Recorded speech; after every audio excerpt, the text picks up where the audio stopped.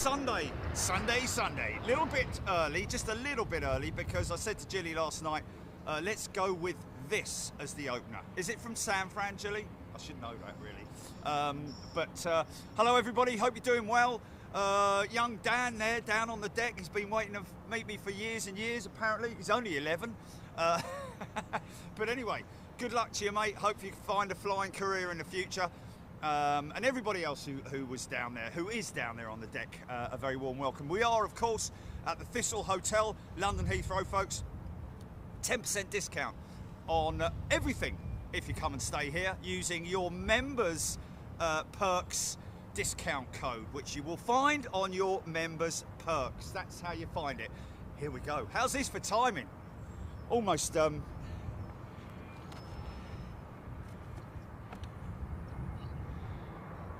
let's not leave out the little because they're not little, are they? Bleeding big, these things, man. One of the old IAE powered jets. Hey.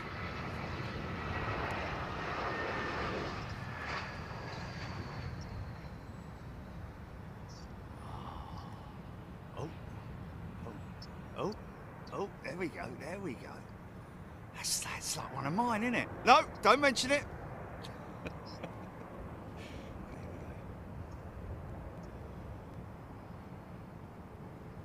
We're all set up. I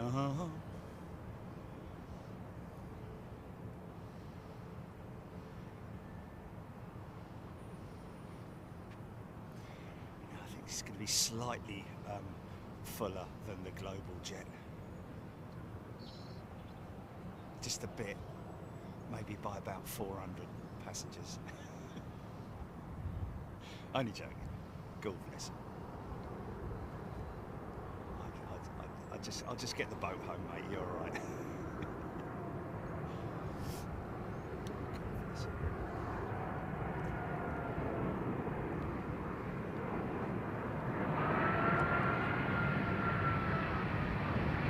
Auto throttle's working away.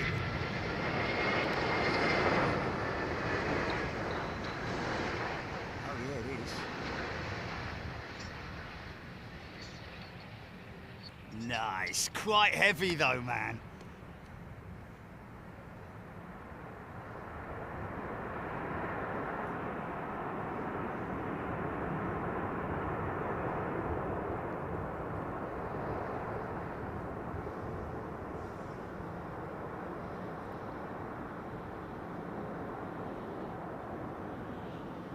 You know what? I think it's a different thing when they're on 9s that they open the reversers more than when they're on 27s, because obviously when they're on 27s and they're landing towards Terminal 5, which is their, well, this is more or less usually these terminal, that's the satellite T53 or something like that, is it? T5B, is it, maybe?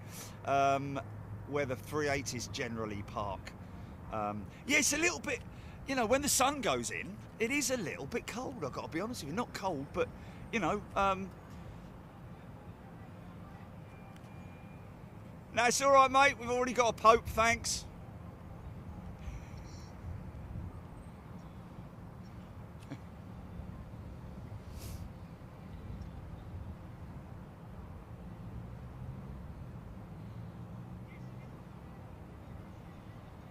Global flight was a joke. Oh dear, that's somebody else saying that's not me. Dimitri Spirou, 95 people better to take a bus, and nearly everyone was angry with the service. Yeah, you don't want to be waiting, what was it, an hour?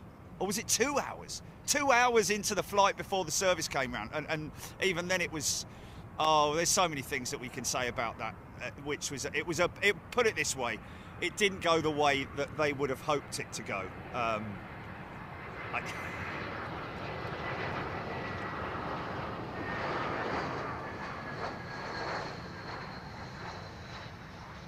mean, we don't want to spend the whole show ripping into to global, because in a funny sort of way, Highfly are not an operator that basically runs airlines, is it? Highfly is an ACMI, aircraft maintenance crew and insurance. I think that is, sorry, aircraft crew maintenance and insurance, ACMI, is what High Fly is, or are. So basically, they're a company that takes care of ad hoc operations. You know, if you need to, if you've got a band playing or something, and they need to go on a tour, you know, they'll kind of take care of that, and that's sort of like what their operations are.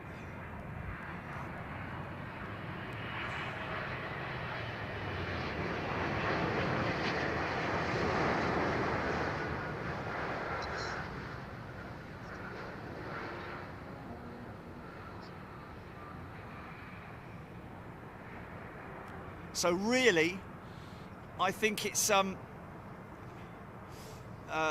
you know, the whole business of handing it over, the operations of the airline, handing it over to an ACMI operation is somewhat a little bit sort of like, you know, I don't know, a little bit lazy, is it? Or you know, I mean, obviously, you know, what's his face?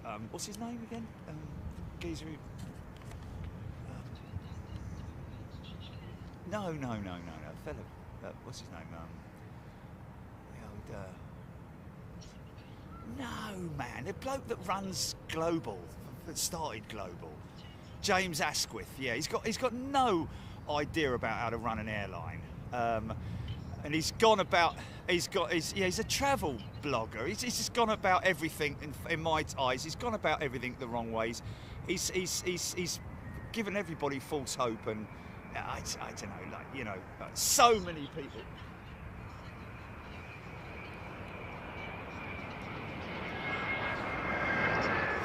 Yeah, well, he wouldn't have got this stage if it hadn't been for High Fly. So you know, you've got to give the geezer credit for actually pulling off this thing, but it wasn't, you know, the big sort of like pomp and circumstance that we were hoping to see. You know, it wasn't on the national news as far as I'm aware. Again, you know, the onboard service, no in-flight entertainment. Screens were dead. Wi-Fi was dead.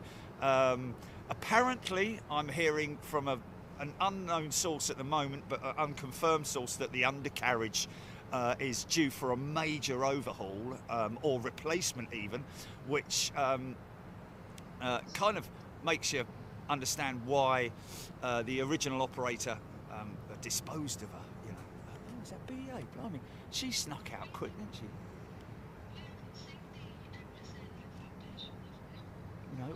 No. Okay, we've got the Emirates Airline Foundation livery 380 inbound, folks. I think we've seen it. Have we seen it? Have we seen it at altitude or something, or somewhere else?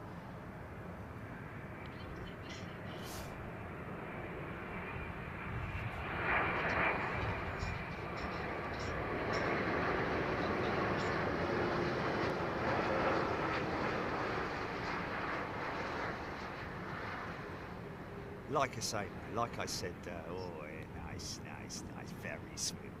Bring that front end down nice and softly. Don't push the rudder. Don't push the elevator. Yeah. So I'm looking out to see if there's a look. Is that me pushing back? Don't mention it. I think I mentioned it once, but I might have got away with it. Blood Flame Raptor. Good afternoon to you, Taparay. Sue Ho Harrison Holdren, sorry, Harrison. Good morning to you, Ian R. Aaron Thomas. Wish the winds. Yes, don't we all?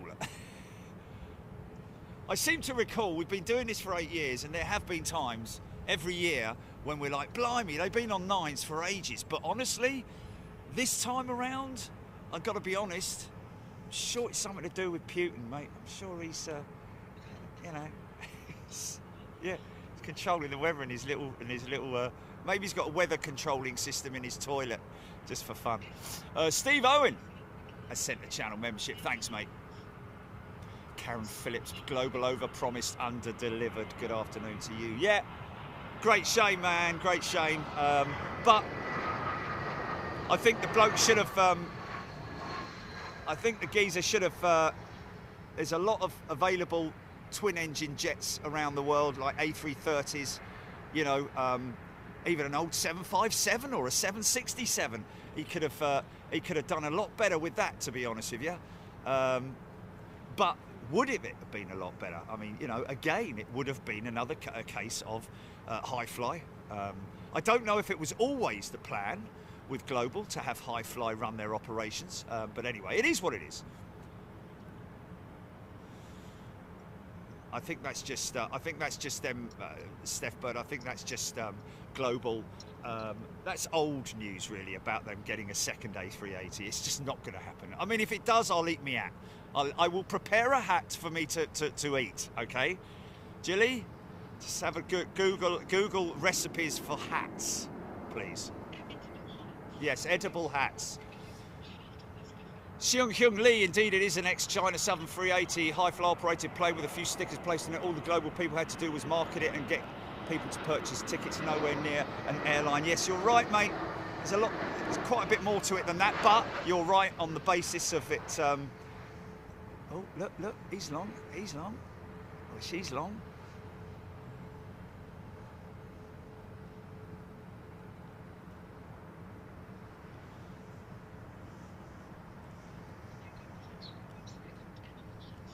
Okay, ediblehats.co.uk. We'll bookmark that one, and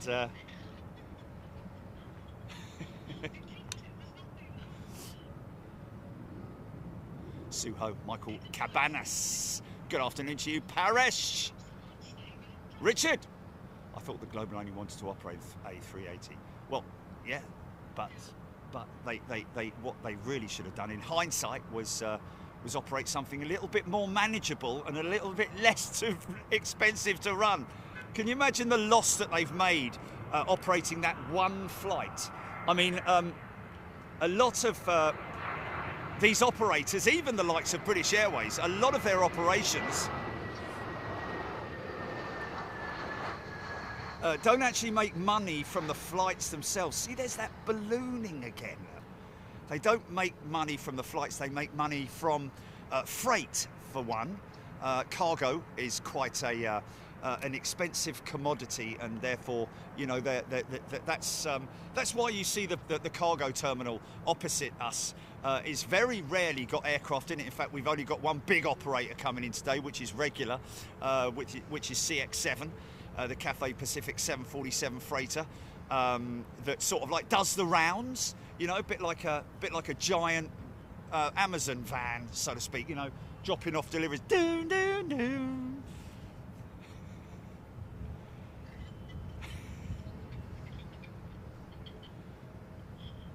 Looby Loo, no. Jill Perry, I'm not allowed to mention Friday Night Sim, but chuckle all you like. We'll get there. We'll get there. We'll get there. We'll get there. I'm not saying anything. I'm not saying anything. Although today I did have... No, I'm not going to say it. Timothy Armitage, good afternoon. Andrew Trotman. Oh, Andrew Trotman, that's a sticker outerage, I think. My wives are looking forward to their stickers. Yes, my wives. Brilliant. He's in a harem at the moment. Reminds me of, you know... Carry on up the Khyber or whatever it was. Yes, plenty of room on the Global flight. They could have taken some post with them, couldn't they? Yeah, anyway, folks, a very good afternoon to you. Hope you're doing well. Whether you've finished your Sunday lunch, whether you're preparing it, whether your house is full of the aroma of a roast dinner. Love those days. Or maybe a freshly baked apple pie, or something like that. I don't know. Yeah, those were the days, eh? Or you can still smell the Mr. Sheen from Mum doing the polishing earlier on.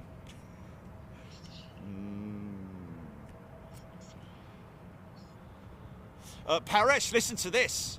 Despite what people say about Ryanair, our flight to and from Barcelona on time and great service with a smile. Paresh, I have never, as you are aware, I've never said a bad thing about Ryanair, although we do joke about it, I know. But I have to say, every time I've flown with Ryanair, I've had a great experience. You know, luckily, I haven't had a load of drunkards on the plane or anything like that. People are, you know, you get what you pay for, really. What can you expect from a, you know, a cheap operation like that? And of course, they make their money from selling extras, and also they have to be very, very strict on their protocols in terms of your baggage, especially your well, both the weight of your baggage and also your check-in, and also your carry-on as well, of course. People try, didn't they, in those circumstances, try to cram everything into a carry-on bag, rather than, I think you're given a certain weight allowance, aren't you? I'm going to say this, JD's Bees, busy building A220 wings. It's not something you hear every day, is it?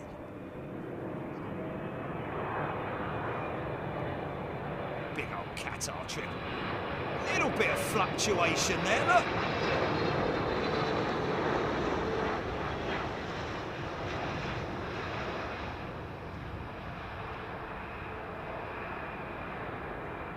Fire it up.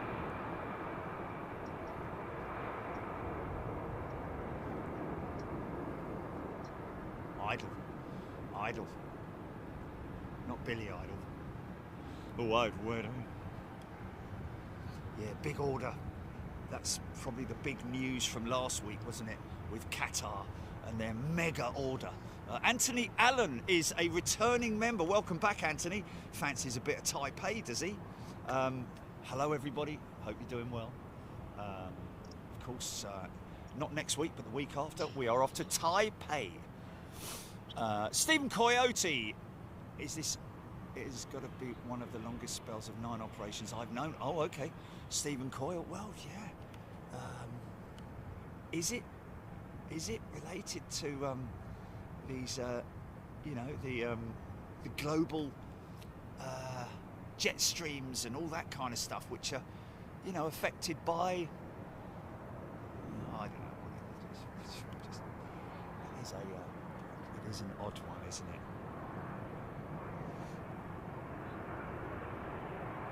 Pico 7 saying another Qatar 777 oneworld jet on its way. Oh, nice. Is that the one, the pure white one?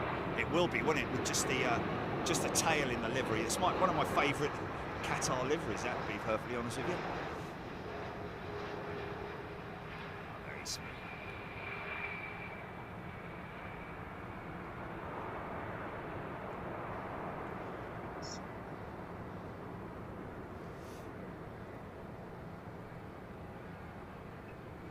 Barbara Seagal, yes,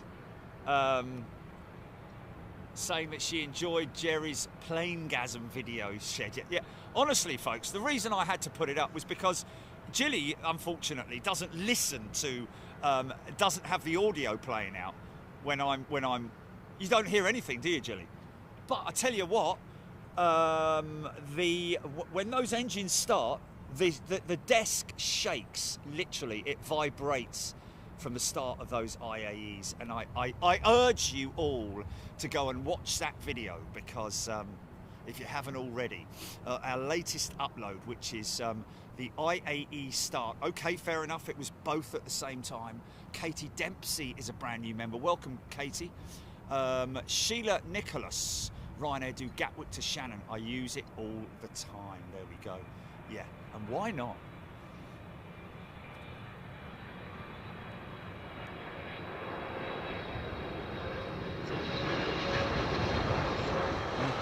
I knew you would.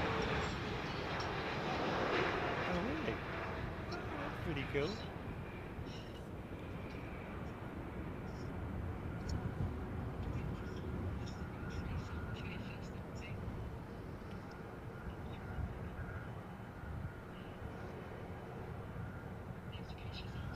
Soon Lee, pressure will be on with our arrival into Taipei. Cannot mess up for this audience. Yeah, you'll have at least 1,000 watching you, Seung Lee, because our overseas shows are very popular.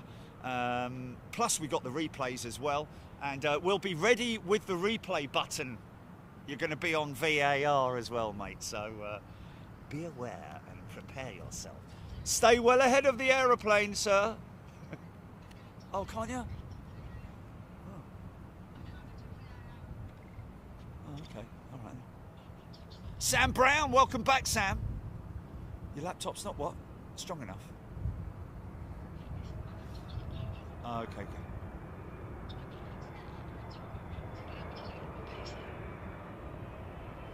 Okay, Phil Tasker, I'm just going to give you a shout on that one, mate.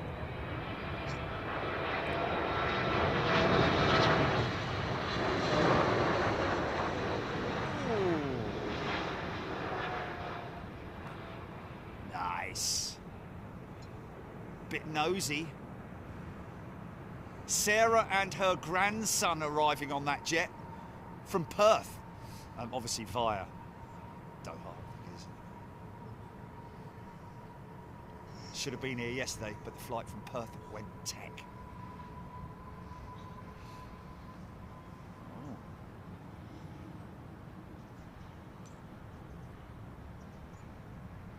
Arrow. Friday night sim. Too high, too fast, but otherwise perfect. Yeah. No, I'm not going to get into a conversation. Daniel Pearson chilling in the garden with the big jet TV. Well, there's another place that I need to get on with the flight sim Friday night show. Is a challenge into Skiathos, isn't it? That'll be incredible. Burn in.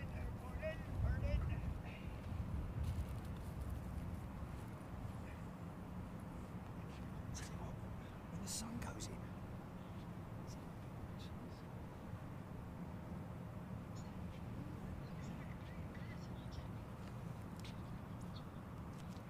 The thing is that but don't forget I'm up on the roof as well, so I've got to change this headset standby.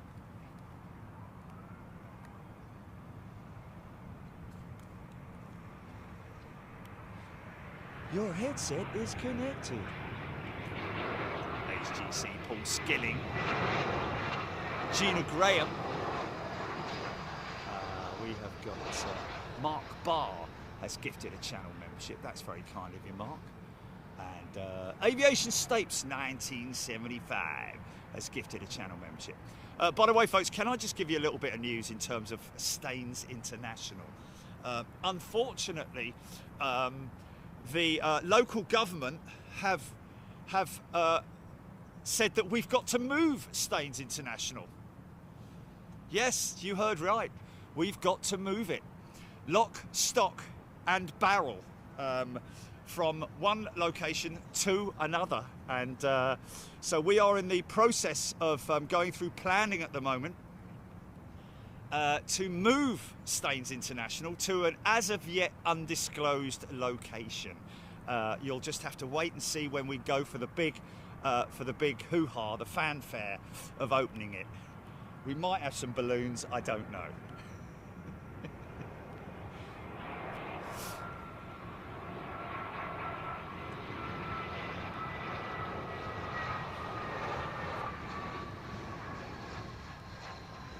But we've got all new terminal buildings. We've got a little bit more to play with in terms of our footprint.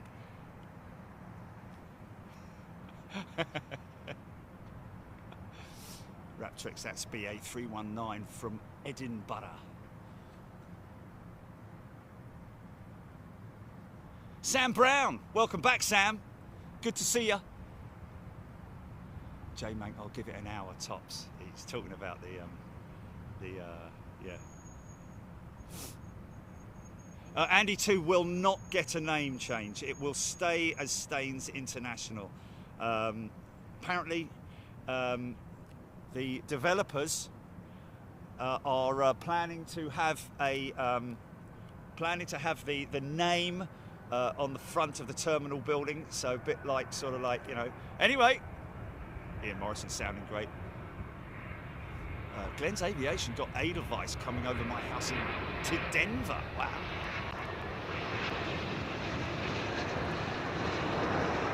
Lovely old United triple, man. Look at that.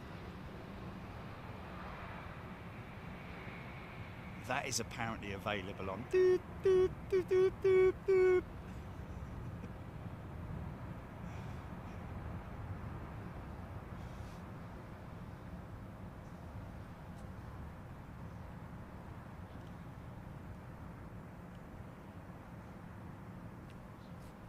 Kurt Landgraf, big hello. Good afternoon to you, mate. Hope you're well. HGC, Ian Morrison. Robert Maple. Will Global be landing at Staines International after their inaugural Trans-Thames flight? Start up, start up. Oh, that might be that. Believe it or not. Oh no, it's not. It's this one here.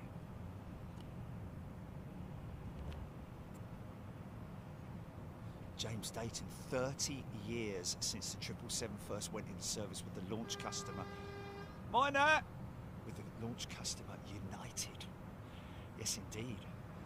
The original launch customer United were fitted with Pratt & Whitney PW4000s. Had terrible problems with them, didn't they? Before... It's an interesting thing, that, because I know that Rolls-Royce kind of were developing an engine for the 777, the Trent 800.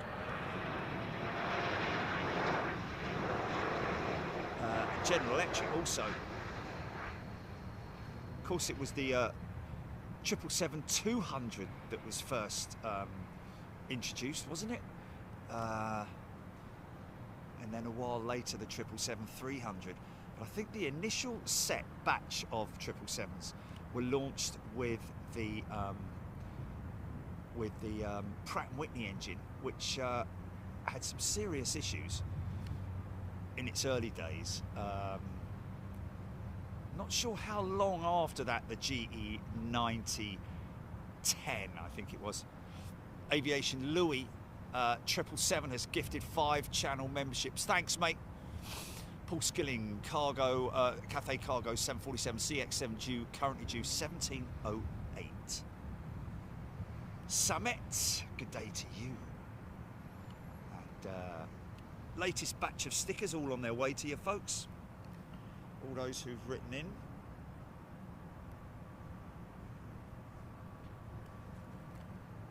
Oh, hello. Possibly in from the IOM. Beautiful banking shot. See, I was telling you about the other day, folks, that these engines are what are used as the APU on a lot of engine types, should I say.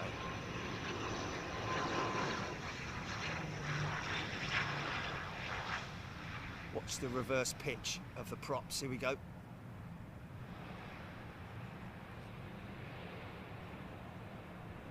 And of course the props don't. Wow, look at that. Go on, son. Wow, that thing's capable of taxiing at quite high speeds by the looks of it. Florida Peach, good afternoon to you. My favourite way to start my Sunday is with you guys. Oh, isn't that lovely? Thank you, Florida Peach. Taparay, 72-600, of course. That was very little separation. That's why he got off quite early. J-Mank nose down approach, yeah.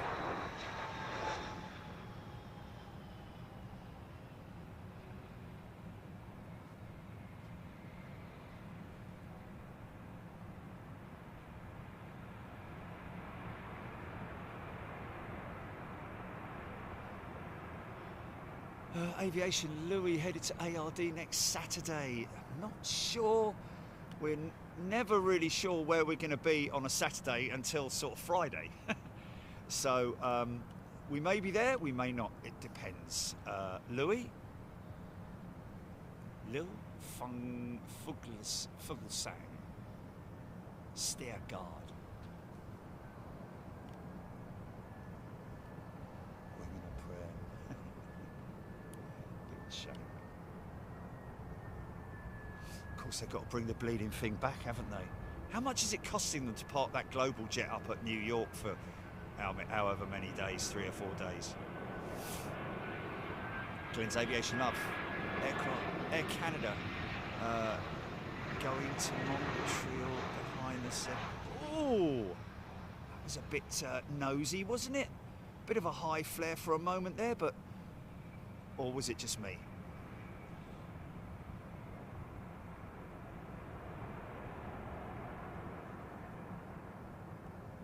Because that's the IAE. I think that's a CFM, isn't it?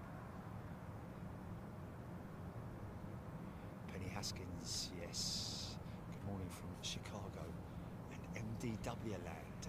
D. Mowbray to Brian N. Good day to you. The long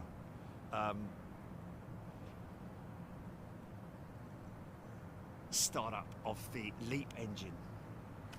First 350. And it is Virgin Atlantic, I think. Or is it Air Canada, maybe? I don't know. No, it is Virgin. Could be Capo Chris. Brian Stewart. It's a good stat. Like it, Brian. Thank you, everybody, for your stats.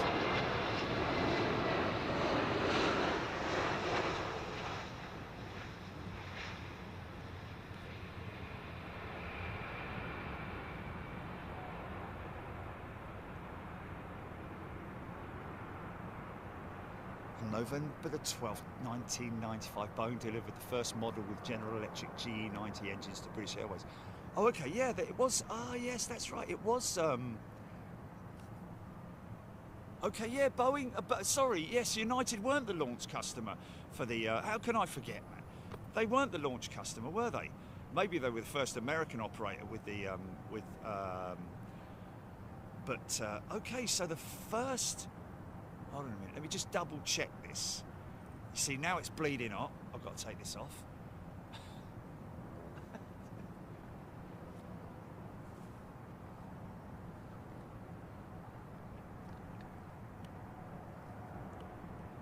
Yeah, 95. That is the release, that is the delivery date of the Boeing 777, isn't it? To BA, of course, they were the launch customer, weren't they? BA, the 777. He's right. Yeah. Thanks, Brian. Sorry.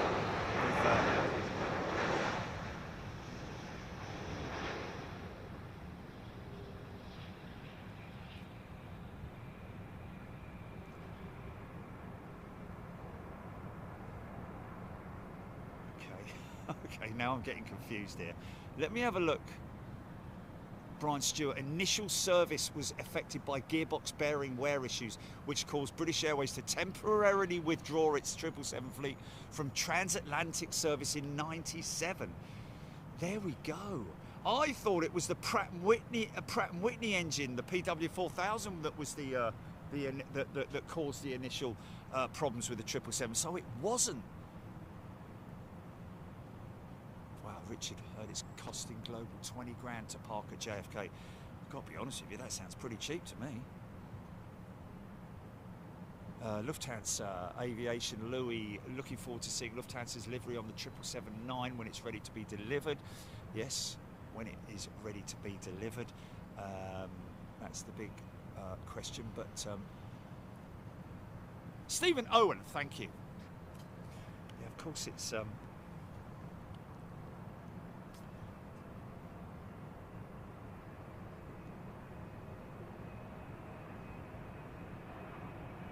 United had the first non-ER 777. There we go. Thank you. Sids and Stars. It's quite long. It's quite long.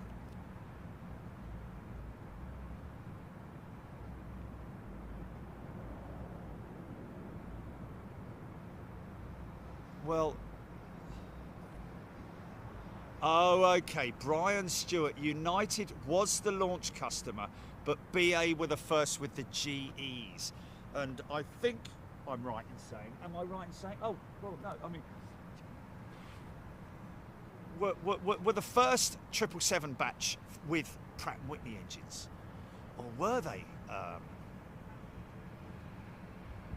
Because don't forget that the GE90 was a specific engine developed for the 777.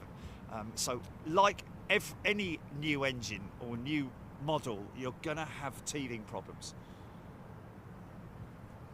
Dan hoping that the 777 will be delivered by next year at the very latest.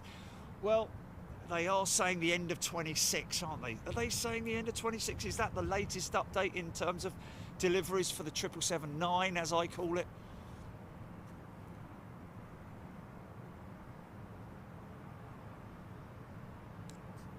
Steve Owen saying that the A380 from Dubai with the foundation livery looks very nice. Yeah, I like those orange engines. I think they look smart. How far out is she?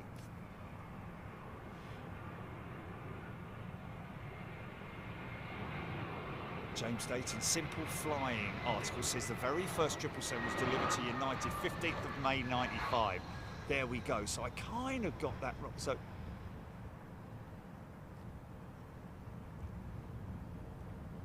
course these were all 200 variants, weren't they?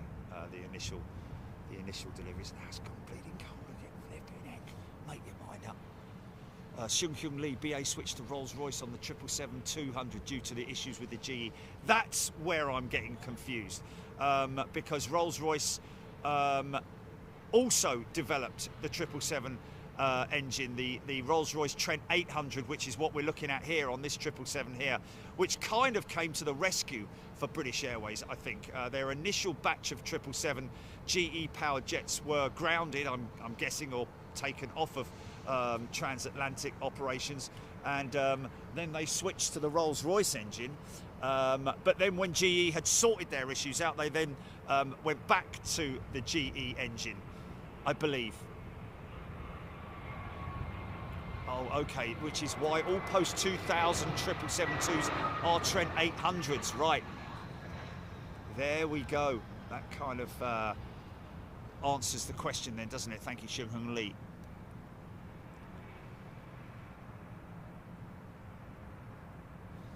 Aaron Thomas, before the 777 came, main long-haul planes, 767 and the A300 indeed. In fact, the first twin aisle wide body, as it is known, the first wide body twin engine jet was the A300, then the 767, of course, later on,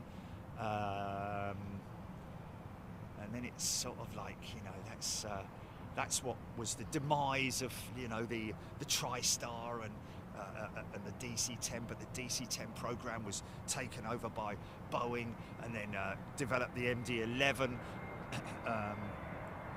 because they felt that it was still a decent platform, but it all went bazooms up, didn't it? Boeing delivered the first 777 to United.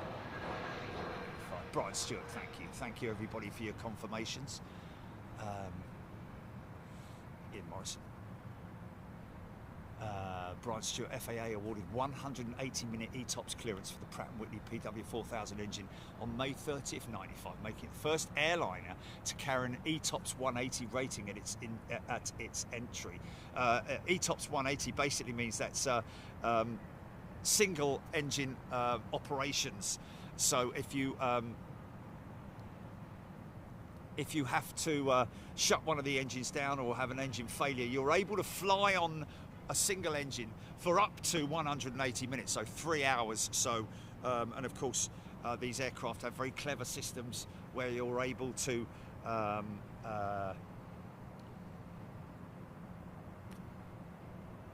plan your diversion.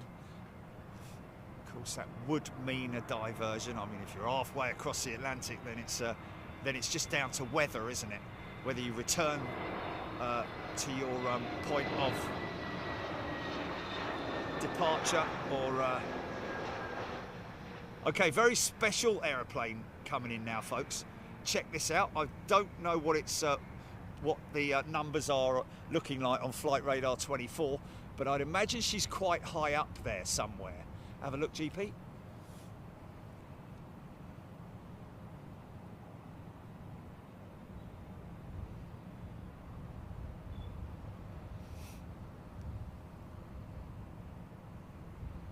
Stinky Mole never got to fly on a tri-jet.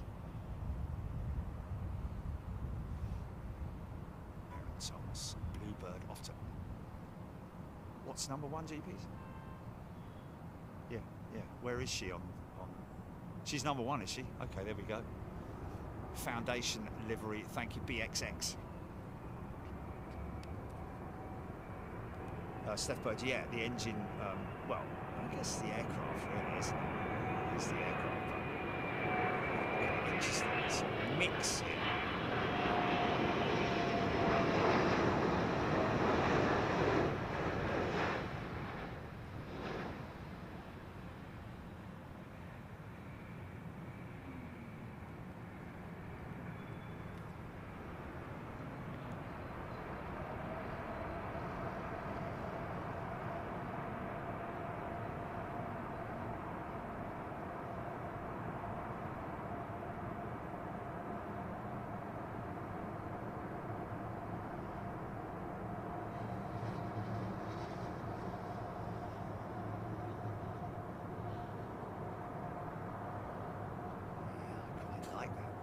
I think the blue, I think the yellow cowls work well with that blue. What is written on that blue? What is the,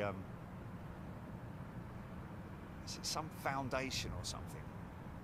Stinky Mole likes it. Yeah, on the blue star.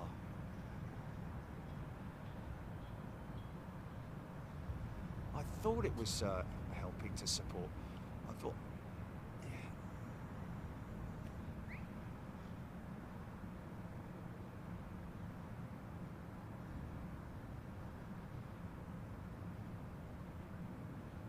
Dimitri Spiru saw a photo yesterday of another special livery Emirates they're just about to do. Well, they have another one, don't they? It looks like a sort of like a parcel at the front, doesn't it?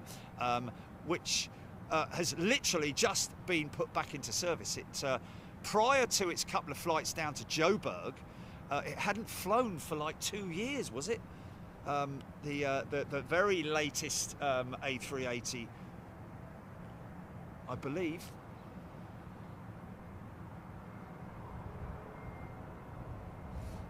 Nick Hulse watched the documentary on the Tyrrell Airport storage facility last night.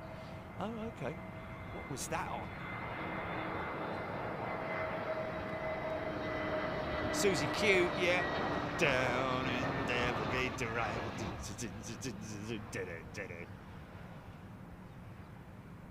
Oh, it's the Emirates Foundation, children's charity foundation. There we go. It's not Save the Children, the famous Save the Children Foundation.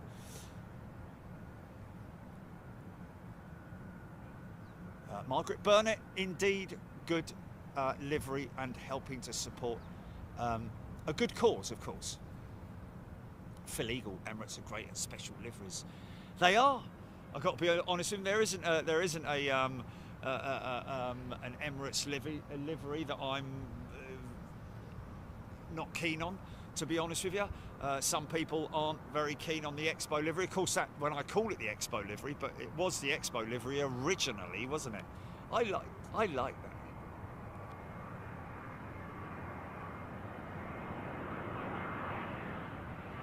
Scabby, yes. Oh yes, of course, yeah. Was a long time ago, yeah. They were the old Expo liveries, yeah. And then the Expo was put back and they had that. No. No. A wild snowball.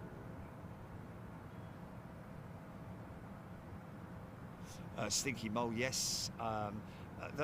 Those the state of the inner leading edge, the inboard leading edge slats on the Global 380 looked like it had been pebble dashed for some reason, or sandblasted with very large pieces of sand. I think that those leading edge slats, or whatever they call them, leading edge flaps or slats. Anyway, I call them slats, but I'm pretty sure that those leading edge slats on the Global 380 have come off another aircraft, which obviously was a little bit worse for wear, which is why they look odd compared to all the other leading edge slat components.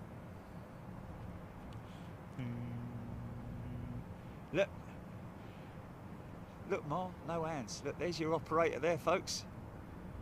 Radio controlled tug. Isn't that fantastic?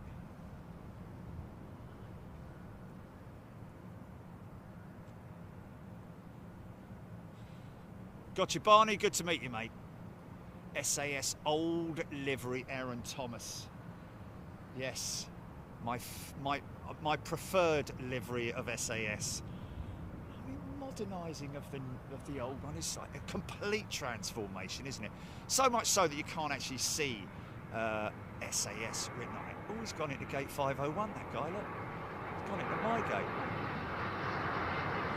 BG Krishnan, good afternoon to you.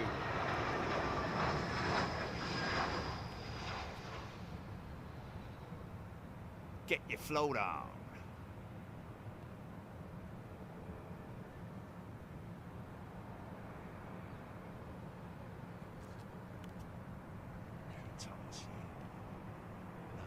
Dog. In fact, funny enough, you say it's like walking the dog. All these tugs. Let me just have a look here, because I know we've talked about it many times.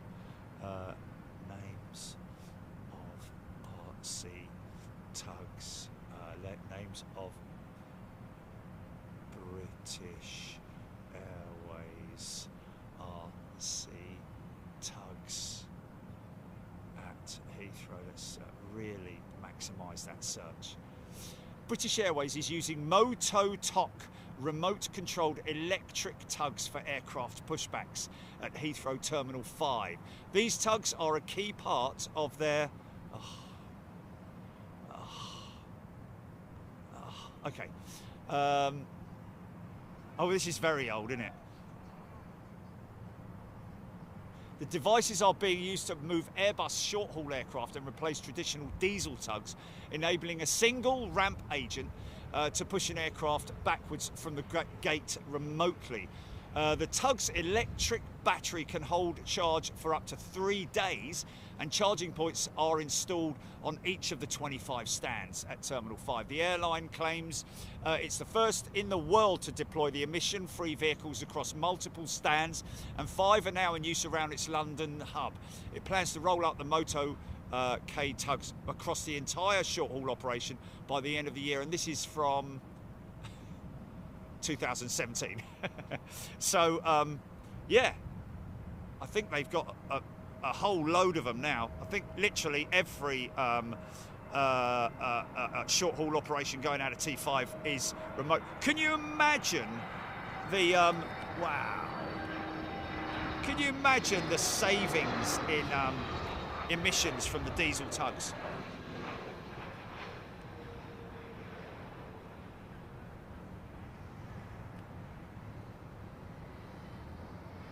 Bit like me, that was. In your own time. Lovely old Smokey Joe going out for Southern runway.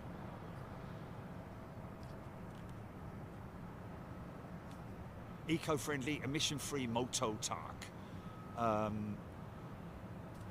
British Airways replaced diesel chugging tug with eco-friendly alternative.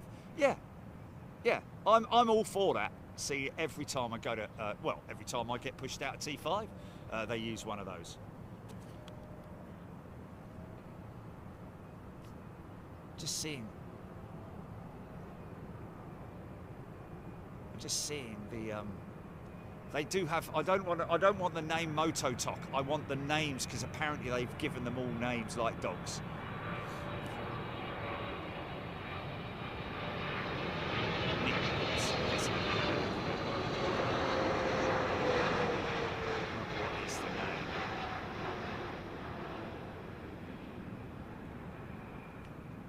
Of course, I'm guessing, I don't know if Shun Kyung Lee can confirm this, I'm guessing that purely based on weight alone, if there are thermal, if there's thermal activity, heat rising from the runway is what I'm talking about there, is it easier to land a bigger, heavier aircraft like a 777 compared to one of these single aisle jets, just purely based on overall weight of the aircraft? Let me just see if I can. Nicknames. Let's try nicknames. Nicknames of British Airways tugs. Oh, okay. Oh, nickname Mototox or electric pushbacks. These tugs are part of the sustainability strategy. Blah blah blah blah blah. Yeah, there is definitely a. Didn't we get someone who was operating them messaged us once and said that was when I posted something on Twitter or something, didn't I? I posted a picture or a video or something when I did, and somebody messaged us. Yeah, I was waiting for a plane and somebody messaged us.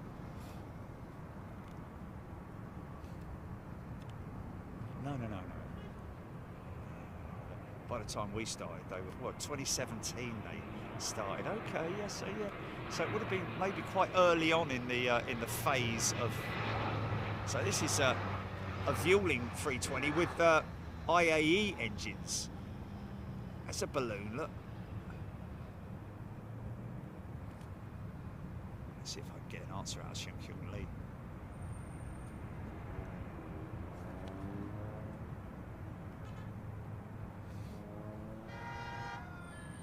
Morning.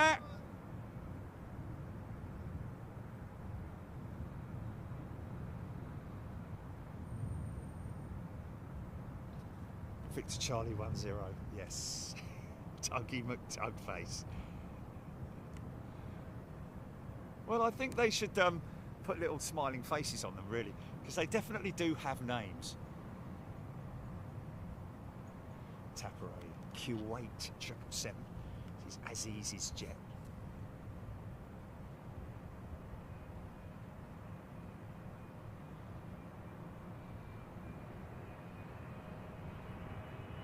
Kevin and Dave, Phil, Harry, Reg. One of them's got to be called Reg, isn't it? It's a good old English name, man.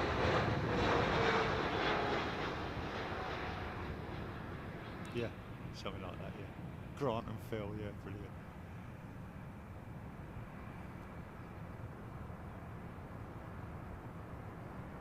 Actually, you could do that, couldn't you? You could have the cast of not the cast, but the characters of EastEnders, like Phil, Grant, what was the name?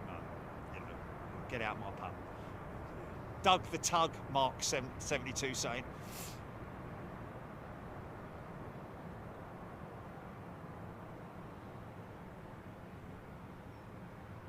Les the Tug, Susie Q. Claire Jullen, we need a pinky tug, we do. What's that?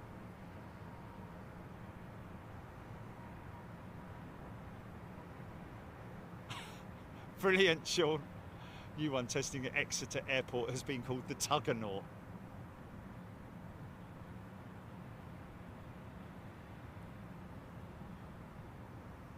Les and Des. Dennis, yeah. Dennis and Angie, wasn't it? Anyone can fall in love. Oh, Les Dennis, yeah. Yeah, yeah. Ronnie and Reggie. Stephen Owen, is that a why would I be doing that?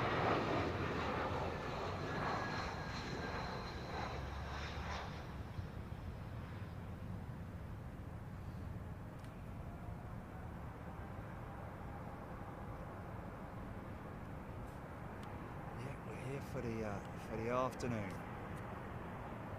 The Tuggernator, writes John. Trigger, yeah. Yeah. Yes. It could be, couldn't it?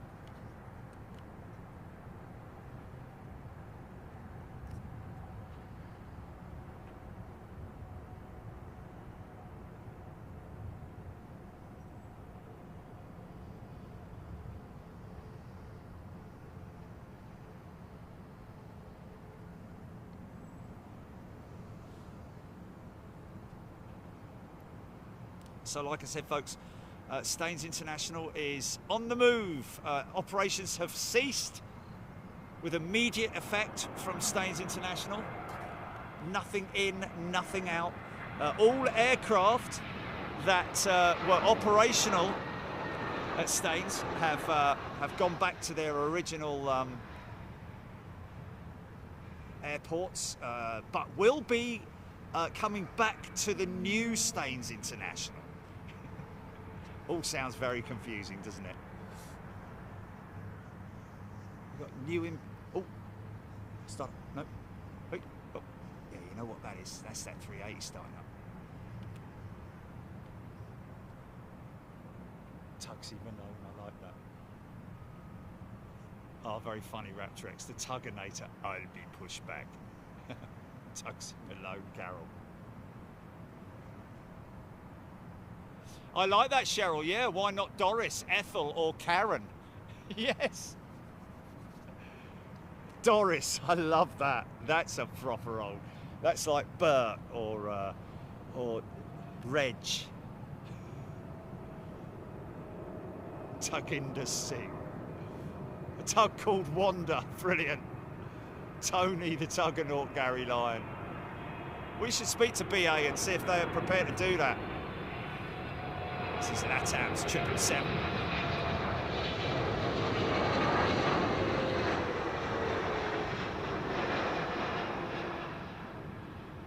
I don't know if Seung Hyun Lee came in and answered that.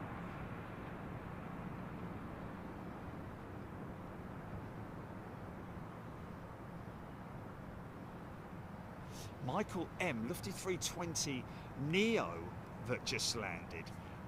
Used to be in the old livery, but was recently been painted in the new colours. Wow. So that must have been one of the Neos that was obviously delivered still during the transition phase of the new livery. Kind of like what we saw at Toulouse with Air India's 320neo, wasn't it? Where we had 4 or 5 A350s parked there in the new livery, but an A320neo in the old livery, which looked really smart, I've got to say. But I think a smaller jet will look quite nice on the with the Air India new livery, you know. So pull a lot.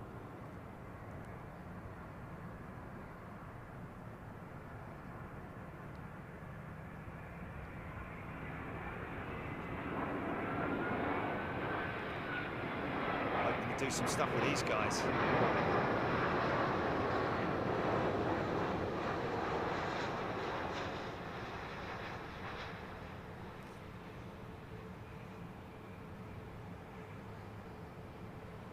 Nice.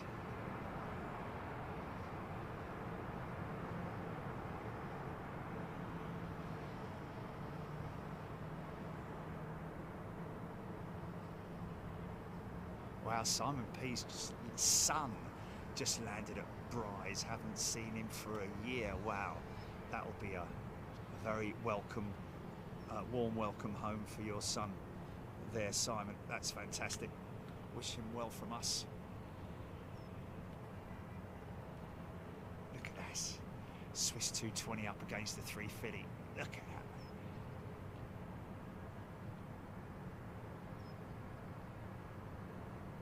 Gareth Wilson's mum, Mavis.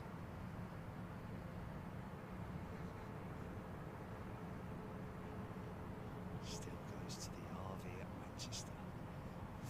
BG Krishnan once flew on the DC-10 from Mumbai to Lusaka in 1989. Very worried as a kid if they kept the engine at the wrong... Oh, brilliant. Yes, I can imagine that.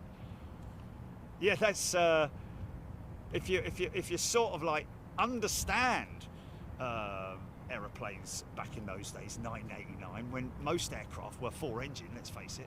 I mean, obviously, you know, the 89, the 777 had been introduced, and you know, but there were a lot of 747s and around still. So you kind of, and especially as a kid loving aviation, you would expect 4 engines, and then when you see 3 on it, it's like, okay, where's the other one then? Brian Stewart, ETOPS 370, 370 minutes is the maximum ETOPS rating currently allowed for commercial aircraft, the A350, that is, yes.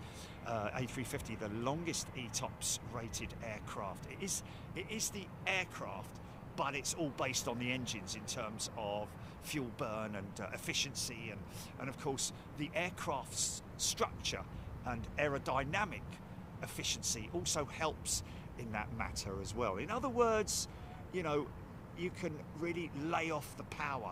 Both the elevators down on this 350. Now, as soon as they fire up the engines,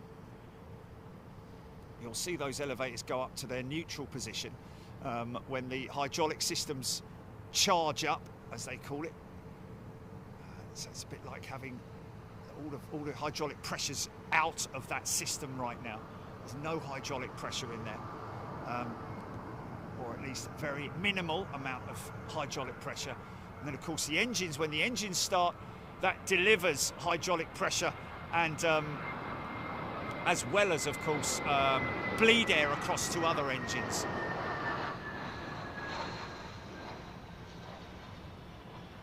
And, of course, you will see those huge flaps once the engines are fired up. You'll see those huge flaps be extended. Paul Skilling, this one off to Boston. Thank you, mate.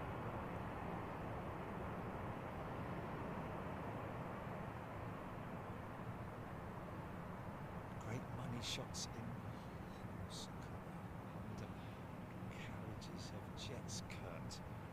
Not quite sure what that's about, Kurt, but there we go. Boho Jane. The engine's starting now.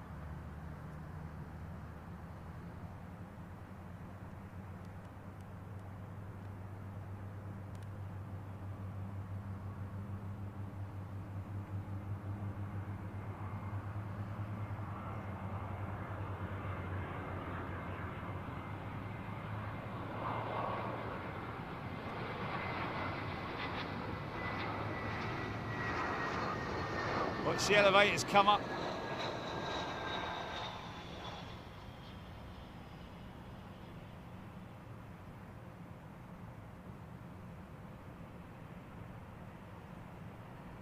Left one's up already, isn't it? It's sitting over the wing, and you hear that. You can't really hear it that well from sitting on the top deck, but when you're on the bottom, there it is. When you're on the bottom deck, now you see the flaps be extended. And I think it's, I'd imagine it's flaps 1 takeoff for the 380. I'm not sure. I can't imagine it would be much more than that. Big old flaps, aren't they? It's amazing, isn't it, that the overall wing surface area of the flaps and slats on average only increases the wing area by about 15%, or maybe less than that.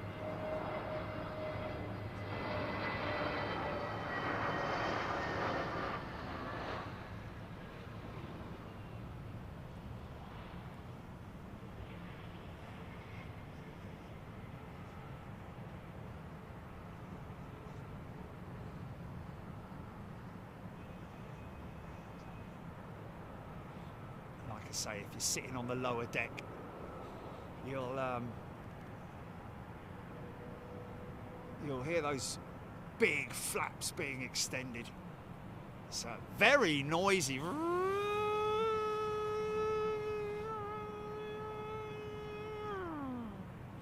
Kind of thing. Same with the 350 as well, actually. Those big winders that they use. You're winding me up, son.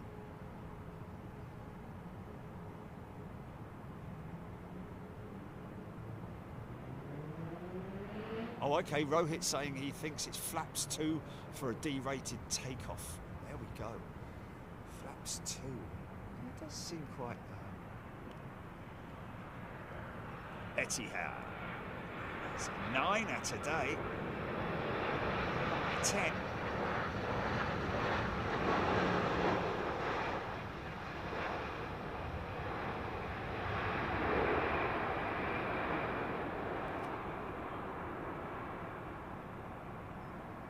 Landgraf.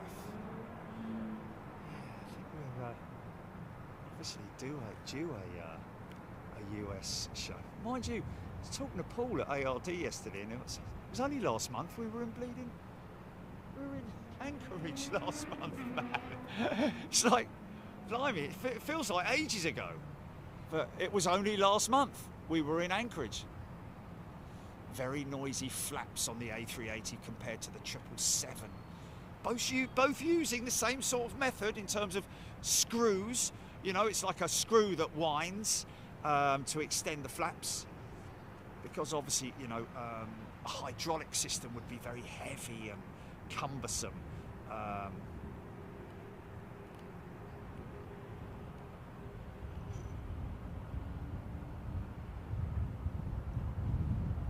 Ian Hanna, teams of little hamsters in the hamster wheel working the flaps.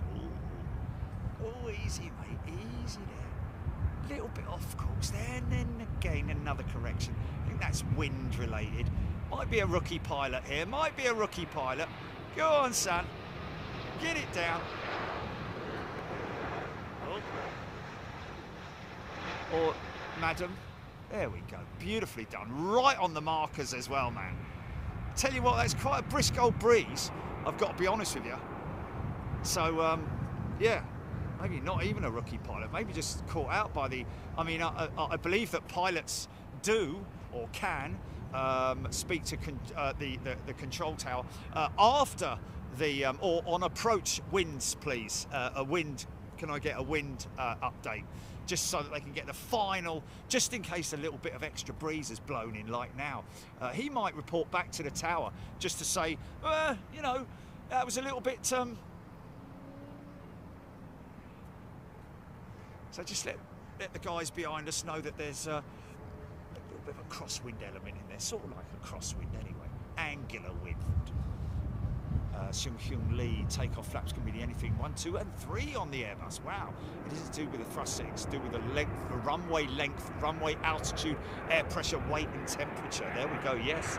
Well, the aircraft will give you the recommended flap setting, won't it?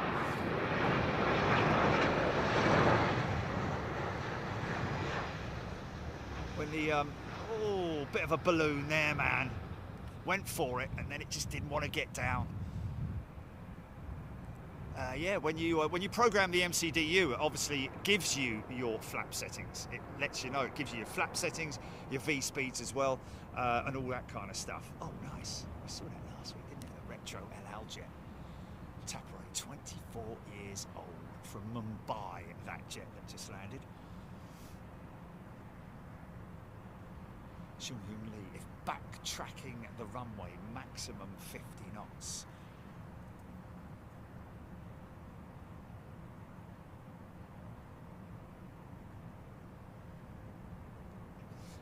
Yeah, Dan saw the float as well. Kind of like, you know, you're all happy with it, everything seems fine. You get your 50, 40, 30, 20, 10, and then it just stops. And it's going retard, or whatever it. Obviously, with the Airbus, you've got your retard call out. I think on the Boeing jet, it just goes 50, 40, 30, 20, 10, 5, and then it just keeps calling out 5, I guess, until you. I don't know. Oh, there you go. You see, look at this. He's struggling a bit as well. Look.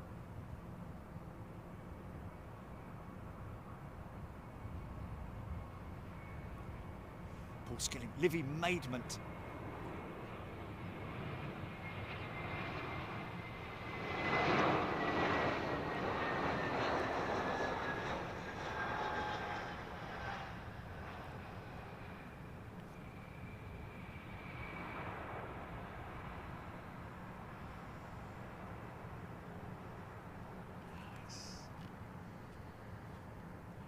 great shot. It's a great shot, isn't it? It's a lovely shot, man. Look at that. Look how busy that looks, man. London Heathrow.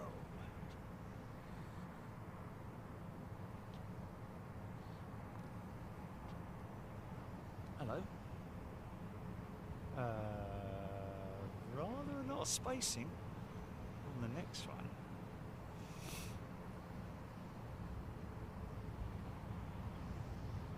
Chim King Lee had 5 3 times in a row at most. You know that one is a floater but ends with a smooth touch. I said there we go. Yes. 5 3 times in a row. 5 5 5. Be great if it just went in your own time. It gets dark at 9 o'clock. It gets dark at 9 o'clock. You all right, mate? Beautiful kite, man. Frequent London Heathrow. You want to design a wing, man. You want to develop it around something like that. Look at him controlling. Look at him controlling with his tail, man. Isn't that fantastic, man? Wow. Love that. Look at the wing. Look at the look at the wingtips, man. Primary feathers. It's just fantastic, man. I can watch that stuff all day long. Apart from this, of course. Yeah. Well, yeah, I mean, the last time we had a 2.7 show, it was very, very brief. It was one day, and then it was gone. Insane. I mean, we need to start looking at, well, it's very easy to look back at last year, at this time of last year. Literally, isn't it? Look back from this time last year and the year before and see how many 09s versus 2.7 operations there were.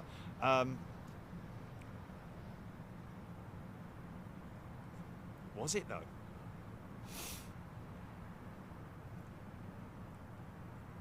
Oh, the good life. So, Dimitri Spirou, CXM, 2 hours and 13 minutes out, folks. It's another one of BA's 777 Rolls-Royce powered jets.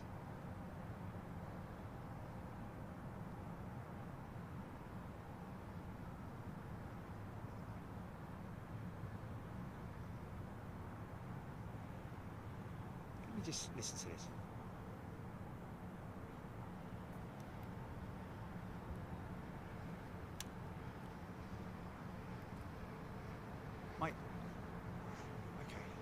I've got my, let me just say something here. I've got my, I'm just listening to the audio back, and I've just turned my volume up to half on my phone, and it's absolutely fine. Can I just suggest that I'm not shouting, because I don't want to shout. I want to talk at a normal level. So all I can suggest is turn your volume up a little bit.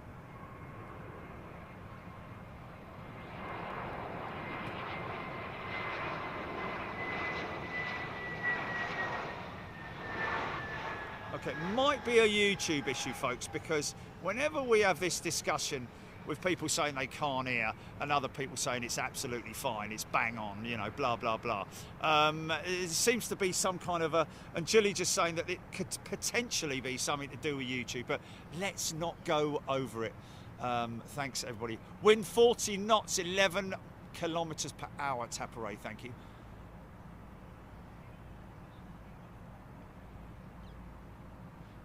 Yeah.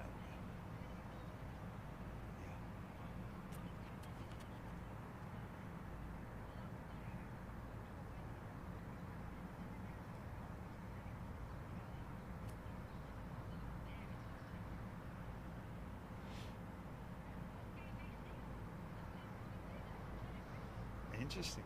Okay. Yeah. Anyway, so there we go. Yeah.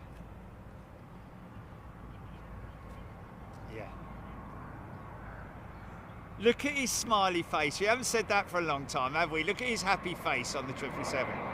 Look at his, that's the angle of attack sensors, folks, and the pitot sensors that are in that line, which basically, they're in a straight line, but they almost look like they are, it looks like a mouth. It looks like a mouth, is what I'm saying. Beautiful Saudi jet going out.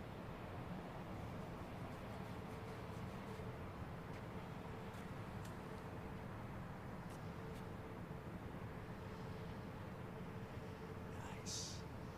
Turkish Aviator, hello there. Yeah, thanks, folks. Thanks for the feedback.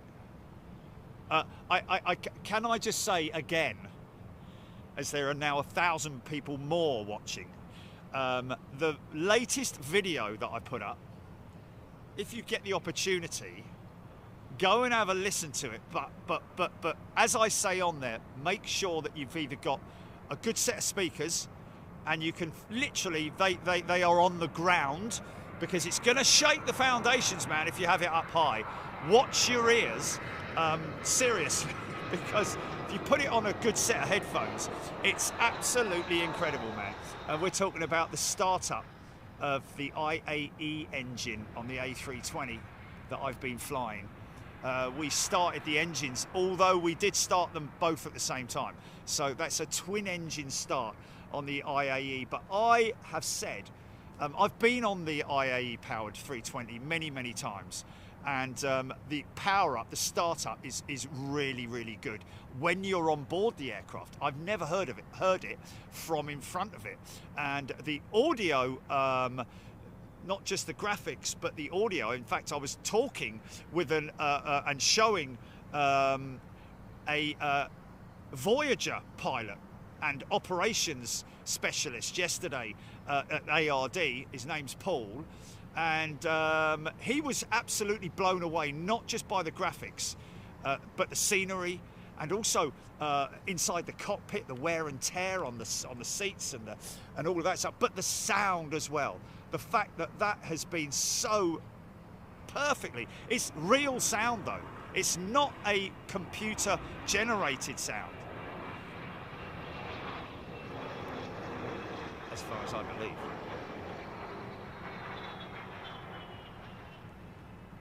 Nice. That's an Allison engine, I think.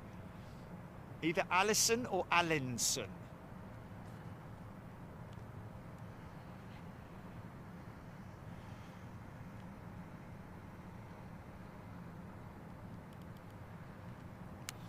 Yeah, so it is just, go and have a listen to that video. Don't know how long it is. Aaron Thomas, IAE sound almost like RB2M. I don't know about that, Aaron. And the reason I'm saying that is that I remember back in the old days when we used to have 747s, and remember, just think about this, folks. 747s facing us here, going out 27 right, starting up. And they've got a very sort of like, you know, I'm talking about when the combustor, when the igniters go on.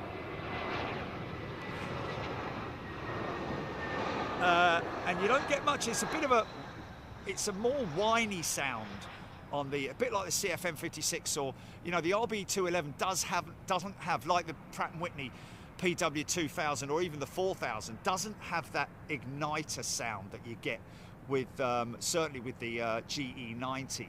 I'd say that the IAE engine on startup, with the igniters that is, sounds very much like the GE90. Believe it or not. It shakes, it really does vibrate whatever you are. If you're on the speakers, it'll vibrate the speakers. It vibrates my cockpit. Oh, nice.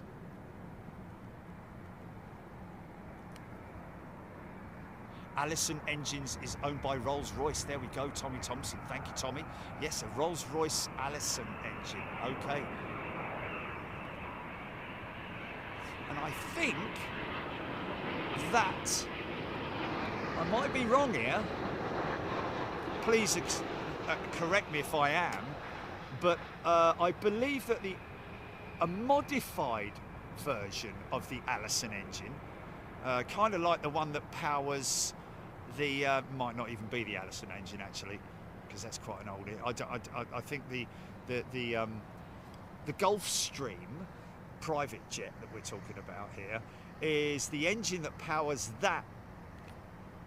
Is a Rolls-Royce engine, and that is the engine that is going to power all of the B-50 US Air Force B-52 fleet, and I think that's partly the reason for Rolls-Royce's share price being so, because of their that's not related really to the commercial side. That's more related to the military applications, isn't it? But also, of course, because they're having some serious issues with the Trent engine, aren't they? So much so that the next batch of 777s that 787s, sorry, that BA are taking is all Gen X powered, and that latest order that IAG put through as well is GE powered.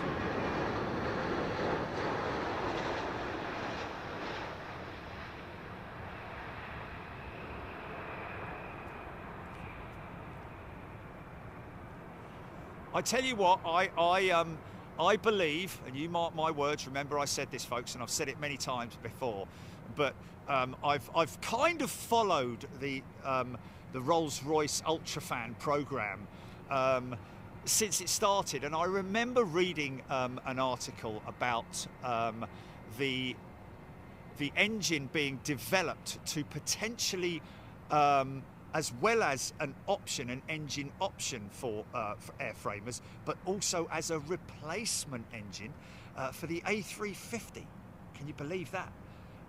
So it's going to be more efficient than the A350 Trent 10 engine, which is the XWB.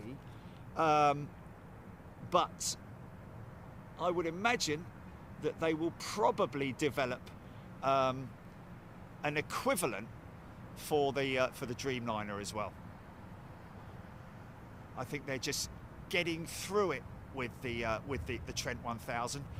I'd imagine that they're still offering it as an operational engine, but even without the problems that well, actually, it may be related to the problems with the Trent 1000 engine that you're right, mate. You lost. Yeah, turn right, no left. I think he's going on a remote stand because, oh geez, a couple of gates empty there, look.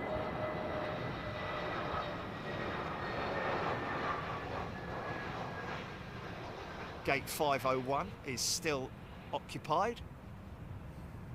Oh, very smooth.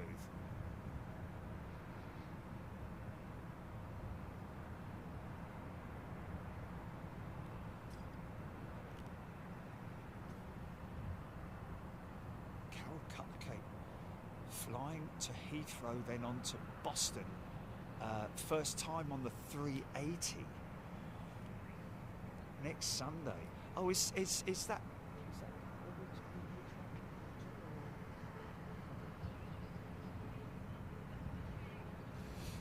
Oh, okay, right, yeah. Oh, Royal Jordanian.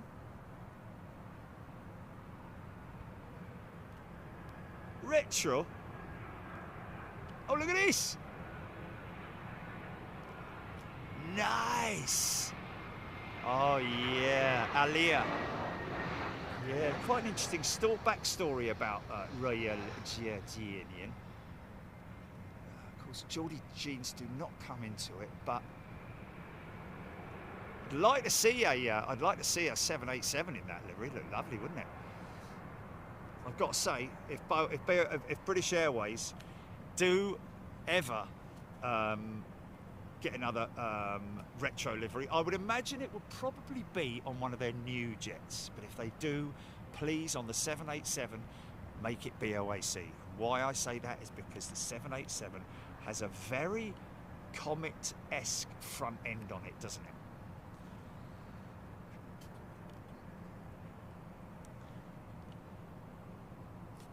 So we've got a oh, no, not talking about that. Not allowed to talk about that, sorry. Jordan, Aaron Thomas. Suzanne New, that's a beauty. Aeromexico should let it rip on the reverses, man.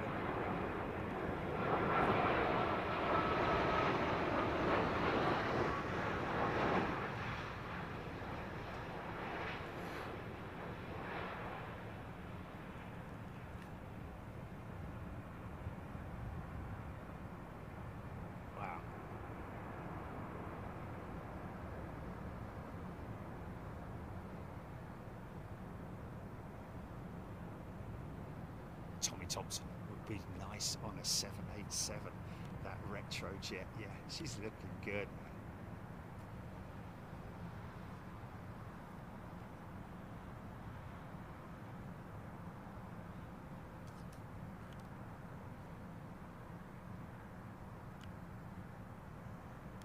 Nice landing, sir or madam. Have you got me playing back, Jilly? Have you got me playing back in anything? Because I'm hearing myself. No? Okay, can you hang up and just ring back? No, see. Oh, funky shot, funky shot. I think we might be on for a funky shot here, folks. It's a Sunday afternoon funky shot. Yeah. See, I'm a good judger of angles and things like that, you see, which is always helpful when you're flying an aeroplane. Knowing your headings, you know, your compass headings, always very helpful to know that, but you obviously need a compass in front of you, which is why you use the PFD.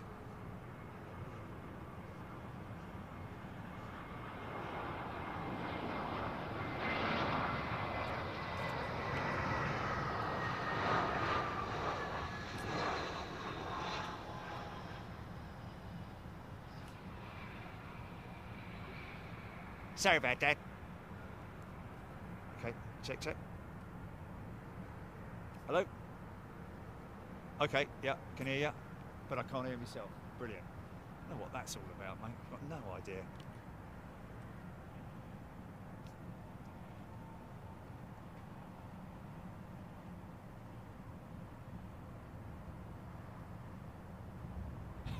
Sometimes I wonder if there is a crowd or audience behind the camera as Jerry seems to react to it. Okay, what's it?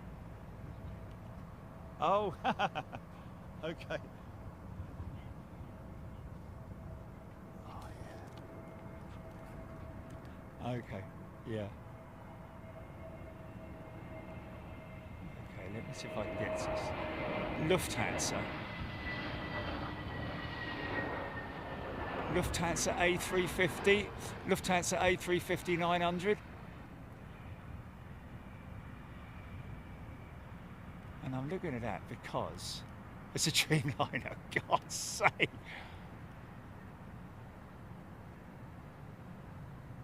Because, yeah, you can kind of see the rate wingtip now. Yeah, yeah. 350 XWBs. Oh, is it?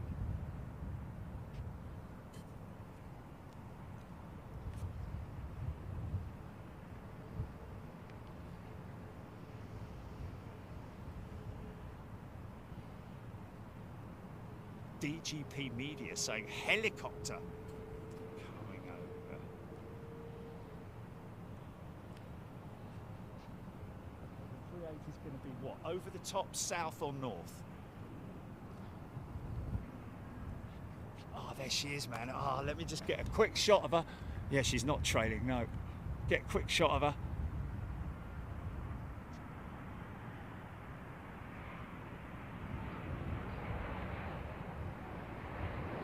Yeah.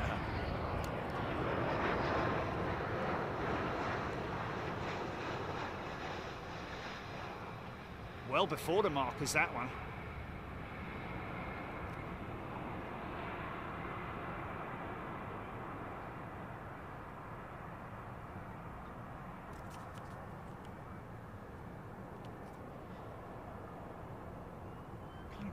Iberia look about it, hasn't it, in a funny sort of way?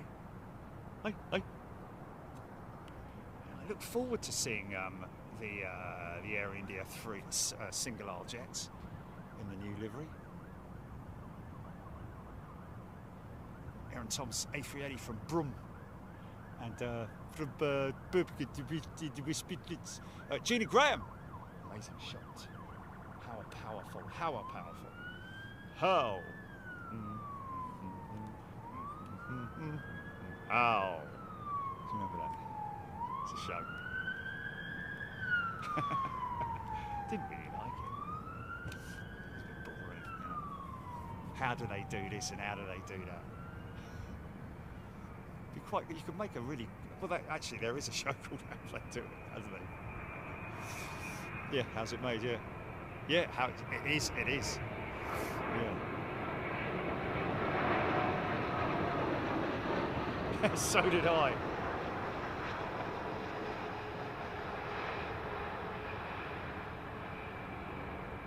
Mythbusters. Do you remember Mythbusters? Yeah, those two fellas, which I couldn't figure out whether one of them was. Gay or not. Yeah.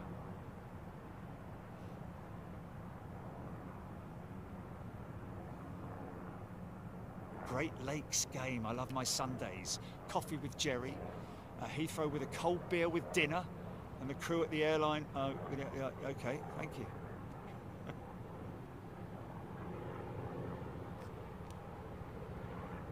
We don't really talk about other. He's coming right over here. All right, son.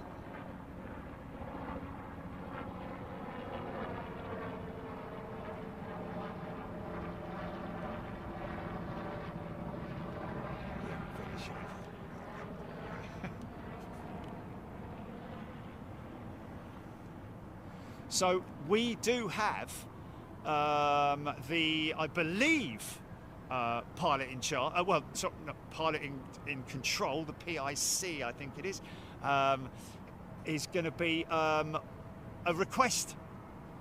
Did we ever get his name? Oh my God, are you serious? That's a bit.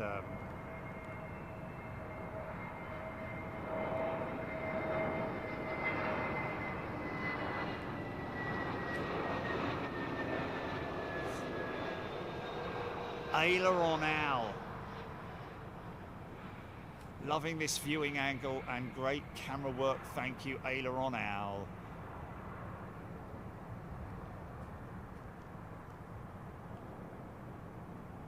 Yeah, I love a bit of airport action, man. I love the busy hustle bustle of an airport, man, especially shots like that, man. Yeah. Every shot is literally creating a moving canvas, in it. How sweet does the front end of that 350 look with that windshield? And that's not even with the I don't think that one has the, although it might do. I don't think it has the eyeliner on it. Kind of looks like it does, but because it's so stark, the black against the white, might do actually. Looks pretty cool though, doesn't it? It's got the sheets on, man. W, pilot in command. Okay, the PIC, pilot in command, yeah.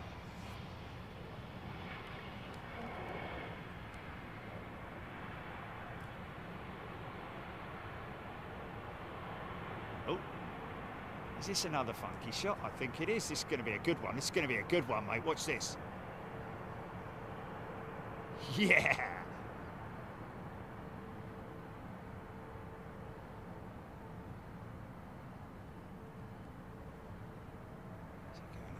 Top. Is he going north? Or is he going right? He's going right. Chung Kyung Lee, not an option on the 350, it's by default.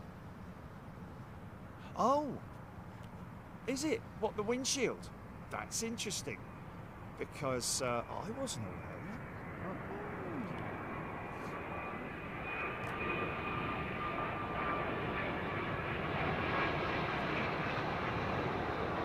Oh no, sorry mate. Yes, I know it's it.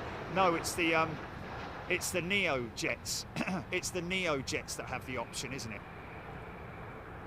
Which looks really smart. I've got to be honest with you. If I had a fleet of Neos, BA don't have it.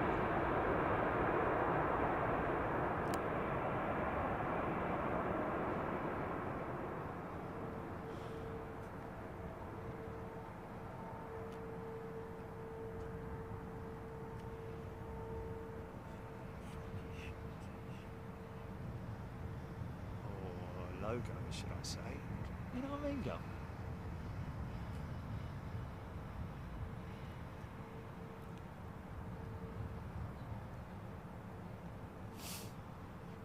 Yeah. Well, then we should. Yeah.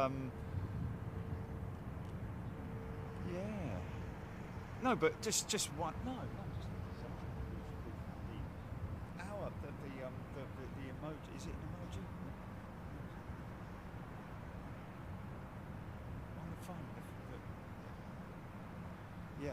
Yeah. Yeah, that whole design, the custom emoji. Yeah. That would look good. We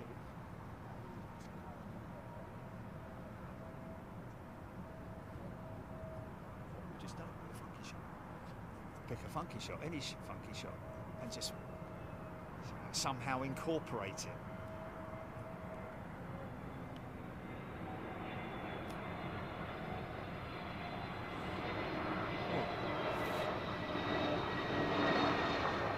Scroll back about 5 minutes, you'll see it. Well, less than that, I don't know. Don't scroll back. could have been 40 seconds ago. It could have been. Nice 777 start. Might be going to. I don't know. I can't see if his APU's running. You know, that might be getting towed to maintenance.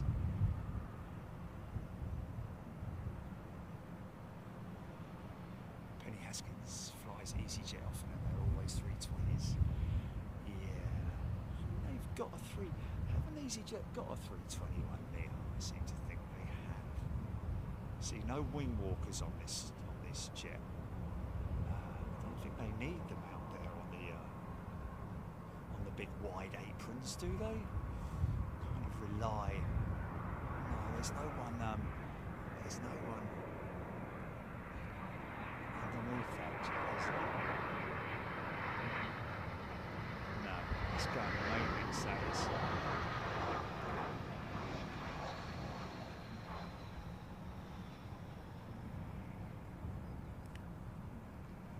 Cathay 350 Nick Hulse, 4 minutes out.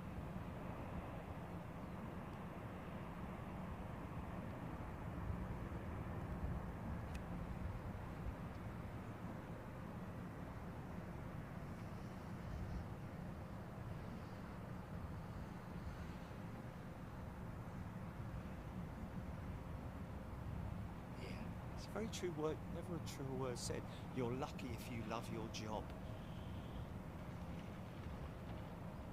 Well, your job is not just your job, is it? It's the people at your job. If you get on well with your people and have a... It's like... Oh, no, he is firing it up. Chad Hart.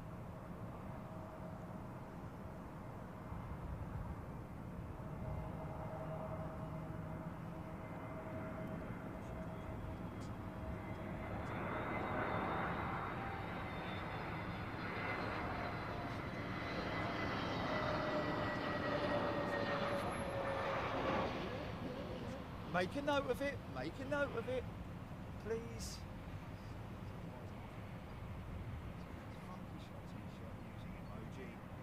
All emojis on my t-shirt. 2 different designs. So a t-shirt design has just been born, folks. 2 t-shirt designs. And we will let you know when they're on the store and available, because they should be very easy to make, Jilly. Yes, they will.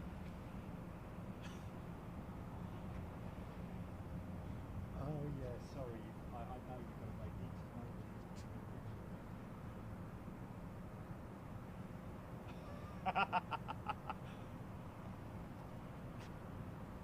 Oh, start up.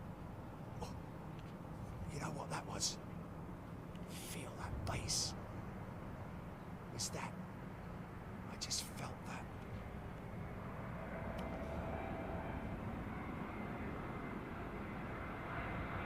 Oh. Listen to the long start up. You can even hear it from here, man. Whoa, he went a-floating. He went a-floating.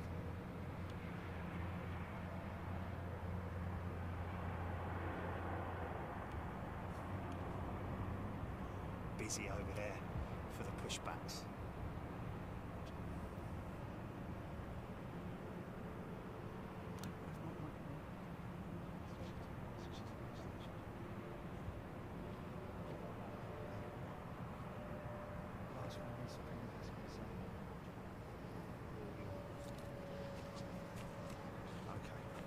Shall I, what shall I come out start again?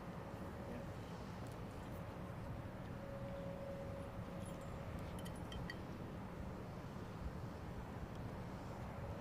Settings up at the top. Chat filter, all messages. Yeah, I've got it, yeah. Oh, no, it's gone blank. It's completely blank. Oh, there it is. It's gone completely blank.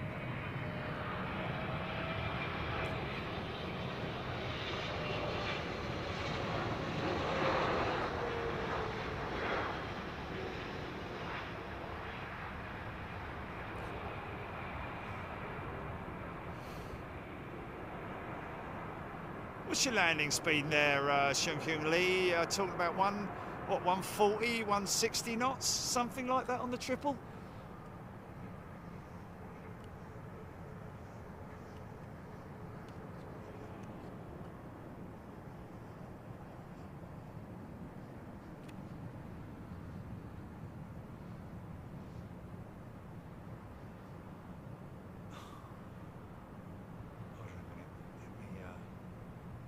You know what I think it is, mate? I think it sometimes is. I think it sometimes with when my phone is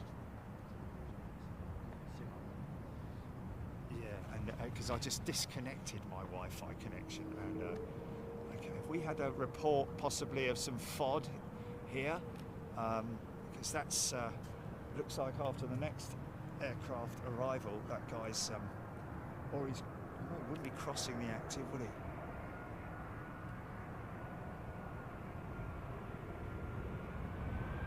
Okay. Did Shunkyung Lee answer that? See, that seems very slow. That seems like 140, 150. Bosh. Wow. Full extension, man. Nicole is the Japan Airlines jet due shortly. 160 knots, Josh, is MD-11 territory. 140 to 150 typically, yeah, can be 160 with flaps 25 and a strong wind. Yeah. Well, hopefully it'll be like that when we see you landing. Hey! Nice. We have the Singapore Slinger on the downwind leg, I believe, north of the field, and Biman in front of him.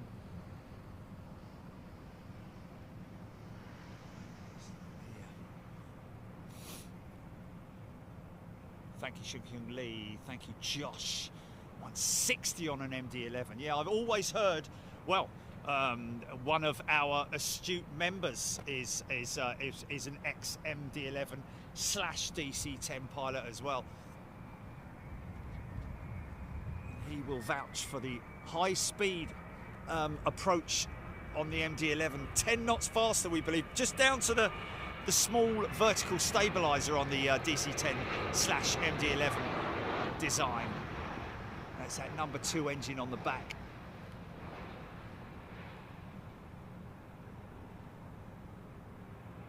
Wow, see that wing deflect, man.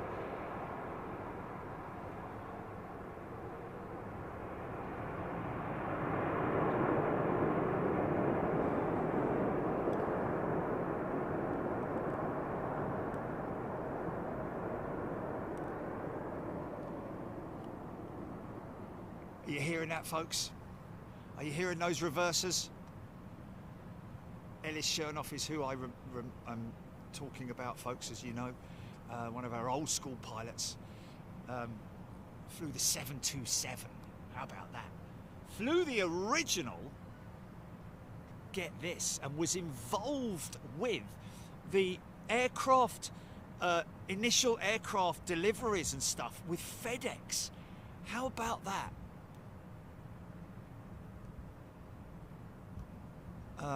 In fact, I think that it was the Dassault Falcon 20, and I think the one that FedEx have in one of their museums. It's a museum, but within their offices or something like that. Ellis showed me this, but apparently he's flown that Falcon 20.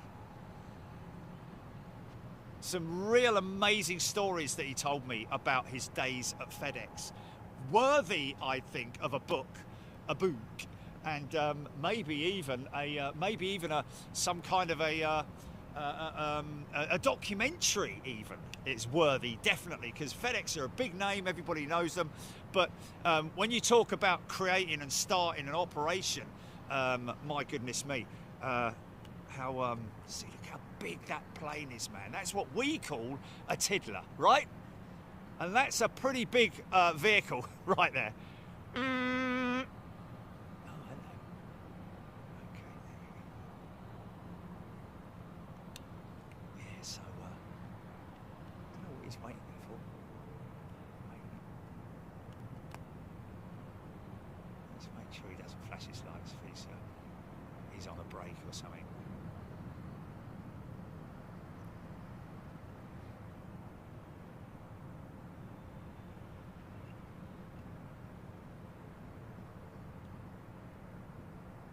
Could be leader 1 or leader 5, or it's called leaders, isn't it?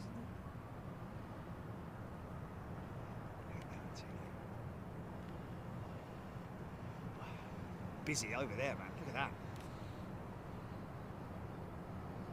Is that 3 triples in a row?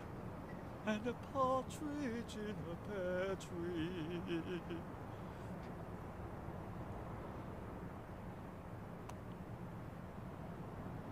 Brian Stewart, the Dassault Cargo Falcon 20, April 73, became the first to carry a Federal Express air package. Yeah, but the story behind the people, the guys that started FedEx, and even beyond that, but before that, is a very interesting story. And Juan Fitch, nice jowl, 350, man. Nosy.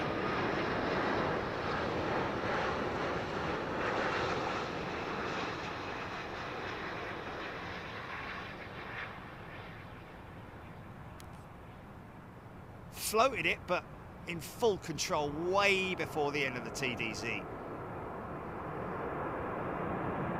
Oh, leader 10, Michael M saying. Thanks, Michael.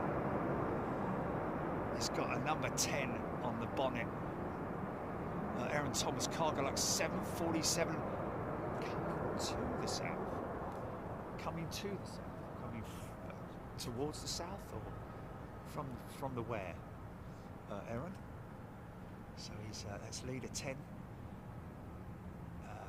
I can't see that 10. Can I see that 10? Someone's got very good eyes. Oh, there we go. Yes, leader 10.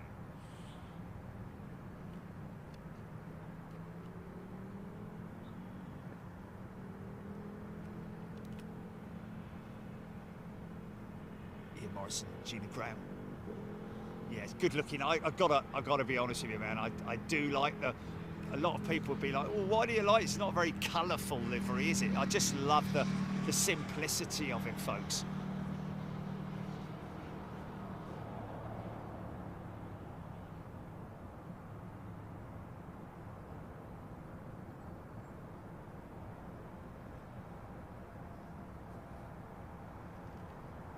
It does call out 5, just a lot rarer for it too, since you have a pretty low descent rate for it to call out. Okay. So low descent rate as in shallow, is that what we're talking about? So it floats, in other words, is what you're saying there, shockingly, is that right? if you hit a floater, that's when it calls the 5 or whatever. Might even, does it? Okay, so the 5 call out overall is a lot rarer. So it's 50, 40, 30, 20, 10, and then that's it. I don't know if there's an equivalent to the retardation call out that the Airbus jet gives. Obviously, you still get your 100 above minimums or something like that. I think both Airbus and Boeing have that call out, numbers call out. Okay, sugar really, yes, low feet per minute, shallowing it out, yeah.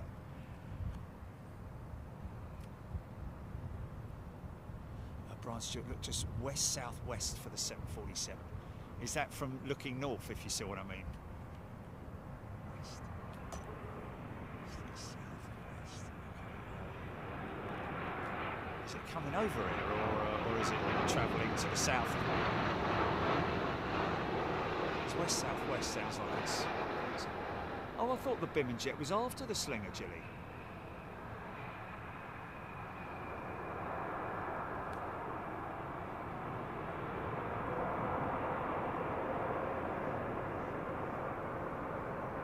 She is. Zoe Marie, Cathay 747 now over Austria. Thanks everybody for your updates. Really appreciate it when people keep us updated. Now the 350 really comes into its own with that beautiful canopy, front canopy. Look at the simplicity of that, man. Isn't that fantastic? And they've got some great liveries as well, haven't they? Like Boy Band one and all the other ones, you know, the Pokemon liveries and all that kind of stuff. A bit like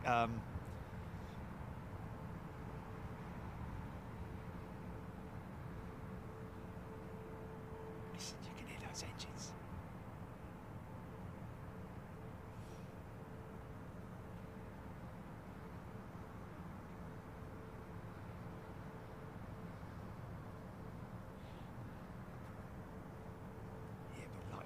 Isn't it? They got some great liveries as well, all Nippon.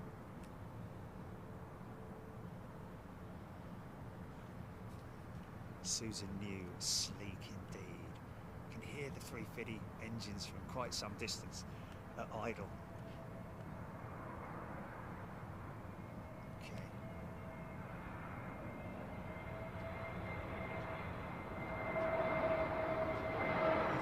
East, just south of her altitude, man. Okay, she's not trailing then. How far south of me?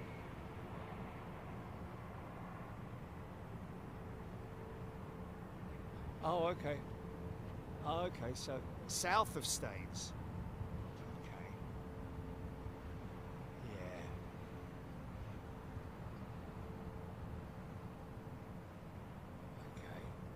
Maybe it's in this cloud that's kind of above me. Yeah, I've got it,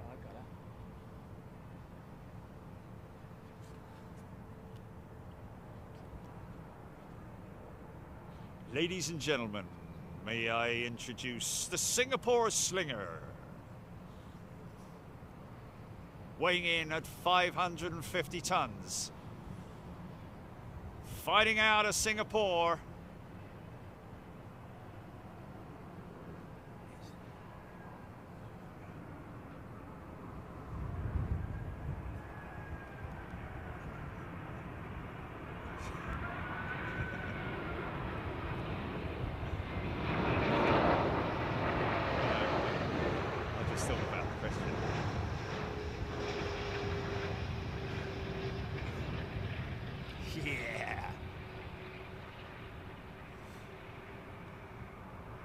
I know.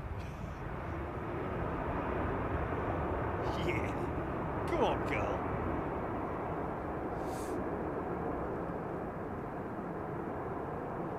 Now that is a launch customer.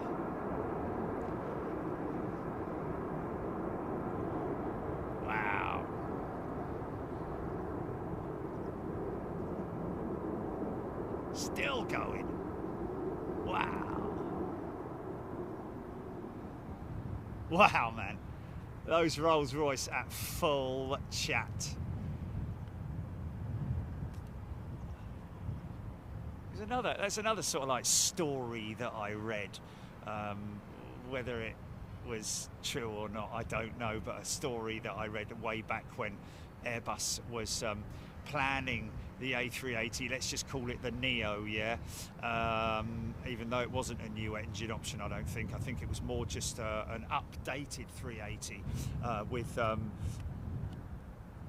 revised wingtip on it and so on and so forth. Whether Rolls-Royce would have developed another variant of the Trent 9 for it, I don't know. But anyway, but apparently the word was that Airbus offered Singapore Airlines a complete replacement of their fleet for free. Something like that, which sounds crazy, doesn't it?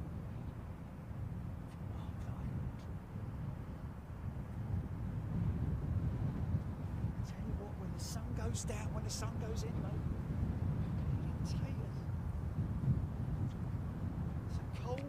It's a cold wind, isn't it? It's coming from the north, isn't it?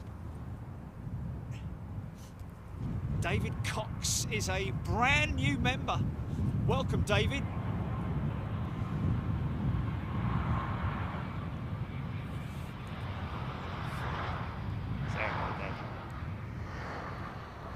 Ah, a little 319 look. God, got that one down early, flipping heck.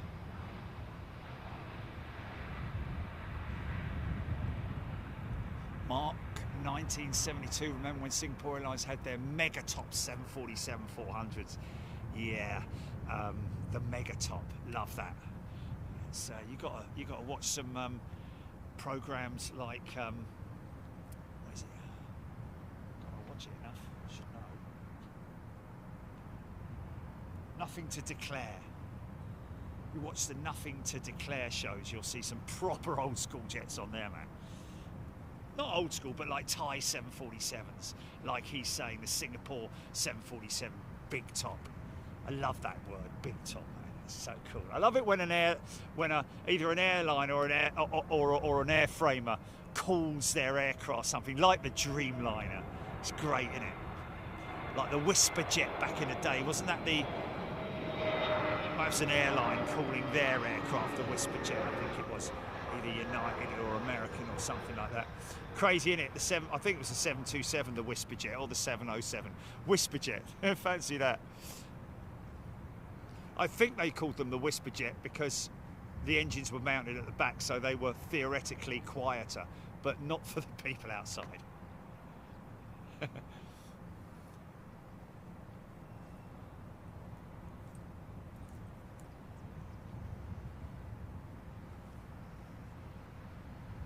Which new one's that? Didn't even know they had one. I didn't know. God, blimey, I'll tell you what. Keep that zipped up, fella. Flipping heck. Can we stop all this stupidity now with these cold northerly winds?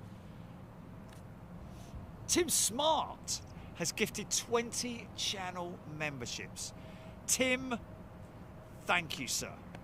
What a wonderful, generous thing to do, along with all the other folks who support the channel, and also, of course, gift channel membership. Such a great thing to be able to do, and to do both of those elements there. So thank you. That's 20 very lucky people, and you need to, if you've been gifted a channel membership, folks, it's, you know, it's the righteous and noble thing to do is to come in and say thank you to whoever gifted you your membership, because that's someone dipping into their pocket on your for you, so that you can reap the benefits of channel membership by your perks, and that, of course, is to be able to come to Taipei with us, as an example, you lucky people. So do the righteous thing. It's etiquette, it's channel etiquette, isn't it? To say tao very much. Hodges saying the Whisper Jet was a BAE 146. See? I'm sure I saw it on the front of a United or because that's the first I've ever heard of it being a BAE 146. It was either like someone like TWA or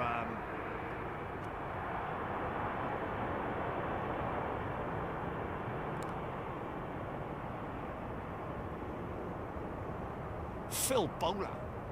Good day to you. Look at that beautiful shot there. Those big old flexing. Look at the wings on that thing, man. Look at the flex on that wing. Isn't that impressive?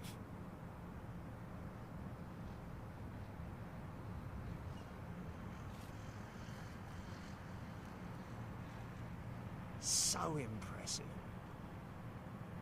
Right, I am going to open my sand fridge. Same old. Same old. Cheese ploughman's always the same. Wait a minute.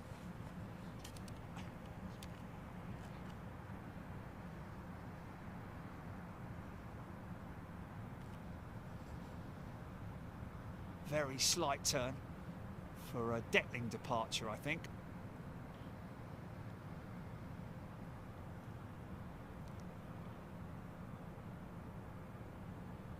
Paul Doan, good afternoon to you. Rob at LHR says, that's what we called them in the 80s when I cleaned them. Is that the 146s with BA? They used to have the shuttle flights with the 146, didn't they? I think. Wow, Susan New was gifted 2 years and 7 months ago. Oh, that's wonderful. So you've stayed on. Thank you, Susan. Isn't that lovely? Genuine, homegrown channel member. Love that. I love stories like that. Raptorex 2380s within the next 5 minutes. BA and Emirates. Yeah, we're never short of 380s here at London Heathrow, folks. Okay, what I'm going to do is I'm going to fix to there, and I'm going to open me sandwich. Let's put you in the cul-de-sac, shall we? See what's going on over there.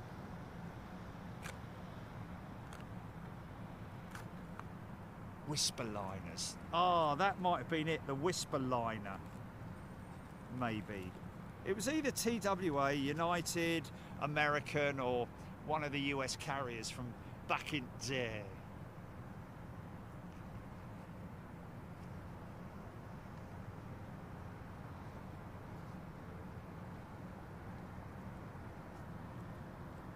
Squirrel saying it's a shame YouTube doesn't tell you the name of the person who gifted you membership. Yeah, that is a shame, isn't it?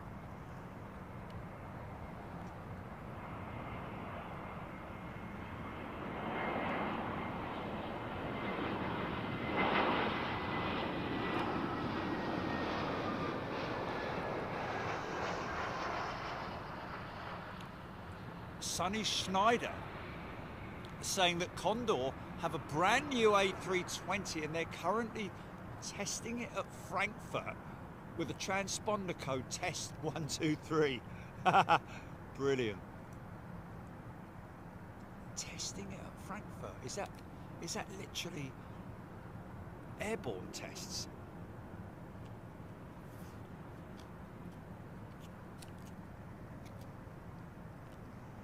Man, would be.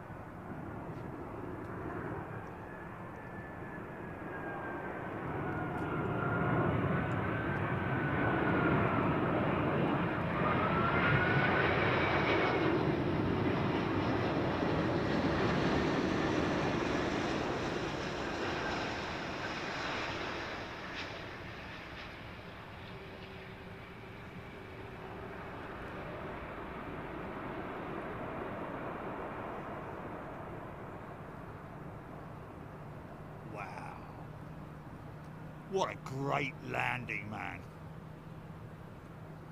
William Smith in the United States during the 1920s. Congress funded the transcontinental airway system. Founded or funded? Founded, I'm guessing. The TAS to guide air mail pilots. Air mail pilots, sorry. It consisted of concrete arrows with beacons. Is that all?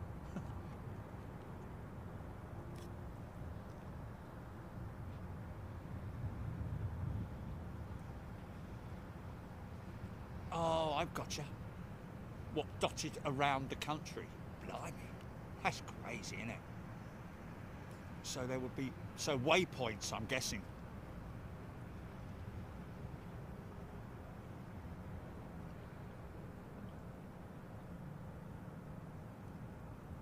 Mad Matt UK has gifted 5 channel memberships. Thank you, Mad Matt. Now listen out for the low, short boom from these Trents. You'll get a boom, and that'll be it.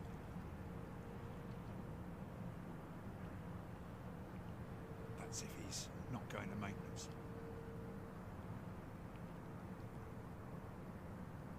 No.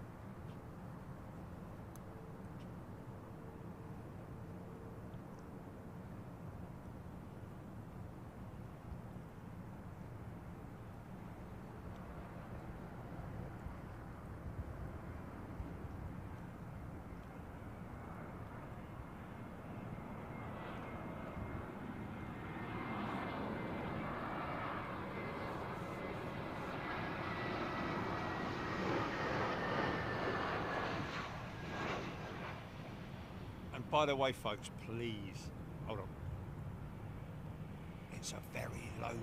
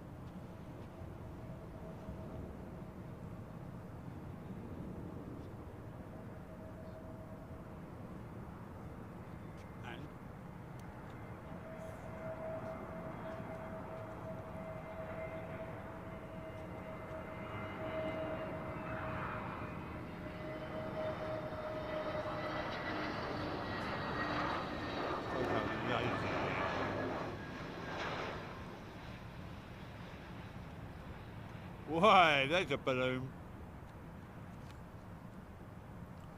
Lands it beautifully, man.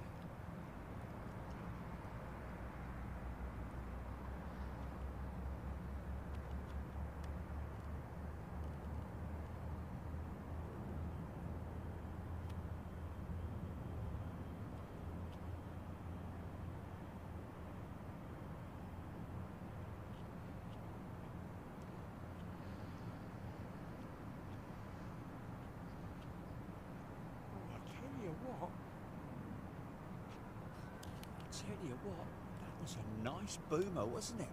That Trent startup, man. It was longer than normal.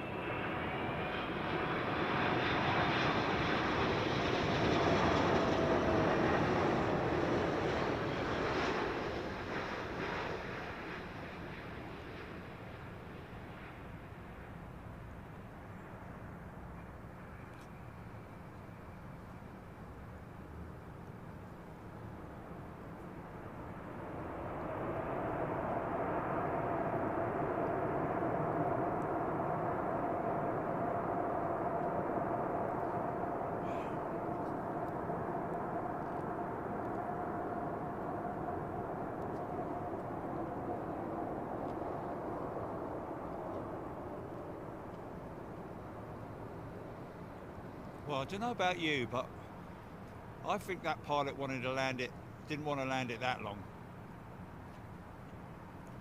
Because they are monitored quite heavily by Emirates.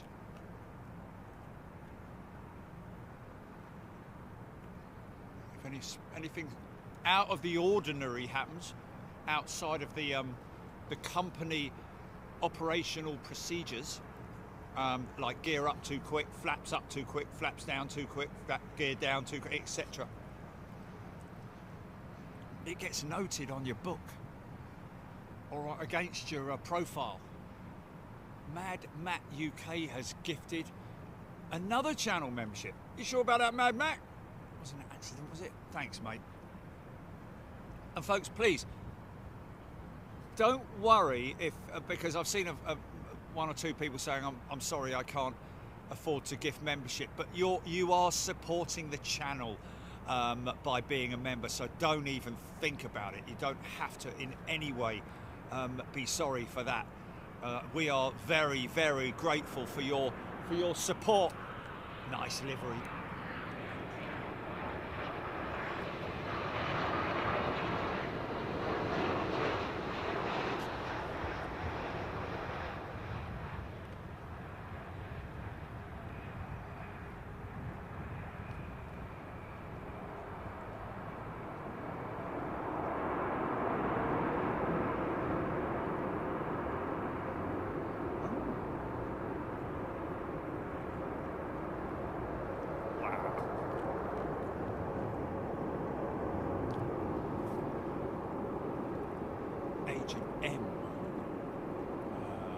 Austin flight declaring an emergency and returned to Heathrow. There was a Lufthansa 343 as well that turned back to New York, about 200 miles east of Boston yesterday after engine number 2 packed up. Tried to diagnose the issue or just generally.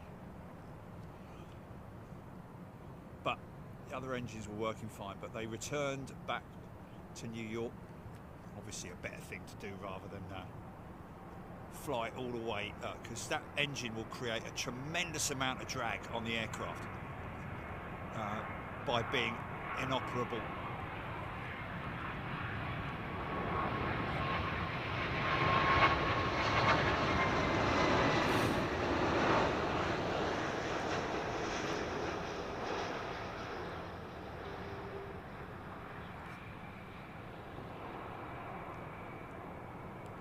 Obviously, with the gearbox disconnected and the entire flight drive system being disconnected, the engine would windmill, but I don't know if that does sort of like. I think there are certain tolerances on an engine windmilling for a specific amount of time. You wouldn't want to lock that out because it would cause a tremendous amount of drag on the aircraft. Or pull even.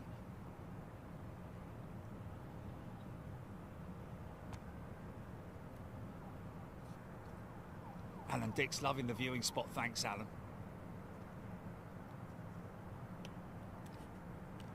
Susan, I love American.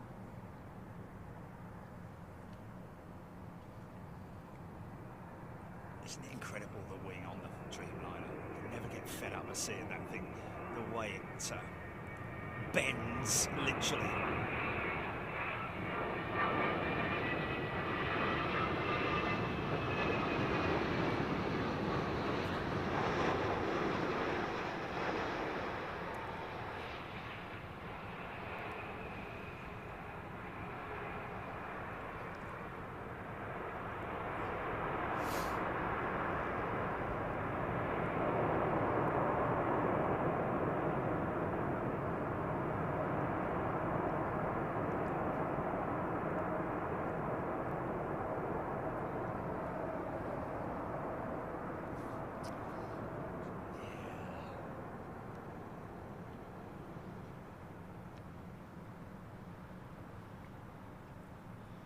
Jerry, what you're referring to is a flight data monitoring program. Yes, it is a regulatory requirement. It is non-punitive. Every airline is supposed to have one. Yes, absolutely. But like I say, I just think that Emirates are a little bit more strict on their flight crews than other operators. Obviously, if you're way outside the envelope, then obviously they're going to want to know why. This guy keeps lowering his or her flaps or gear too early. Why is it every time? Let's speak to him or her and just ask them. But if they have a check pilot with them, then that will come out as well. So, you know, there's ways of monitoring it both electronically and digitally, as well as manually by a human being.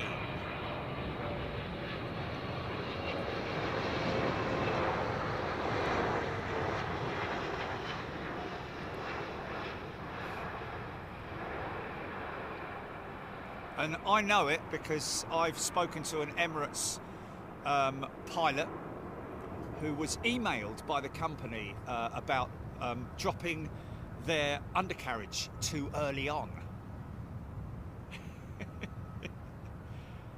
And another one who was not reprimanded, but kind of like given a stern talking to about a go-around, which they, I'm going to say they, the pilot, kind of took a little bit of personal, you know, what's that all about then? I mean, what do you want me to do? You want me to stick the thing on the ground and make it uncomfortable for the passengers? He kind of replied to them, and they sort of backed down and said, yeah, no, you know, fair enough. So, you know, there are those sorts of things that go on.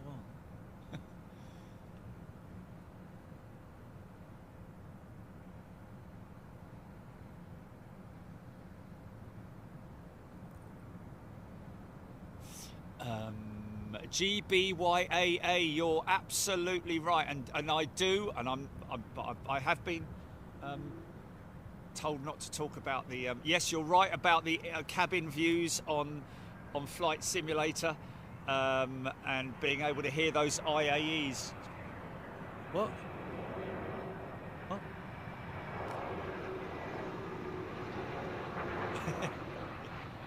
I know. Yeah. I've told myself, yeah. I told myself. It wasn't Jilly, it was me, I told myself. Well, I told Jilly that I told myself. I do talk to myself quite often. Anyway, what are you doing? Don't know. Ask him. Yes, but yeah, most definitely. We did have cabin views from the windows to the engines, but lost them during one of our uploads or changes or something. Yeah.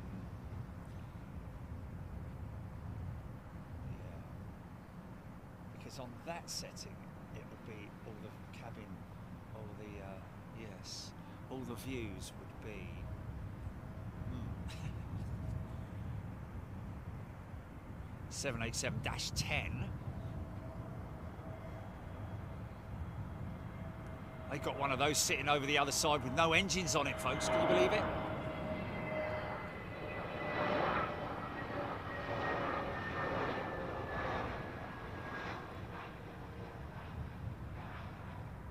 God, do you know what? Do you know what? I know probably at least 100 people or more who would give their right arm to be a content generator for somebody like, for a major airline, if it meant like airside, all area pass kind of thing. You could upload so much cool stuff, couldn't you? And yet they just do it like once in a blue moon. It's terrible, man. You know, if you ran an airline, I mean, some airlines are more cool. And like these guys, for example, they're quite active on Twitter, aren't they? The guys at KLM. Even Virgin don't do it a lot, really, do they? You know, in terms of they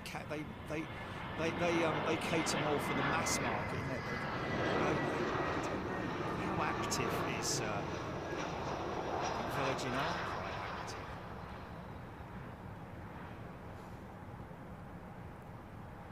What was the airline that we were talking about earlier, Jenny? Oh, engine start.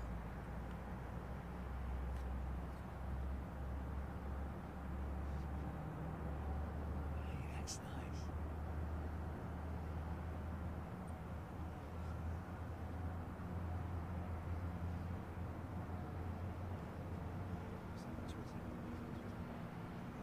Oh, it's YouTube. Oh, okay.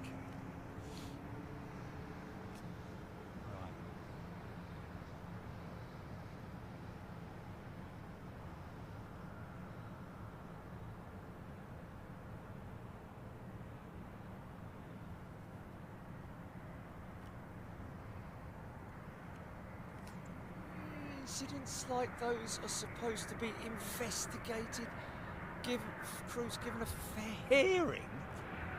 Blimey. Be very busy doing that, won't they? It's quite a, you know, I mean, you don't need to have a hearing for a go around, do you? Just be like, yeah, put it in the log, don't you? You've got a witness, haven't you? Either your first officer or your captain or even the check captain, who would be like, you know, no, fair enough, we were either given the call to go around by the tower, which doesn't require any investigation, really, because that's all in the logs, so the company can find that very easily. But if it's a pilot-induced go-around as a result of either a wind shear or whatever, that again is something very simply explained. Don't have to have a flipping hearing for it, do you? Pilot Stanley Fletcher, do you plead guilty or not guilty for making this aeroplane go around? Not guilty, Your Honour. Very well. We shall start proceedings. Bring in the first witness. Calling George. Air traffic controller. Do you swear to tell the truth, the whole truth, and nothing but the truth, so help you God? Yes, I do. Really? Bloody hell! No! Xing Hyung Lee, farewell, and see you on the next show. Thank you, sir.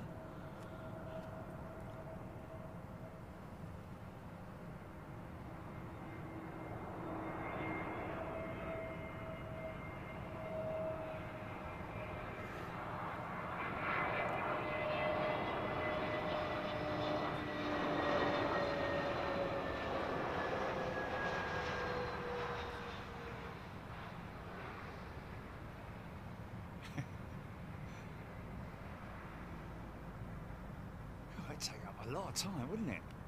A lot of unnecessary time as well. Where are you going, mate? Oh, I'm in court today. Oh, you're not flying then? No, got the whole day off. Had to tell everyone I can't fly today because I'm in court. What are you going to court for? Go around, mate. Go around. You what? Yeah. And I've got a couple of other things to be taken into consideration as well. You know, gear down 5 miles out and.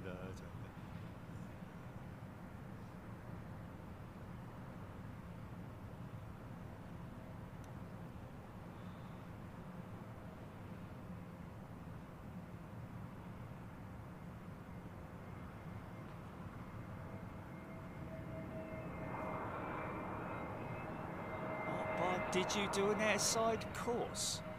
No, Mark. All course, you know, when you apply to go airside, generally that's a big float, isn't it? Don't know if that's Dave or not. His last landing was a lot earlier than that. Yeah. I mean, the times that I have been airside with British Airways, Air India, Virgin Atlantic,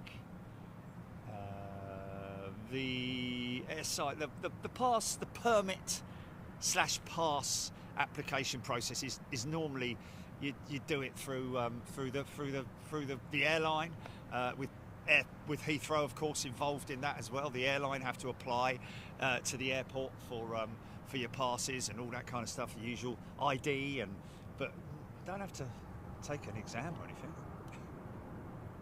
Because I mean, you obviously have to abide by the rules of the airfield, like with wearing high vis at all times, preferably with foot protection as well, hobnail boots and all that.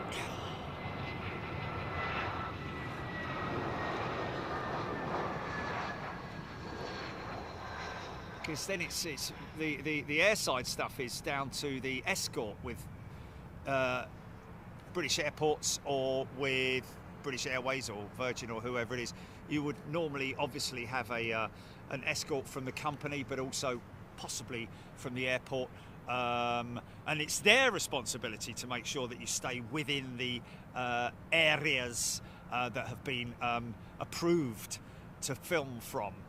Sometimes you might be lucky and get a lift from one of the leaders, you know, one of the trucks, the vehicles will park you somewhere on the airfield and give you 20 minutes or an hour or however long you're allowed to film some close-up stuff. But yeah, doing airside stuff can be a little bit of a wow. They turned that oneworld jet round quick, didn't they? That only came in a short while ago, didn't it?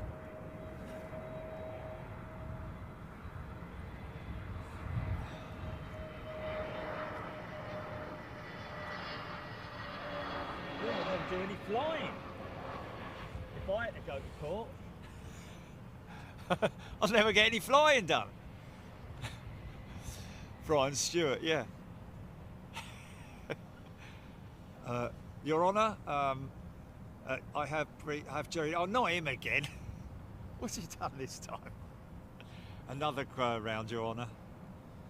Oh, just give him a £50 fine and tell him to go on his way, and I'll see him next time.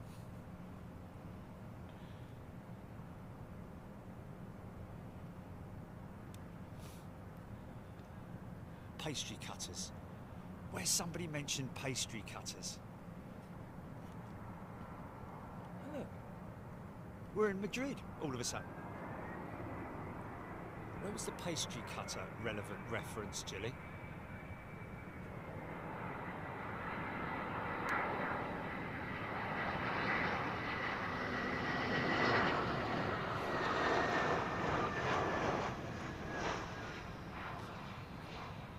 Phil Robson.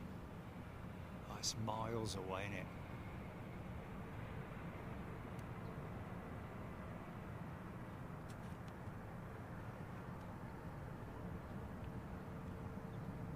Look, face to face, Iberia. Look at that, waving to each other. You're right, mate. Or sorry, buenos dias, or whatever it is.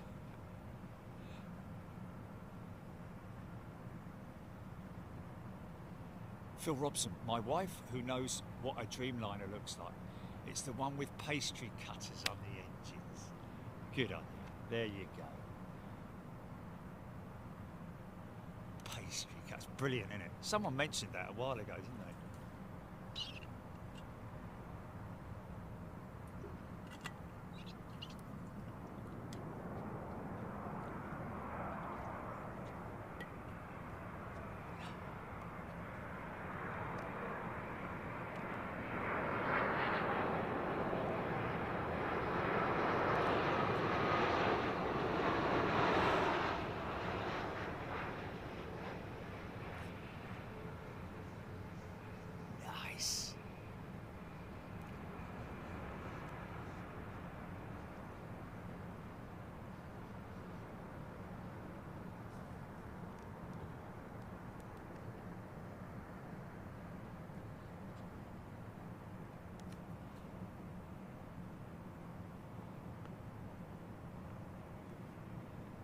Inburn, yes.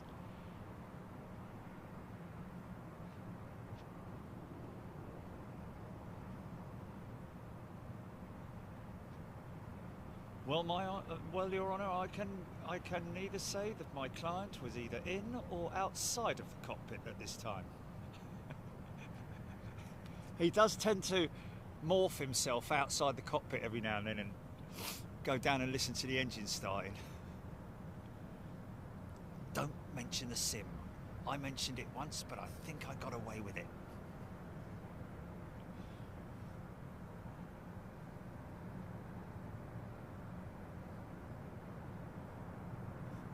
Shunkyung Lee, 777 pings it up on the ECAS. Tail strike, yes. Good night. Thank you, Shunkyung Lee. Just waiting for the ANA 777. That's it then. Just wait.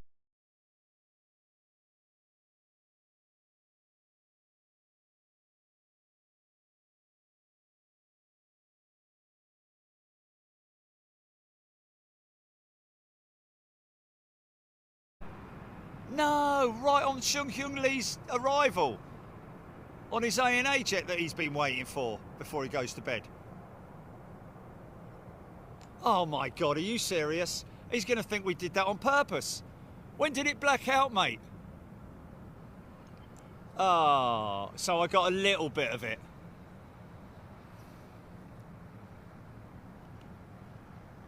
Yes, yeah, there we go.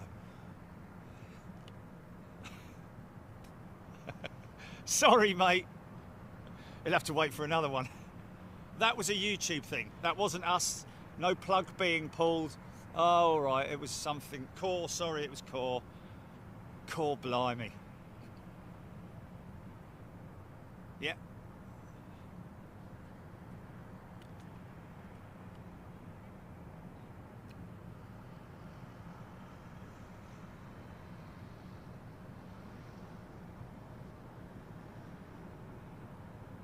He says, got a glimpse.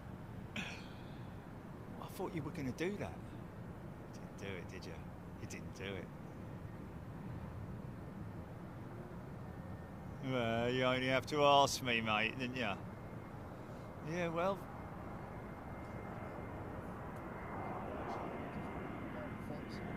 And then after post-show discussions and things to do. Should we do that, yeah? No, let's not. Let's write it down.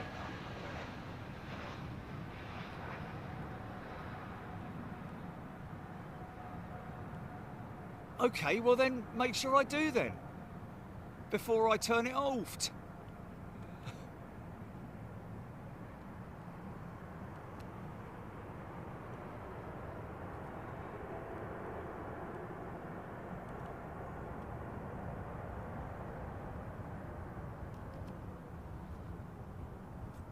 Tell you what, that's gonna have a beautiful bank turn on it. Watch this. Hodges sent a gifted channel membership. Thanks, mate. I was going left.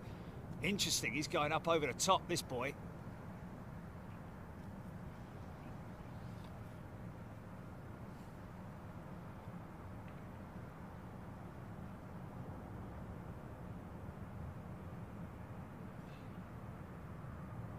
I say 330.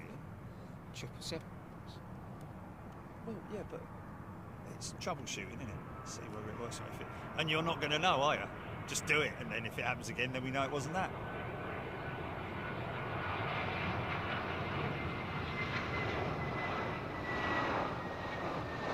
Exactly, that's what I'm saying. Ah, see what I mean? That's what I was coming up against. Don't mention it, don't mention it. Sorry.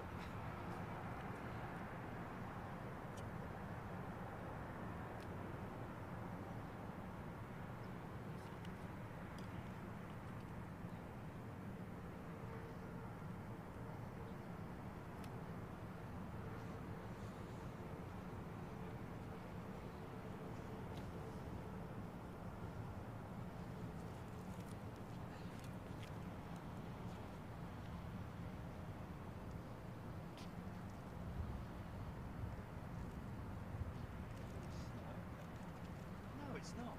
That was about 10 seconds. It's guaranteed to always be at a point when I want to bloody film it. Like it was then, Gilly.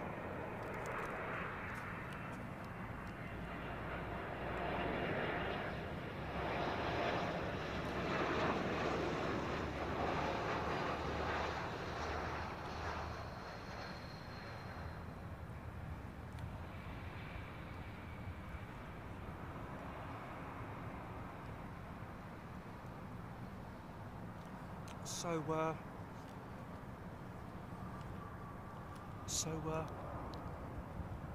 who fancies an early morning stream, folks? Well,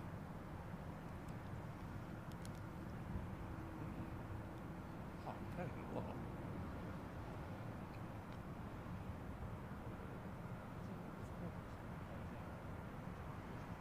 Heavy stuff coming in, isn't it?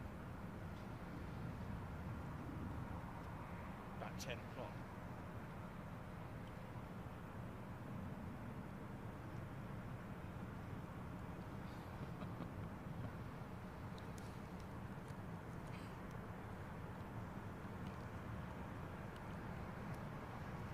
Try to keep it as quiet as I can, folks.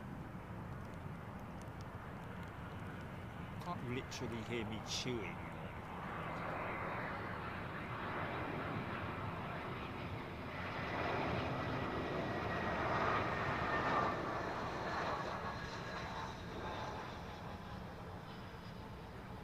No. Yeah, proud of that one, mate, aren't you, hey? Very nice. Show off.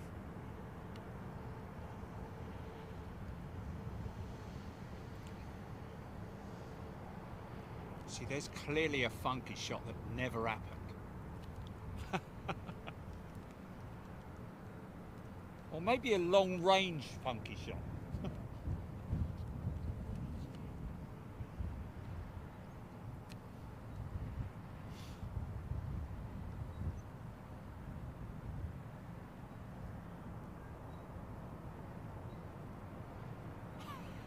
Good question, Matt. That's a good question, actually. What are the scissors for? Oh.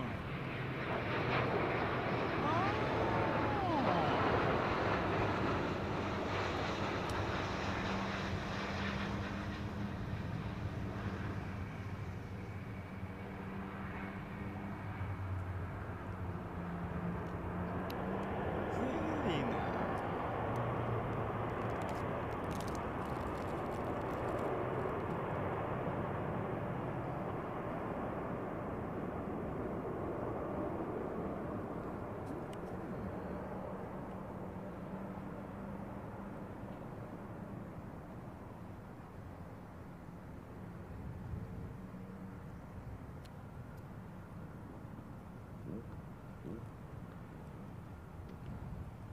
Blimey, hell's bells. You know, December.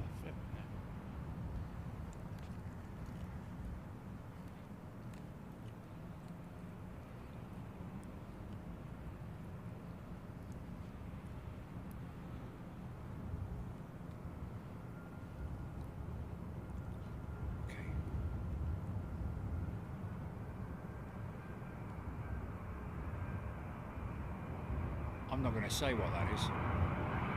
Kind of want to say 777-200, but probably a Dreamliner or a 350.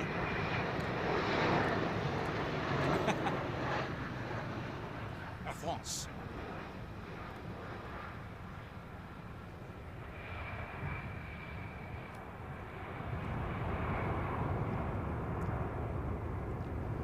And there it goes, the sun. Cheerio, sun. Back to freezing cold wind again. For God's sake.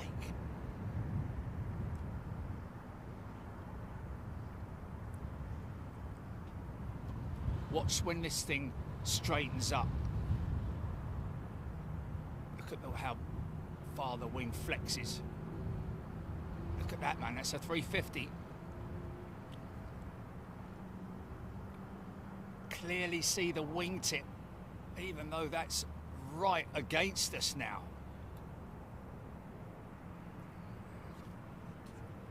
Although it doesn't look it, it's not as evident like the 787.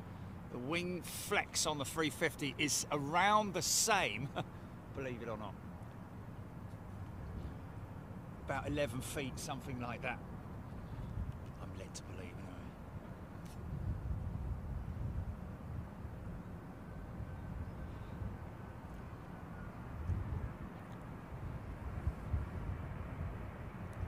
It's HGC, thank you. Avro, Nick Hulse.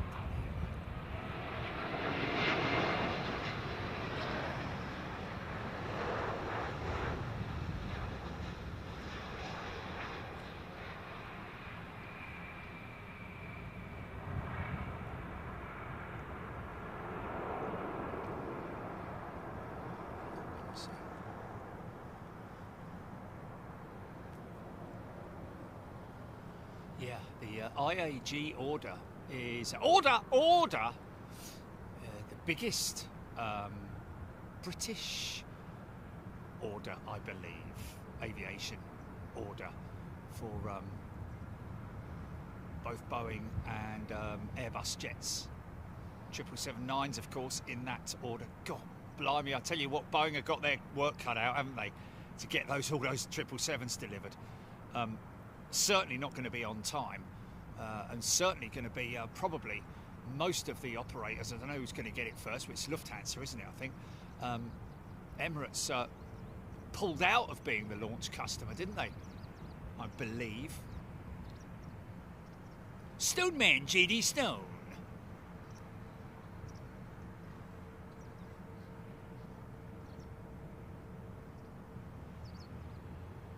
Michael West, big jet polo shirt and mug arrived. The logo is embroidered on the shirt. Excellent quality. Looking forward to next trip away at Michael West. So big jet polo shirt and mug arrived. Absolutely brilliant. Now you see, I was a little bit sort of like, oh, look at that buzzard, man.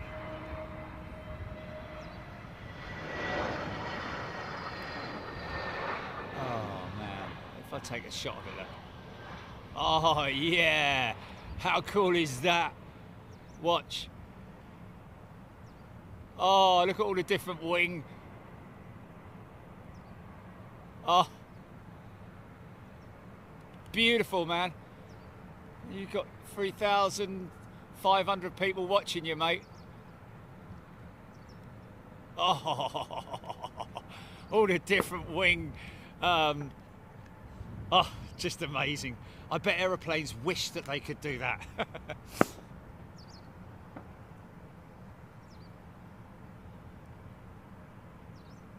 Indeed, a Kestrel. Oh, okay, right. All right, Jonathan, I don't, they look the same. Buzzards and Kestrels, I don't know. Could be a, I don't know, exclamation mark. You know your bloody birds of prey, young man. Come along now.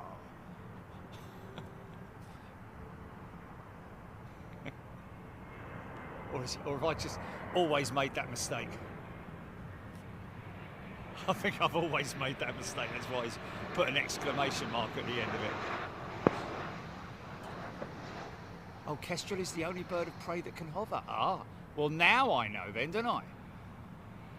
So why did they not call the Harrier the Kestrel? Mind you, a Harrier can hover, can't it? That's why they called it. So what's a Harrier? Isn't a Harrier a bird of prey? Now we're getting into it, aren't we?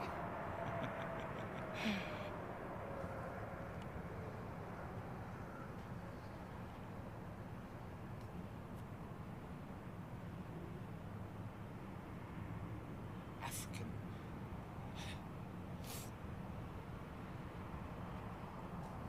Those beautiful big G's, man. EGPX, yes. Humans have indeed done well with flight. Yes, we must give humans some love on that one. But yes, indeed, millions of years for the birds. Okay, I don't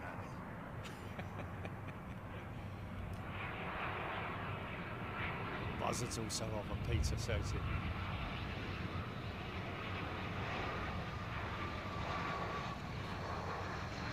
Yes.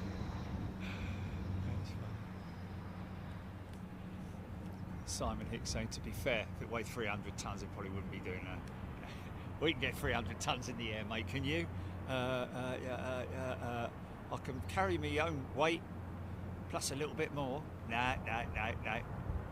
Mind you, hold on a minute. Wait a minute.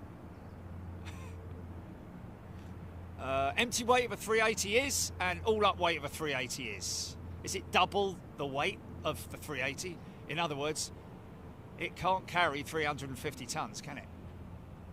What's that? What's that? Military or something? Training aircraft or... I heard it. I heard it.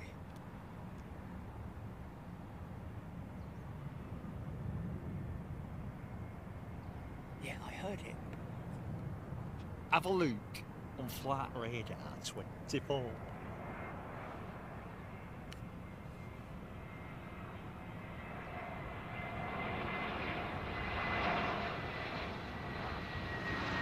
Brian Stewart. The Northern Harrier is a slender, long-winged raptor, also known as a marsh hawk. Nice. Hunts small mammals, reptiles and insects over open countryside. Well, there you go. That's why the Harrier was... But can the... Hold on a minute. Here comes the second part of that question. The long-winged raptor, can it also hover? And if not, why didn't they call the Harrier... I wonder if they maybe did consider the buzzard or the... No, sorry. The other one.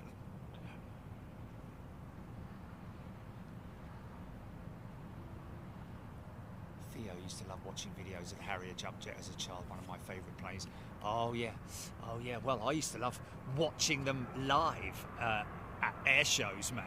And the Harrier would always come along the crowd line, facing us, bowing to us and all that. Great skills from the pilot, man. And it would be like 50 feet from the crowd line, not 6 miles away.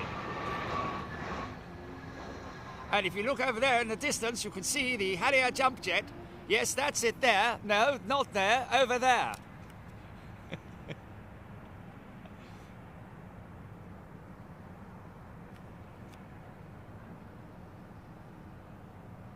Very proud and majestic aeroplane. Can't see it, mate. 6 miles away. Great air show. Lots of talking. Tim Rorick, 737 seemed to land at a higher speed than the 320. You're right, Tim. I believe it is. Even though it's a small amount, I don't think it's more than 5 knots, or certainly certainly no more than 10. Yes, it has been observed, and we got it from the horse's mouth, didn't we? About the approach and landing speed of 737. 747 over Belgium now, Raptor XA. Full W. BN2 possible. Nice old Turkish 777. Look at this. Ooh, hello. You're a grubby old thing, aren't you? Whoa, easy, mate. Yeah, there you go.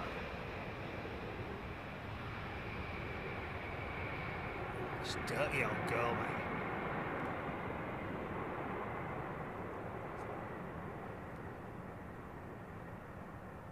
Yeah.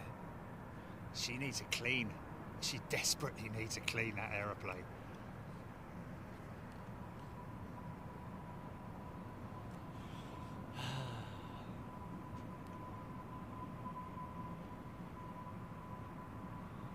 Alex Scarisbrick. Been lurking all afternoon, enjoying the sim Q&A with Jerry. Alex Scarisbrick, thank you. The sim Q&A. Okay, that's crashing.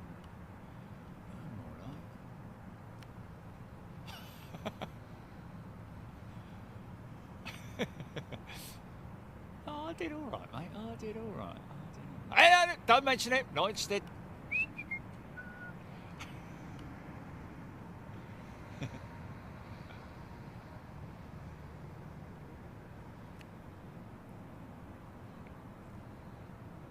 Ian Byrne, Harrier Bird was known for low flying over ground and diving fast for prey. Oh, well, there we go then. Mind you, the Jaguar, the The Tornado. I like how Rolls-Royce, at least for the Trent,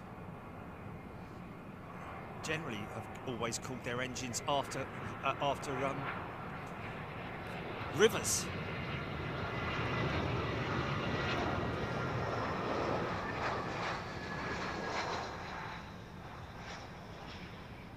Who's that? What?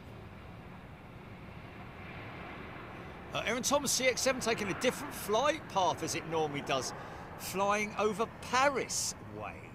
Okay, well, I'm not that observant. Okay, it's over Belgium, is it? Yes, Luby Lou, don't mention the sim.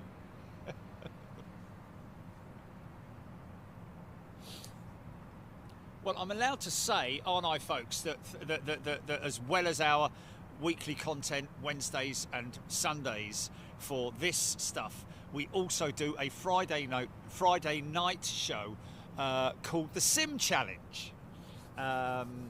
If you go through our library of videos, uploads, and also lives, you will see the Sim shows. I mean, can you search the channel? You can search the channel. No, you can't. That's silly, that is. That's silly. You can on a computer, Big Jet TV Sim Challenge. It'll probably bring up them all, won't it? In one line.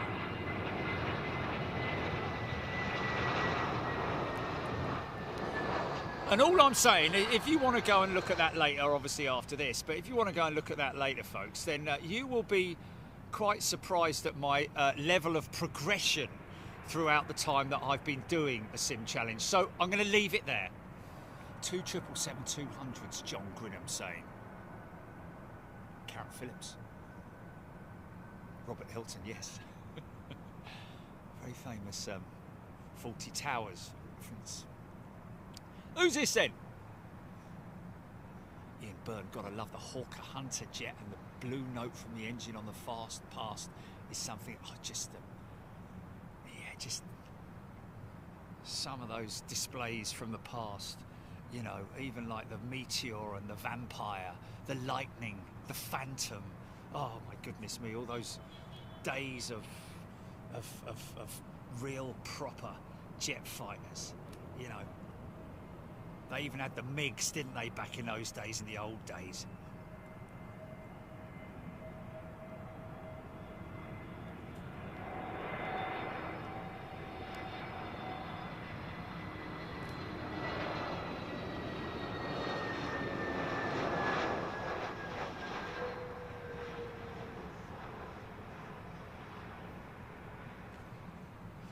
Maybe, Jilly, I did try in the very early days of Big Jet TV, I did try the Bad Attitude t-shirt. You remember that? Right, so there's two sides to it, isn't there? There's two sides to it, which you have bad attitude, as in mind your attitude, mate, or a bad attitude of aircraft attitude, like banking. Too much of an attitude there, I think that's right. But that's a good one for a t-shirt now, isn't it?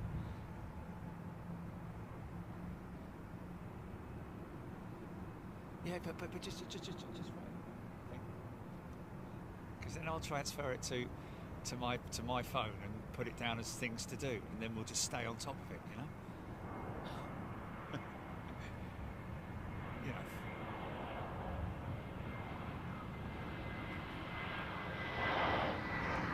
Okay. Like.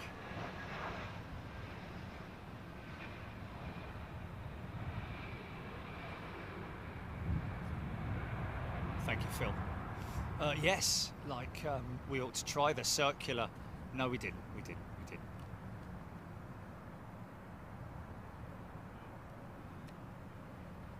Not bad altitude, bad attitude.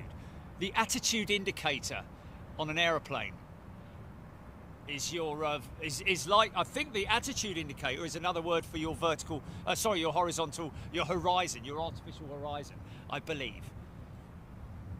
Or there's a separate attitude indicator your wing attitude, I believe.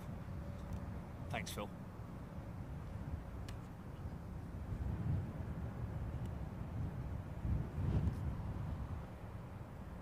Oh, really? Okay. I can hear it, you know. I can hear it. Is it?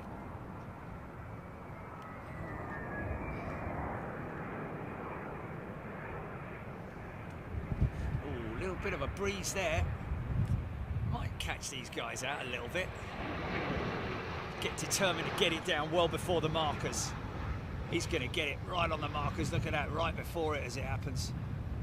But I tell you what, on those 330s, no matter how softly you land it, from west to east, yeah. Oh, there she is, man. Wow. Okay, I thought they said Atlas as in Atlas A400M. It's bleeding Atlas Air, you mean? Okay, well, I'll get her at the... Hopefully, I should be able to get her at the base of that cloud.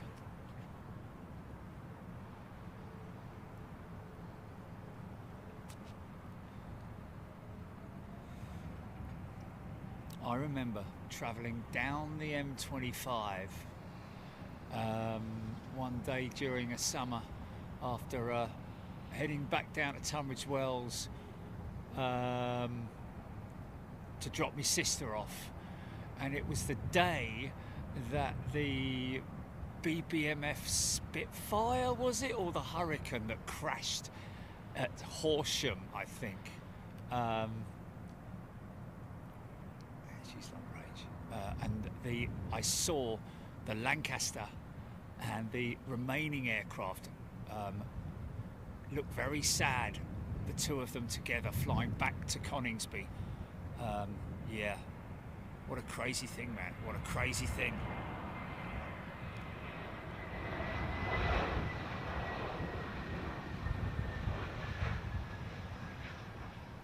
Last night.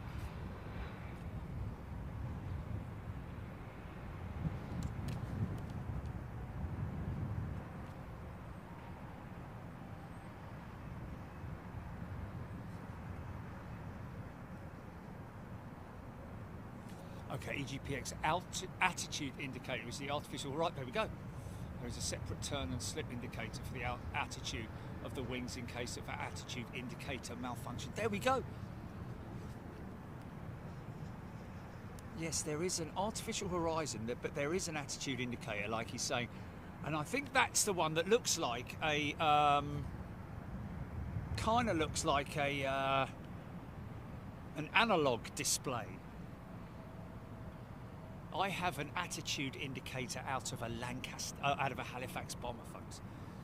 An original Halifax bomber that I dug up in a woodland in Sussex. Can you believe that, man? I remember finding that component and I was like, wow, man, this is very rare, because those early attitude indicators were very archaic. Before they started, instrument builders started like modifying it to the, wow, look at that. Whose views on it, Gilly?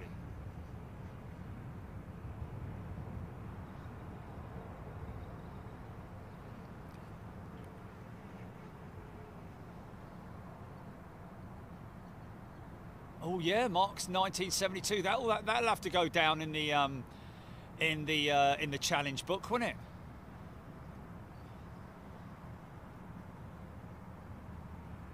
Oh, okay.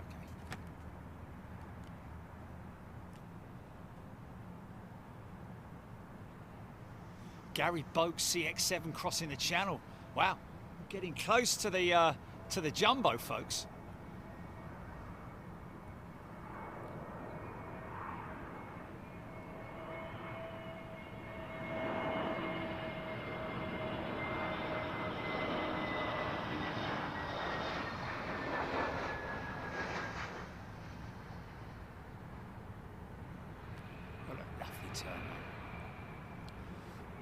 Automated turn as well, I'd imagine, by now. That's autopilot.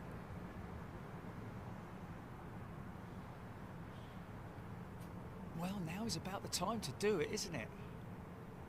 If we did a crude one, Jilly.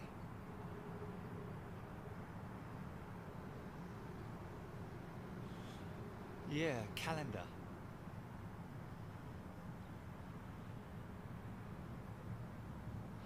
Calendar, sorry, not requiring high res, you know, images, but like stills from a show or something like that.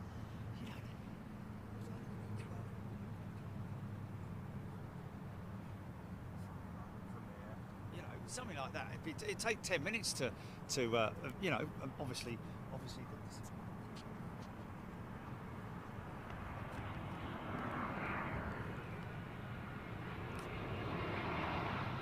J-Mank. Yes, J-Mank, just shortly. The only real mention about the sim was to the audience who may be asking, what's he talking about, this sim? What sim's this? Well, I was just letting everybody know who's watching that I do a Friday night sim challenge show. And like I say, you can go to YouTube on your PC, I think, and search. Well, actually, you know, you can go to YouTube on your phone, can't you? Or Google and just search Big Jet TV Sim Challenge, and it should bring up all the. Does it do that, Jenny? Can we check and see if it actually does that?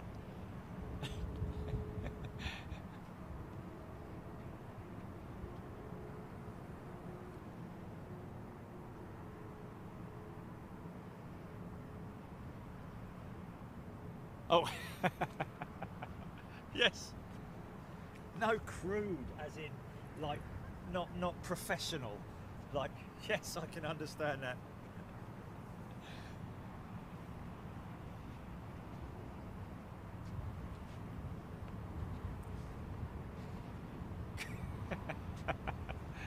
Sorry about that. X-rated Christmas calendar.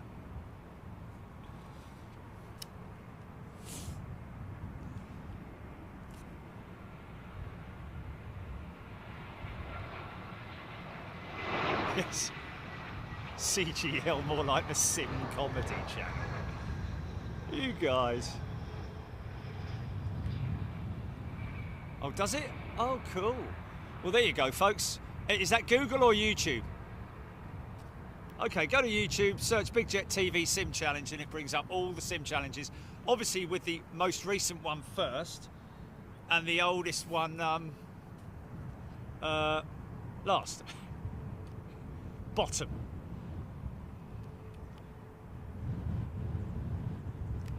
Oh, does it? Oh, does it? Oh my God, it brings up the sim files from the pandemic. Oh my God, that's hilarious. I've got to have a bit of that. Because that would have been with X-Plane, wouldn't it? Was it X-Plane or where we did is the aircraft landing carrier egg? There we go, look, it's quite a rare jet there, look. A nice livery, man. Hopefully we'll get a full-on shot of her when she gets up here.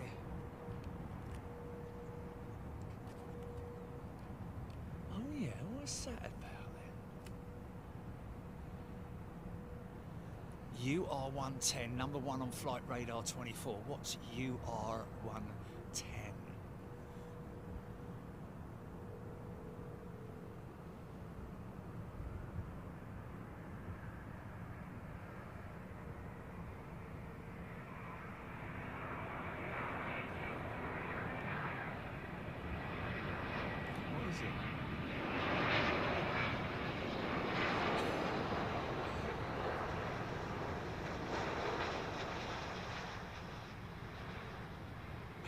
What is it?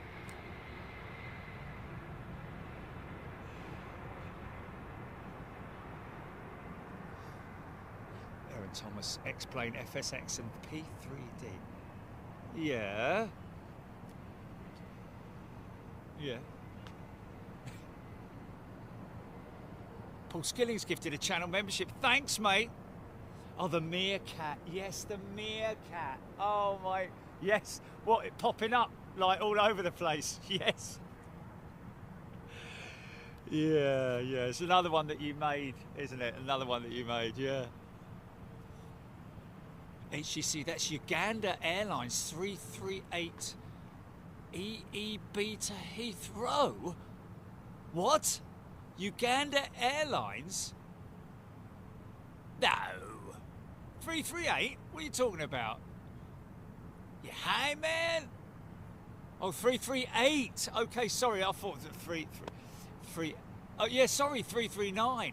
He's talking about 338. A Uganda Airlines A330neo.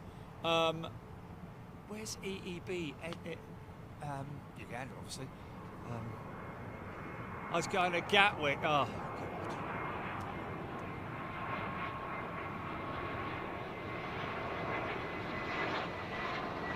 It's not coming to Heathrow, that Ugandan jet. It's going to Gatwick.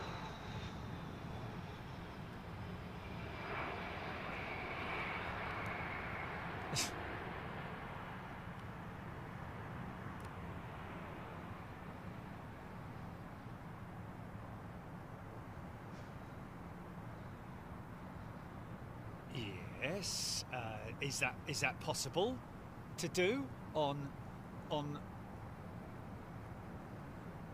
that thing that I go on? Is it? Oh, blimey, now the flipping sun's out. Make your bleeding mind up, man. Okay, so here's a 737, a little bit higher speed on approach, I think. Check it out on Flight Radar 24, folks, and compare this to the next sort of like 320 that comes in, and we'll see what the approach speed differs at. Obviously, it's got a bit of a lag on it. God, blimey, it's a bit high, isn't it? Well, it was, but...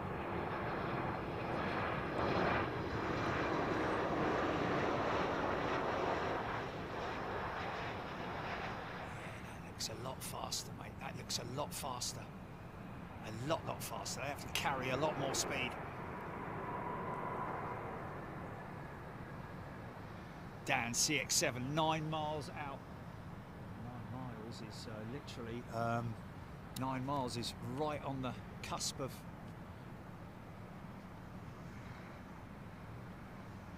turning on. In fact, that might be it. I don't know.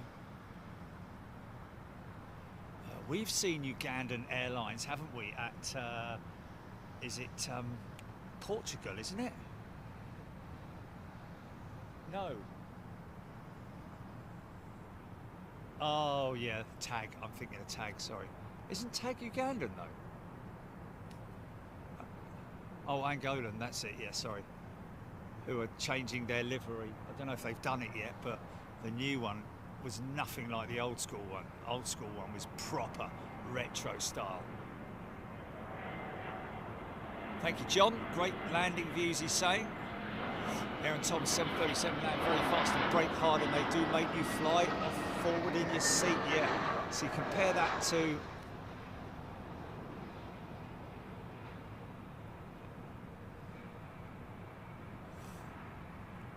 I don't know if it's related to the undercarriage length on the 737.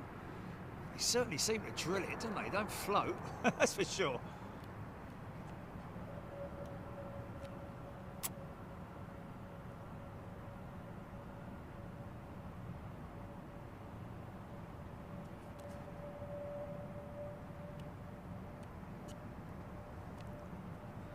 Oh, Hodgie, 10 knots faster than an A320. Thank you, Hodgie.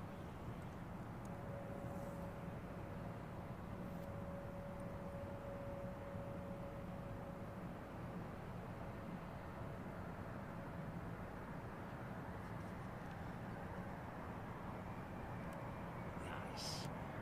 So that's a 339. The Neo. This will definitely be Virgin Atlantic, Trent 7000. Now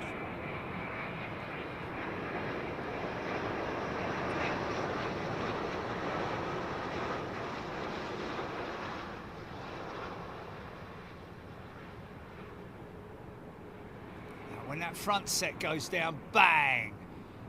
No matter how softly you land it, always makes a big old bang noise, only because it's basically, you know, the front set 200 psi of air, or it's actually nitrogen. It is nitrogen, isn't it? I think it's nitrogen that fills the tyres on these modern jetliners. About 200 psi. They're like rocks, man. You hit it with a hammer and it's coming back in your face. I guarantee it. Would look very funny if you did that, actually. Not really, but you know. Dave Earl remembers the Harrier being right in front of us, about 100 metres away. 100 metres? I seem to remember it being a lot. Maybe it was because I was younger. It just seemed a lot closer to us. Like, you know, more like 100 yards. Mind you, that's not a lot different than 100 metres, is it? So yeah, you're probably right.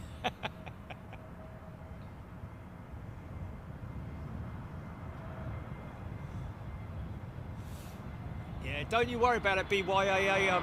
We will be going further afield, 100%. I have been to Schiphol, but don't mention it. Put it this way, I need to still find out if you can get Kaitak, number one, and number two, I need to do, is it the Benghazi approach at New York? Benghazi approach or something like that? That's, oh, is it another 737? No, it's not.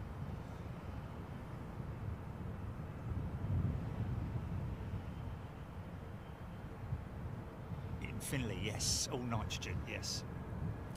And he's saying inert gas there, and the reason for that is because obviously with the oxygen, so much oxygen, if one of the tyres fails as a result of, I mean, they've got very clever technology built into the wheels of these aircraft now. The hub assembly has, and the tyre has a slow release system to allow the tyre to deflate slowly, even if it's very clever. If it fails, either by a puncture or whatever it might be, then the very clever systems kick in, allowing the tyre to deflate at a slower rate. But obviously they'd explode if they were full of air. And also the other thing with nitrogen is that it doesn't.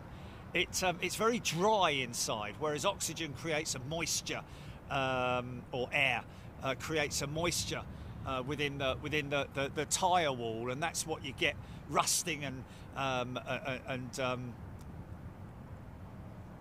the alloys react to water.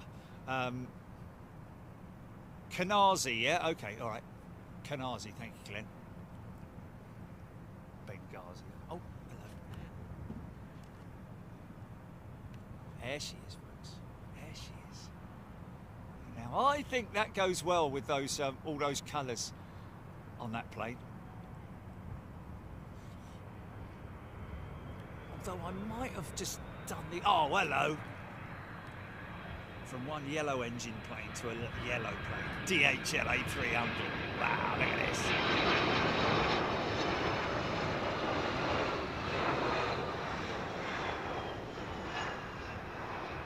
Flapperons on this Airbus, look at that.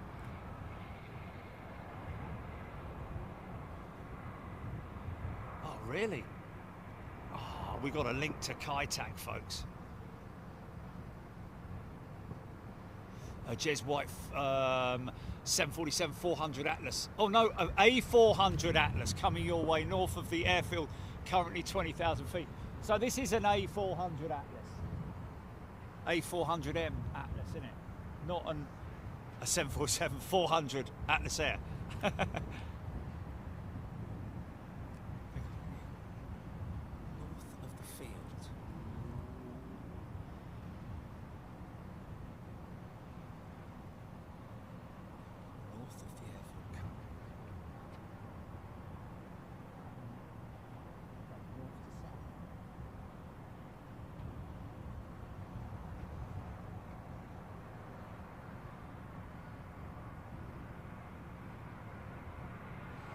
would have done something with the tail art though. I would have, but you can quite clearly see what they've done there.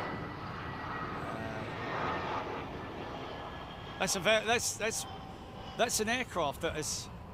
Oh no, that's the other one, isn't it?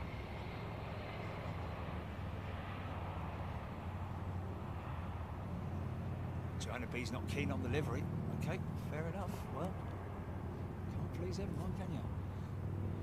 I quite like it because I think the yellowish, or almost not yellow really, are they? They're more like, you know, tango. Not.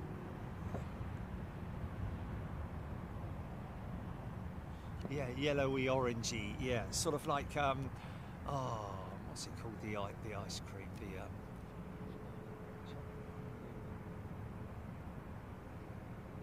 one with the Solero. Yeah, it's a Solero orange, isn't it? Yeah, but it's a Solero orangey. Oh, nearly a funky shot there. Look.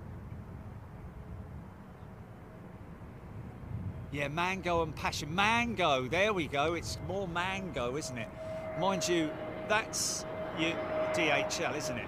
Whereas that on the engine cows, is that the jet I've flown in that was unpainted when I first flew on it? Didn't I fly on its third flight or something like that? Oh yeah, no, it's, yes, sorry, it was painted in the new thingamajig. Yeah, yeah, the Icon jet became an Icon jet, but it was the Neverland or something, wasn't it? Neverland or something like that. Tomorrowland, that's it. Friday afternoon land. Yeah. CX7 number 8, tracked by 628. Well, that will climb. I'd imagine that we may get her close to number 2 or whatever, but it happened last week. The thing to do is just keep it there, monitor it, but we're not looking to follow it just yet because all the interest needs to be when she's 10 miles out.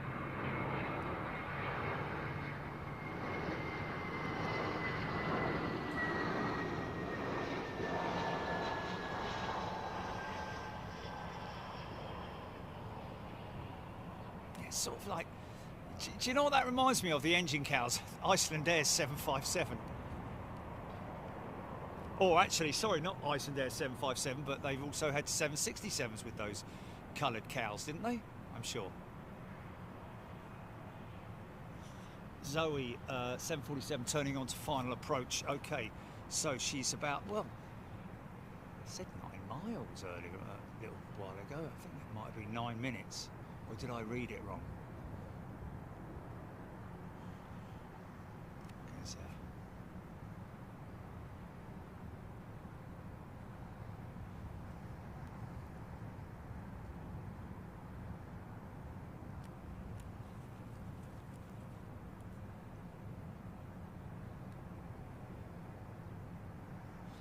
Okay, so I'm guessing now is the time to go and select CX7 on your Flight Radar 24 app. I'm doing it right now.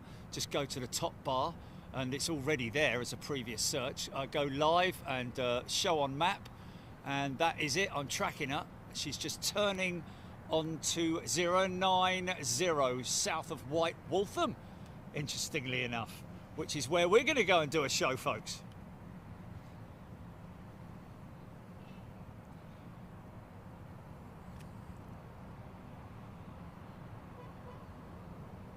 So that will be about 10 mile. That's about a 10-mile final. And there she is. You can clearly see that profile, if I can find it. Okay.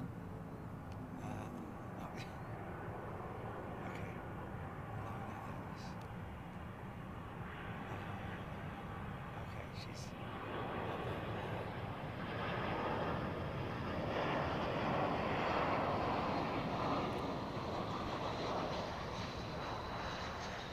You can already see she's full flat, man. Look at that. Mind you, I think she's geared down as well. Look Looks like she's geared down. They usually do that just to bleed off a bit of speed. Remember Screaming Emu saying that it was free drag, as he called it. So rather than having to put the speed brakes out, the flight spoilers, they'll bring the gear down a little bit earlier because that creates a lot of drag, the gear, if they want to bleed the speed off. Bleeding speed. Come on, folks, let's get them to number one. Pop pickers. Good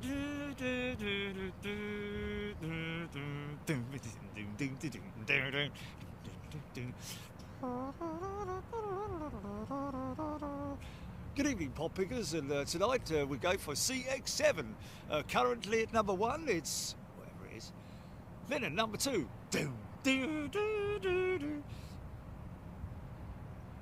is it moving yet? Is it moving? Come on. Usually, she's still number five. She's number two. It's number two, pickpockers.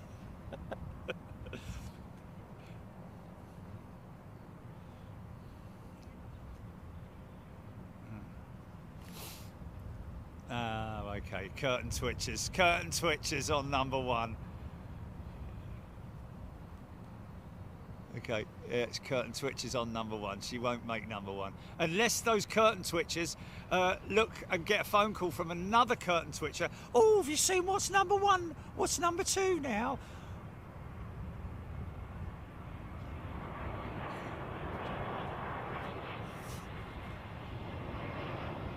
$200 more? Really? Is that all? Oh, come on. Come on. How many is it?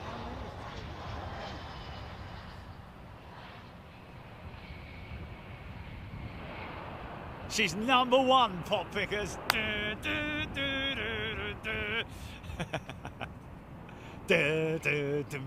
then at number one this week, it's CX7 from DWC.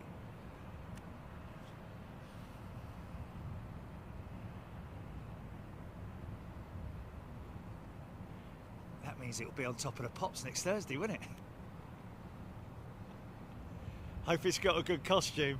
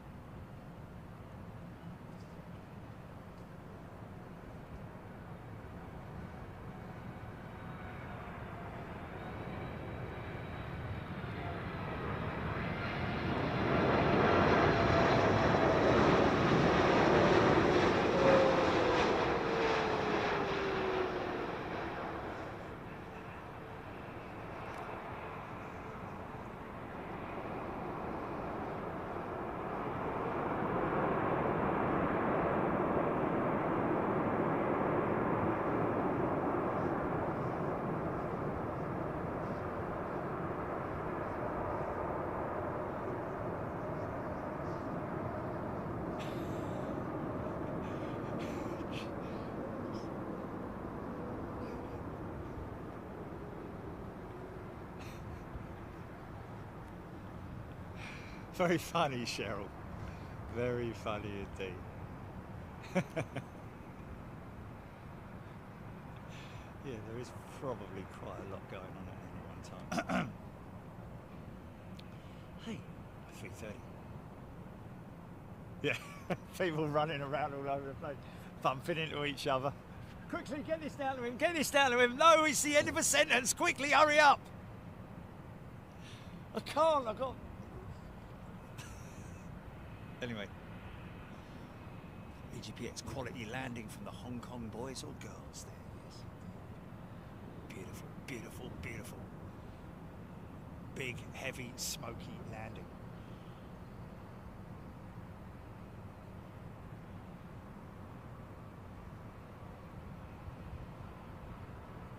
Thank you, Ian. Rwand Air, blimey, this is late, isn't it? She's got the Trent 700s. Overnight her over the other side of the airfield.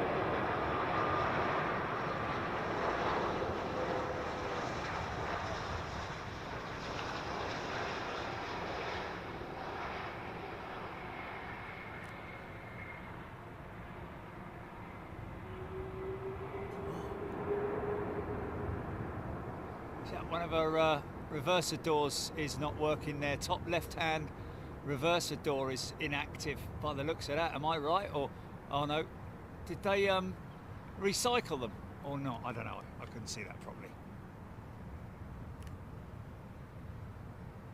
Oh, blimey, it was meant to land at 7 o'clock this morning. Flipping heck. Okay, well, there we go then. 10 hours late, Richard. Yeah, we don't need to see it, get to see it land, do we? I knew it was late, but flipping heck. I guess so, because every time if I do a drive past Heathrow in the morning, on my mid-morning route around Heathrow, I'll tell you what, pardon me.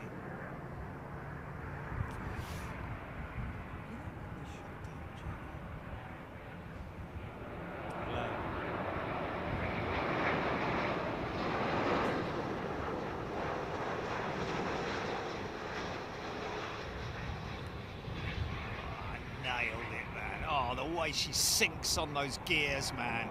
Isn't that beautiful? Those struts taking up all that weight. It's just that beautiful moment of like the transition between being a flying machine and being a vehicle. It's literally that moment, isn't it? When all that weight gets transferred onto the mains and you see the stanchions just sink.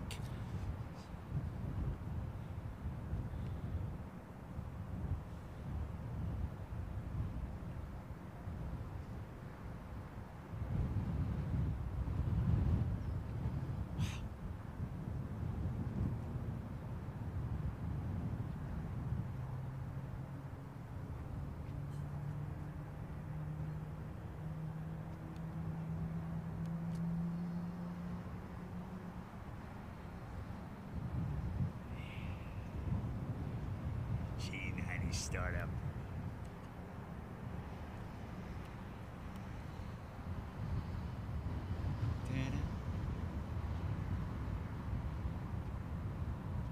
CXM still number 2 star.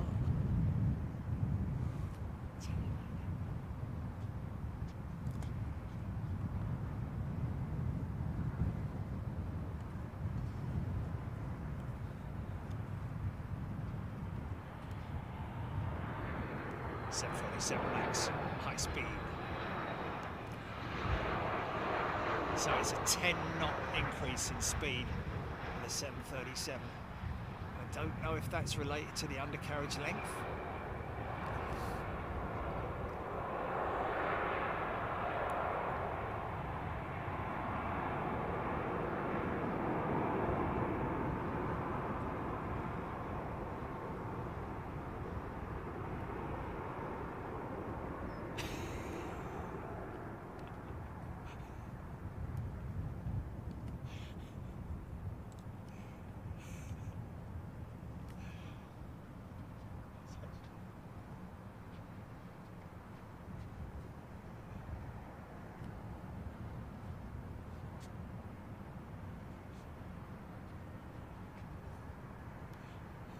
But show me first.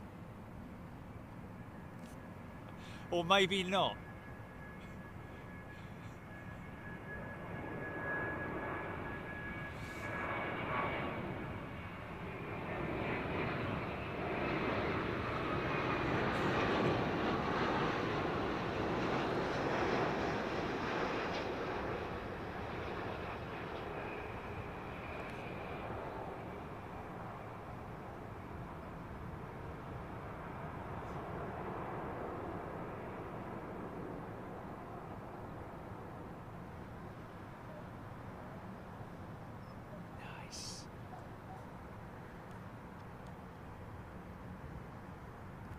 American.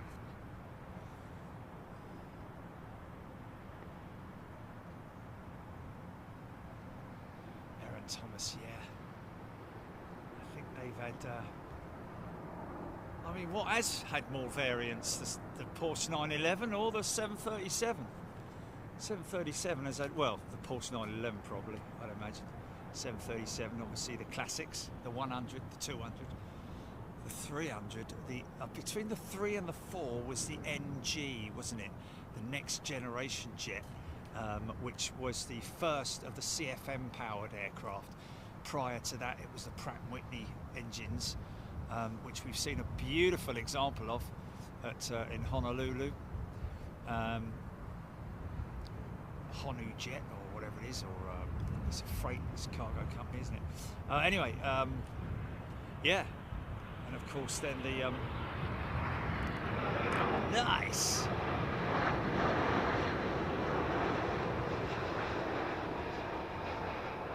Put it afloat.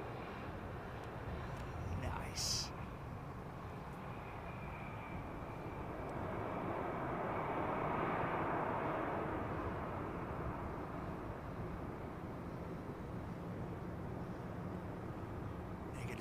See Pinky from here long range, although, you know, they're not even there. She's a ways down there, isn't she? She's I love shots like that, man. It's like a proper TV style shot in it. Love it. Love it. How sexy the front of that thing looks, man. You and your sunglasses, man. Got my sunshades on.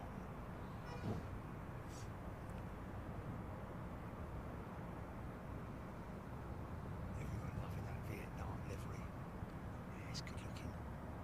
It's it's a, isn't it one of the part of their culture or something with the bird, a specific type of like a heron type bird, is it? Dad saying the livery is brilliant.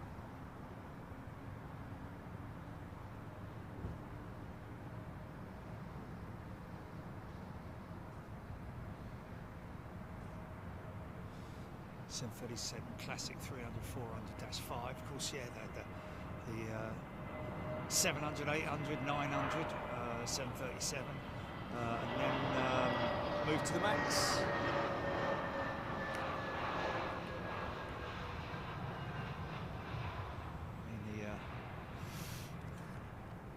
Variants were quite soon after each other, apart from obviously the next generation 737.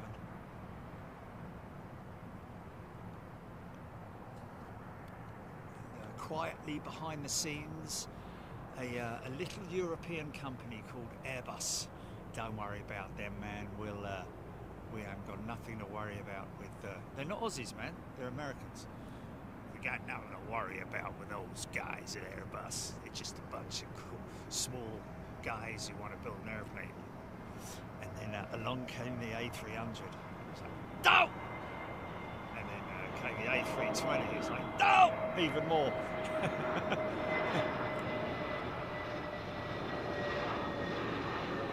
Battle lines were drawn. The battle for air supremacy. The battle of the skies, Airbus versus Boeing. Coming to a cinema near you. Penny Haskins, best livery she's seen in a long time. Awesome. Yes, Brian. Well, MAX 7 as well, don't forget. MAX 7 and 10 is there. Oh, they've dropped the 7, haven't they, I think? Have they dropped the 7? Just concentrating on the 10? I don't really know. I lose track of it sometimes, you know. All this talk of Boeing and Airbus and all the planes that they make. It makes me head go all fuzzy.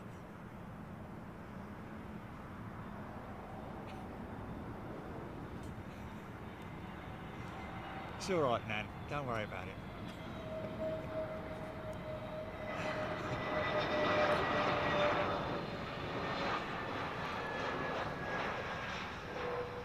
All I remember was flying on a comet. An aeroplane's an aeroplane to me. Okay, all right.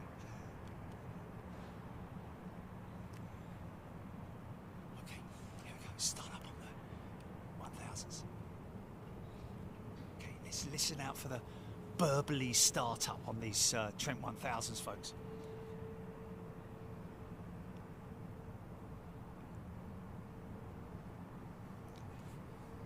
Vipex. Going spotting in a week. Well, if you're coming to Heathrow, are you going to be staying in a hotel? Spotex? I mean, Vipex? Sounds like a...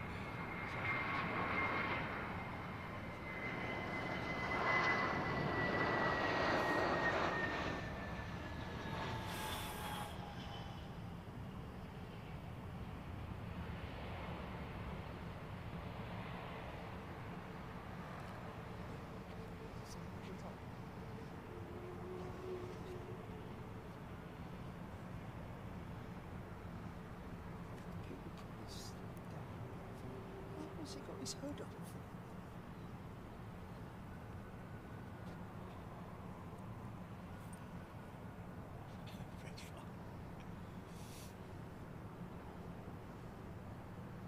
Yeah, anyway, if you're planning on staying anywhere at Vipex, then check out the Thistle Hotel. It says it bottom right hand corner of the screen. I wish people would look, but then again, you just can't. Yeah, bottom right hand side of the screen you'll see Thistle Hotel. If you stay here you get 10% discount on all of your room rate as well as all of your food and your drink and etc, etc. And there is a viewing deck to my right here, a little bit lower down, but it's absolutely fantastic to sit out on. It's a nice wide viewing deck as well, I have to say, compared to other viewing decks that are available. You definitely want to have a look at this one. There it is, it's a start.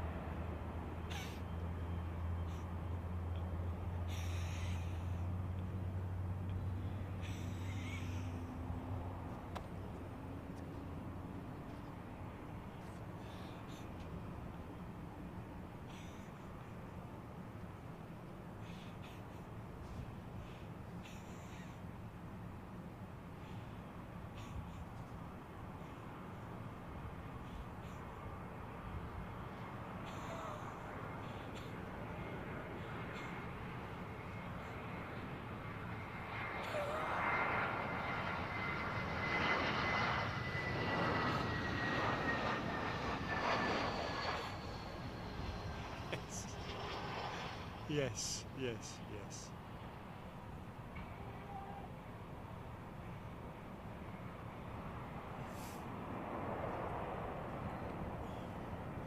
So we believe we have a an excerpt from my brain coming up now.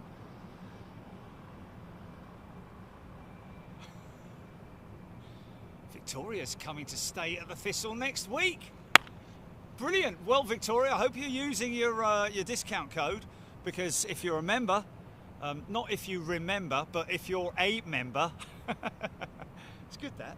But if you're a member, then you get 10% off everything when you stay here. So make sure you book in here, and when you're booking, you just put your code in, which you get on your perks. So go to your membership channel, check your perks out, and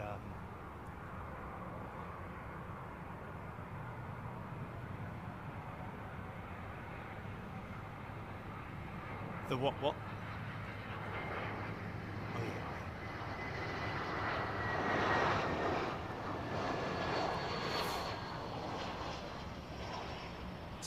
Qatar 359 to Doha. I'll tell you what is going up is that beautiful old 777. I think she's a GE powered United jet. They've got a Pratt & Whitney PW4000 as well as GE90 powered 777s. I think all of their, I think some of their, I think that's a Pratt & Whitney engine, I think. 777-300s, of course, are obviously all GE90 powered jet engines. I think all of their 200 fleet are the Pratt & Whitney 4000s.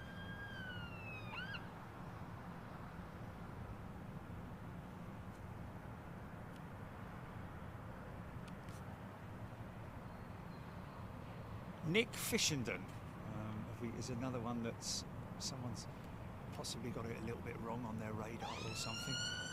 Chile? American, yeah. Think of Philip when simming.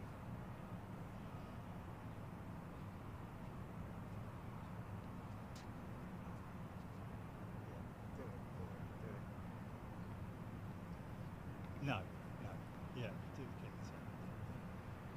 And then I'll have it laminated, just a little one, so it's tiny, so it's like the size of, I can put it in my wallet almost, I can put it in my wallet. And then I can put it on the dash of my van in front of me when I'm simming.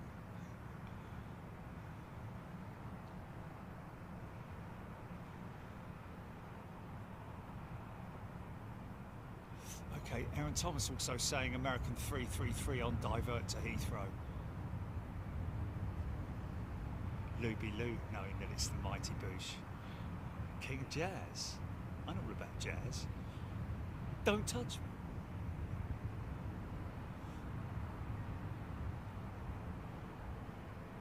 me.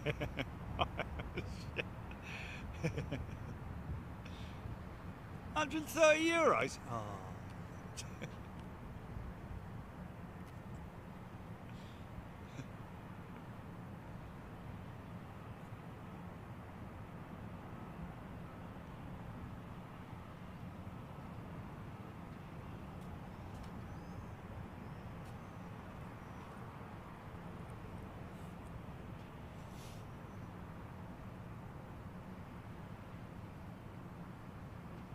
He's got a cold. He's got a cold. I don't know. I'm sure that was done for Red Nose Day or something. What? London to Toulouse? What's that now?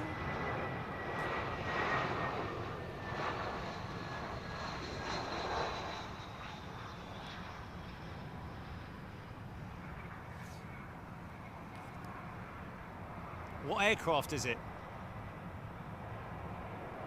Oh, okay.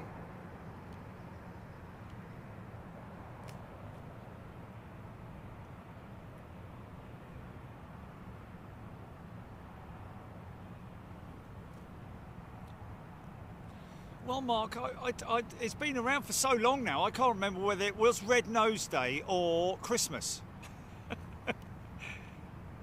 Oh, it was done for Red Nose Day, right, okay. Because they did another one, didn't they, a while ago? Another one a while back.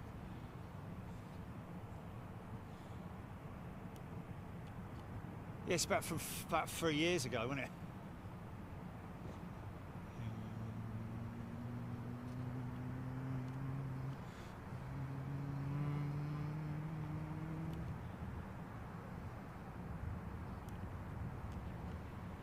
Okay, we've got an American jet definitely diverting to Heathrow. What's her current position, GP? What shall I... Okay, what is it? American AAL333, isn't it?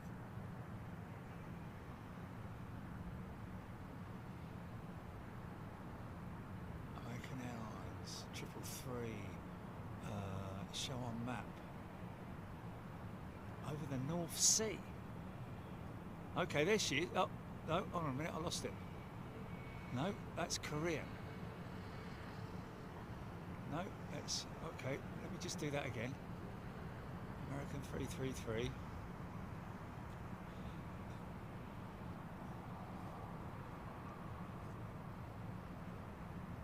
Oh, there she is. I got her. Yeah, I got her.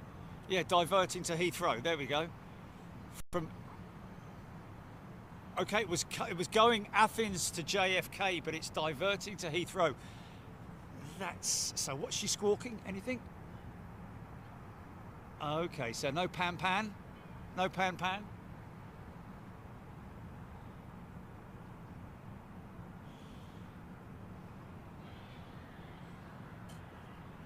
Yeah, American have got crews here, so that could be engine related, because they take care of it. Yeah, well, we'll see what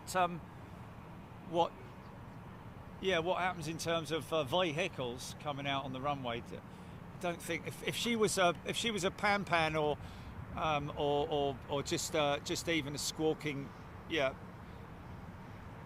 with a potential sort of like,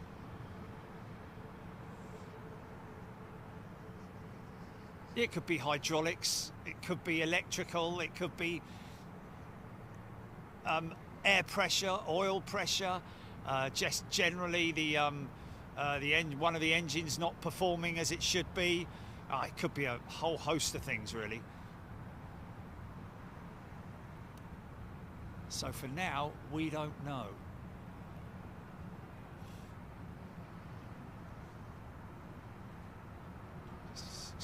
Screenshot from Flight Radar 24.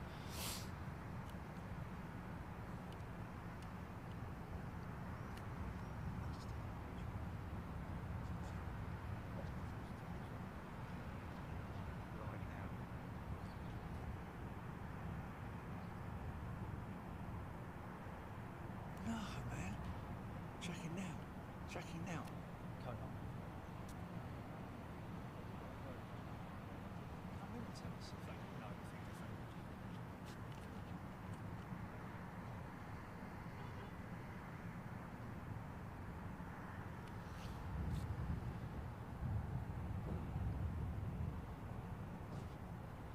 Or just even title it emergency divert. No, it's not an emergency, is it? Just divert, yeah. Or just tracking now. 333.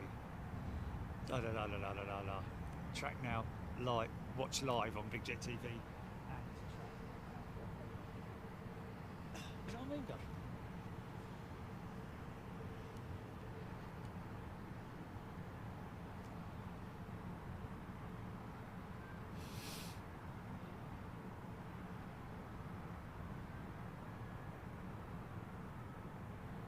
Yeah, you don't want to. He's right. You know, you don't want to risk anything over the Atlantic, especially if it's something that's going to, you know, increase wear and tear. But you know, like he says, a minor technical issue. It's just come up on the panel. That's unrelated. That's road based. We do have one of the. Oh, it's 10 again. It's leader 10 or whatever it is. He is. She is. They are.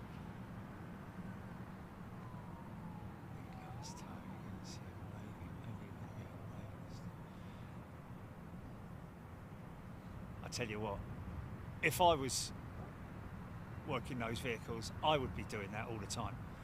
I'd always be available, always on hand, wherever I am on the airfield, but I would love to position myself in places like that. What a job. What a job, man.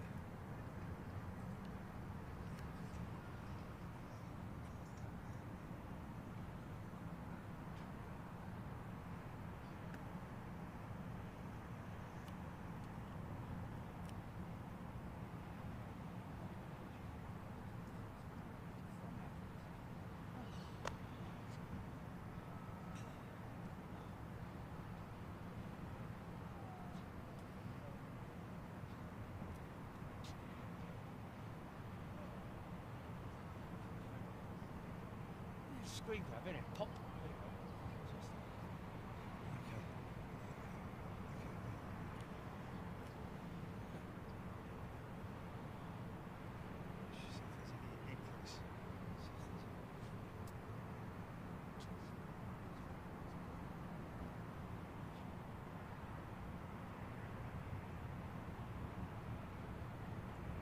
Claire Jallant, almost a pinky runway inspector. JB part-time, yeah. Well, I would be, if somebody, one of the Heathrow-based operators offered me the job, free of pay, free of charge, by the way. I wouldn't charge anything for it. But if they could get me, I mean, no, I wouldn't do it now. Wouldn't have time. But you know, what a job to be content generator for a major operator, going out on the airfield, taking pictures of planes and the people, the staff who are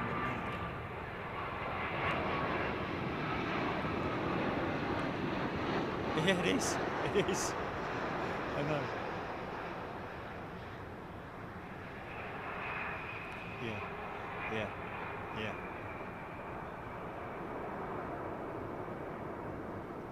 I think most people appreciate that, don't they? Or is it?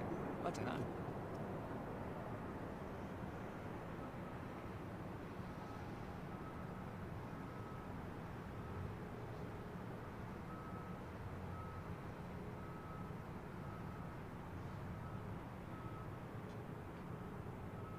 Jordan and Iberia don't fly to BHX anymore.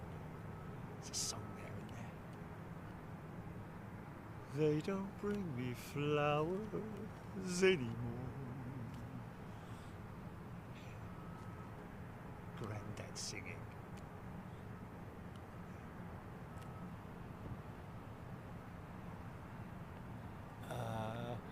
Good question, good question. Diversion could possibly, surprised it hasn't dumped fuel over the channel. It hasn't been in any holding pattern at all, is it? She is going to land heavy, but they've obviously made the calculations and they're happy with the length of the runway here. It's 12,000 feet thereabouts.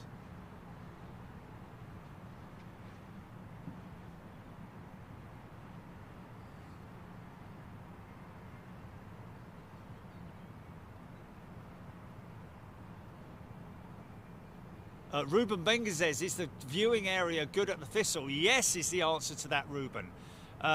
You more or less get the same shot that I get here. Obviously, we've got these trees in front of us on the lower deck. However, you still get this view, and if you're filming it or photographing it, you'll get great shots here because they're above the trees, obviously, right at that point, right the way through and down to here, so you get a great shot of them, and you can follow them as well. You can follow them down to probably about, well, I remember when we used to film here way back in the day from the lower deck, and I used to pick them up around about here on departures. I remember that 747s going out.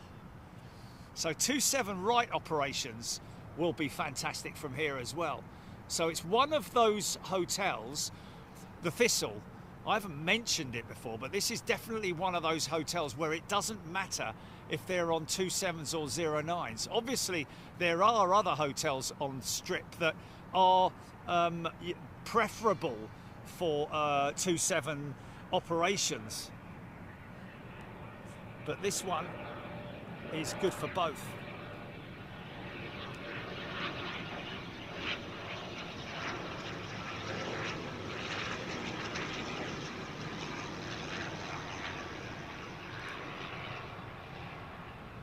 He's long, but he's all right. That's a very capable aeroplane, able to land on very short runways and strips.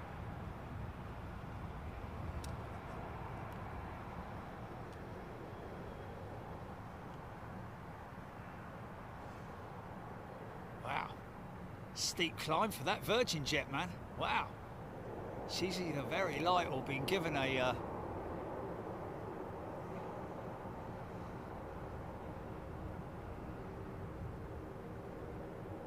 Scotland's finest HGC.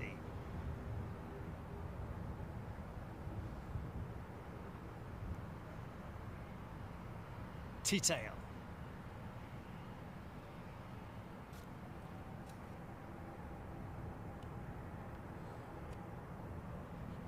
Red nose still doing the rounds. Okay, we're hearing potentially, according to a reliable source, possible medical emergency. So that's, yeah.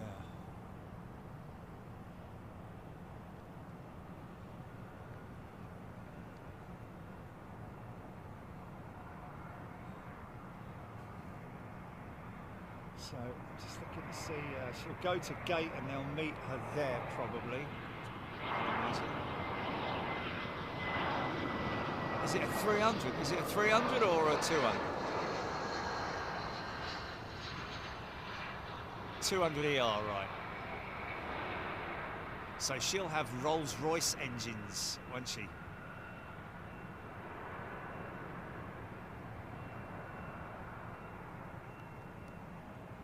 go, yeah, there's 100 already.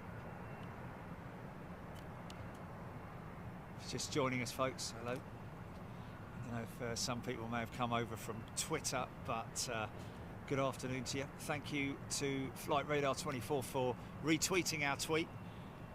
Tweet. Oh,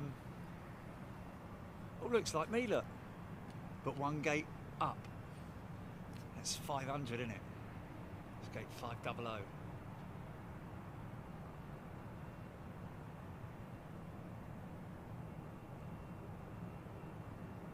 Red nose is going in there. Yeah. Dave, it is preferable if you're coming up here, use the services of the hotel. You know, have a meal, buy some drinks, do the right thing, and sort of like, it does sort of like aggravate me a little bit when people just use it for their own good. You know, Barney being a human, that's him, isn't it? He's a new member. Welcome, Barney. That's Dan from earlier on. Dan! Young lad, hoping to become a pilot one day.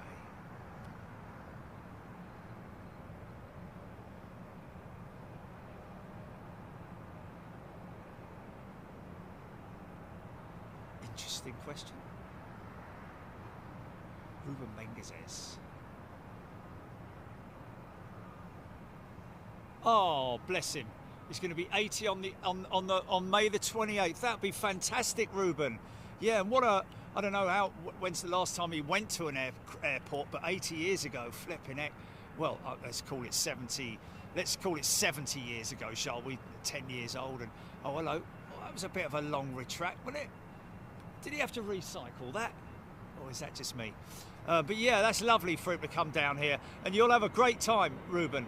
And like I say, if you're coming down here especially, or anybody else for that matter, you kind of want to make sure that you book a hotel where, if they're on 09 operations, you are going to benefit from it. Because this hotel, obviously, as a guest, you can sit out on the... If you look, I can't show you, but you can see first of all, the length of the deck. You can see the overhead lighting there. See how long it is, and look how wide it is as well. So you look how wide this area is here. That's how long and wide the deck is. So it's got a lot of room for everybody. So definitely, if you're coming, the great thing is that it doesn't matter if you pre-book it now and you're coming in July or something, for example. At least you know it doesn't matter what operations are. And nothing worse than booking a hotel and then finding out the operations aren't in your favour. I'm not going to mention the other ones because we obviously go to them, but we have the luxury of being able to shift ourselves around the airfield to all the different locations that we've got. So I can only obviously suggest the way I see it. Of course, the Hilton Garden Inn, other end of the field as well, is a great spot for departures and arrivals. 9 departures, and as I've mentioned before, and 27 arrivals as well. 27 departures as well, within walking distance of Hatton Cross. And but really, the great thing is when you're here, you literally, all you got to do is get out of your room. Well, not get out, like, you know, it's not boarded up or anything. Come out of your room, go up to the breakfast bar, which is massive as well. You're not all crammed in there. They do a great breakfast in there as well. There's a bar there with a massive TV screen.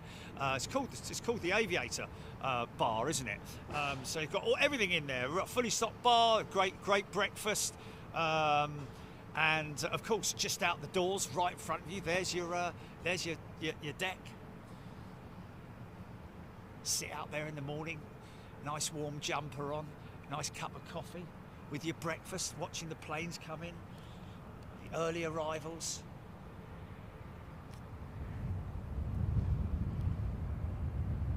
CG Hill wings on the 195C seam, so the E2 jet, sorry, CG Hill. Fire services standing by, Martin's saying.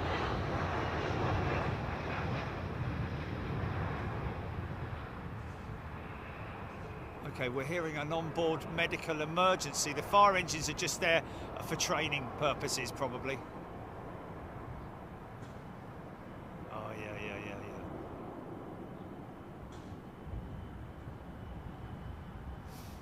Okay. Yeah, fire services are standing by, folks, but it is now confirmed as a medical emergency. They may bring her in on the southern runway, you never know. We'll see by the traffic and how it, if it alters in any way. Where is she right now? Anybody want to let me know? Is a medical divert. Unfortunately, Penny, well, that will be the case. Somebody will be unwell. That's why they're diverting. But let's wish them the best. And I'm sure that the reason for that divert is to get them as quickly to medical care as quickly as they can. She's over Edgware, which means that she's over, that's north, isn't it? So here are your medical vehicles now starting to come out.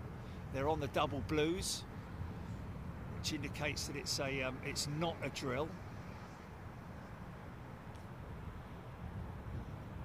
Dorset Aviator, North London.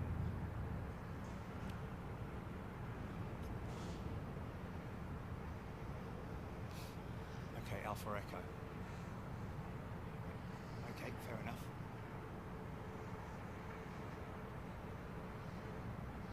Okay, all right.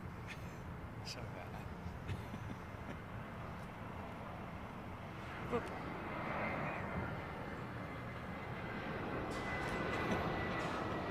Not training.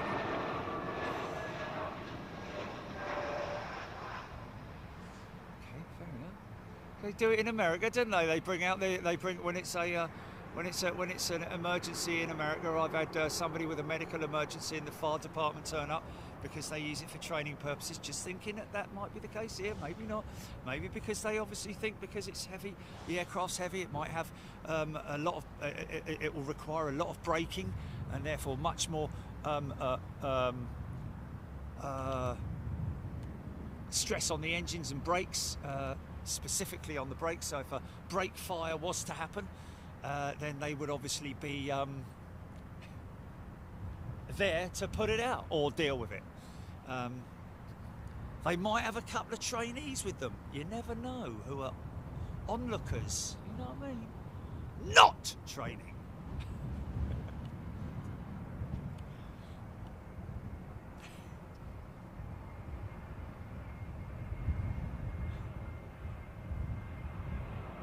Edgware. Odd nose. Being at a milk bar. Yeah, of course you can. Well, it's the overall cost, isn't it? Yeah, but it's the overall cost, mate. Yeah. Yeah, but if they do, they do, whatever. If they do, they do, whatever. But no, I mean, you can use it for your family, but not family and friends.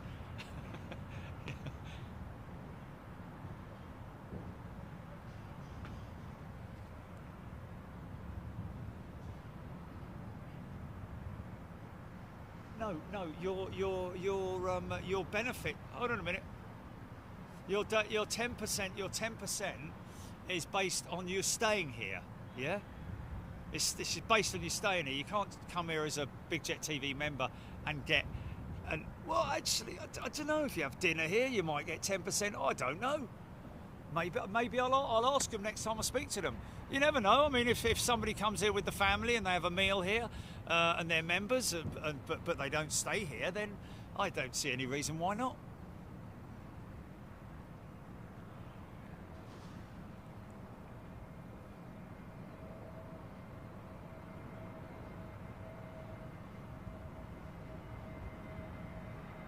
What's that?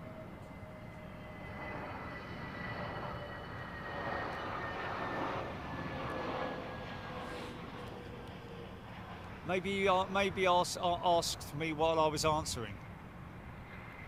Again, Oh, okay. Okay, well, hopefully he heard that time.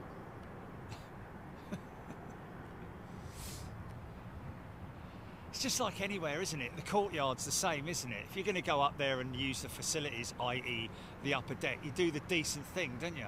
You have to have a meal there. You have to have a minimum spend of 30 quid up there, apparently, etc., etc. Yeah. You can't just come here to use the balcony and not make a purchase. You're going to get seen, asked, and then if you refuse to buy anything, or not so much refuse, but like if they say, you know, are you staying here? No, I'm not. Are you having anything to eat or drink? No. Well, then can we ask you to leave, if that's all right? Because there's other people here who are paying customers, you know, etc., etc. Anyway, whatever. It's the decent thing again. It's attitude, isn't it? And having a respect for people's property and the fact that it's theirs and they have to pay for it, and you can't just not pride. It's not like, you know, an open field.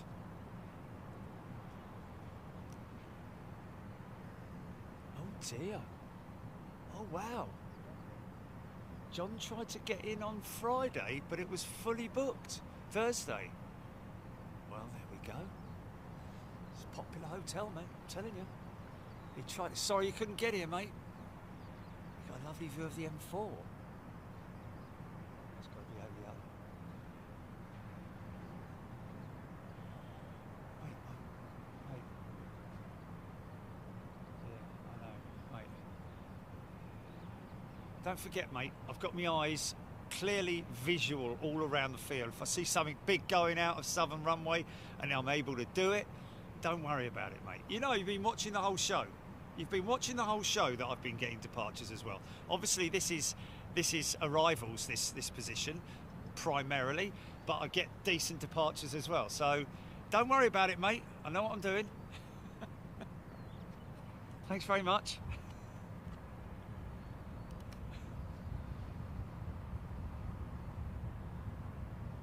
It is polite, isn't it? It's just polite.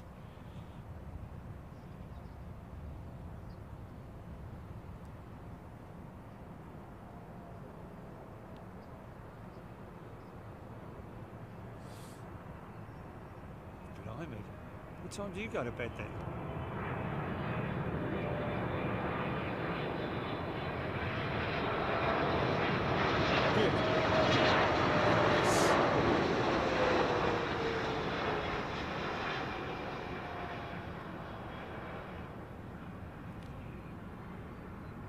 Nice.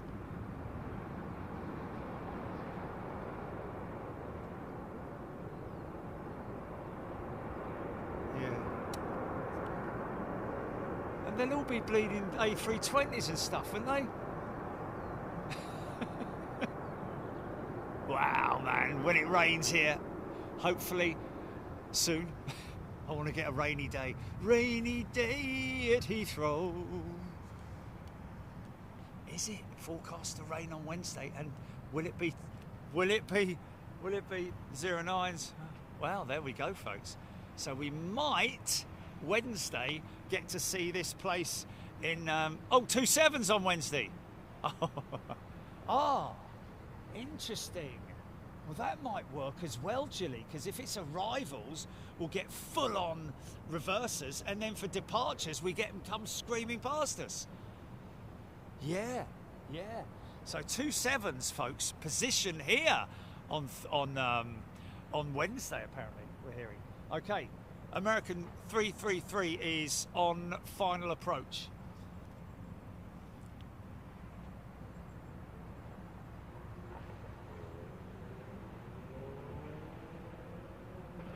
BEA from Geneva, Aaron Thomas. This is BEA, folks, our little retro jet.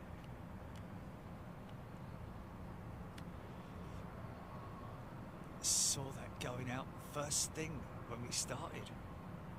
I think this is it anyway. Maybe not, maybe it's... No, this is it. This is her, yeah. Our own retro jet.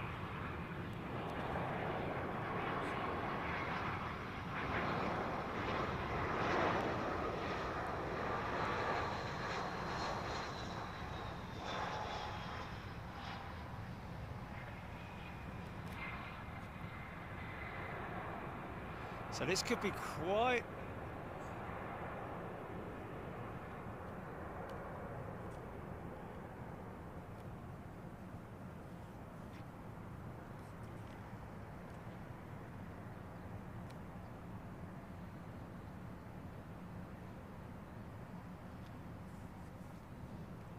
Oh, well, there we go then. Yeah, we will be.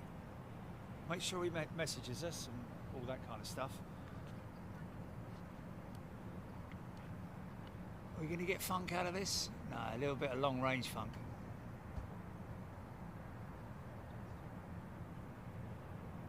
Ah, okay, Michael G. Kelly, yeah?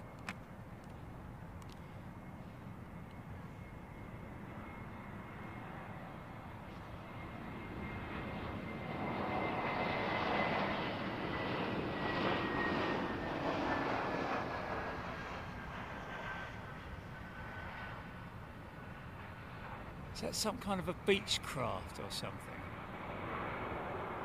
Oh, him, yeah. Yeah, okay. Leonard Beach, hello Leonard. He sent a channel membership. I've got your envelope in the van, Leonard. Don't worry, I'll be sending it out tomorrow. Thanks, mate.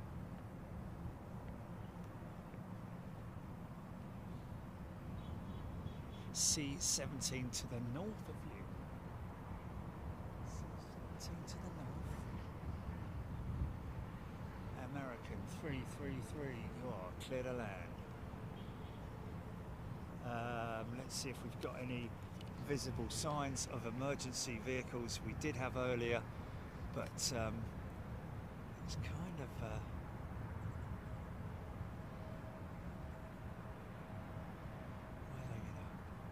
take her to, I wonder. Sort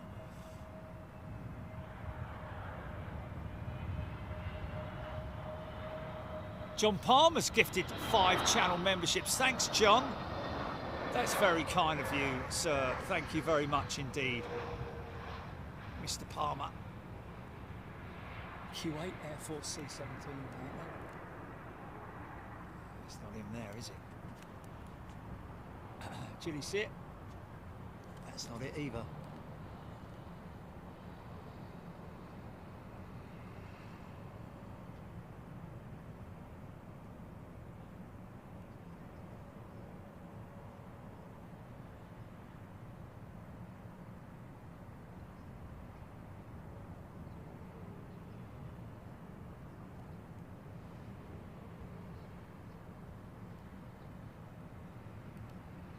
What's that? What are we talking about here? Yeah, right. Yes. Yeah.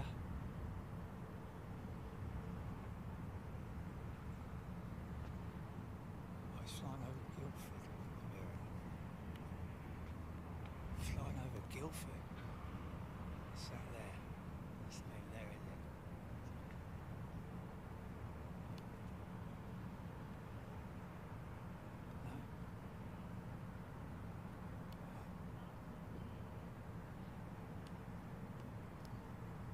Okay, it's going to be a long rollout, apparently. Well, no, a long rollout because of the fuel that's on board it, mate. Oh, they're going to hold her all the way down there, aren't they? They're going to hold her all the way down there.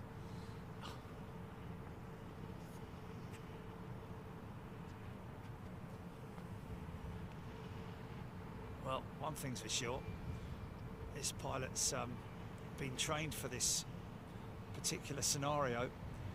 Going to get straight on the brakes. Clean Car Clinic has gifted a channel membership. Thank you, Clean Car Clinic. And I'm guessing that they'll hold other arrivals until they've confirmed that this aircraft's able to get off the runway. But like he says, it's going to be a long rollout to minimise the pressure on the brakes. Go full on the reversers, I'm guessing. She's got a lot of fuel on board. Try and make the earliest part of the runway as possible. We've got an ops vehicle standing by to follow up.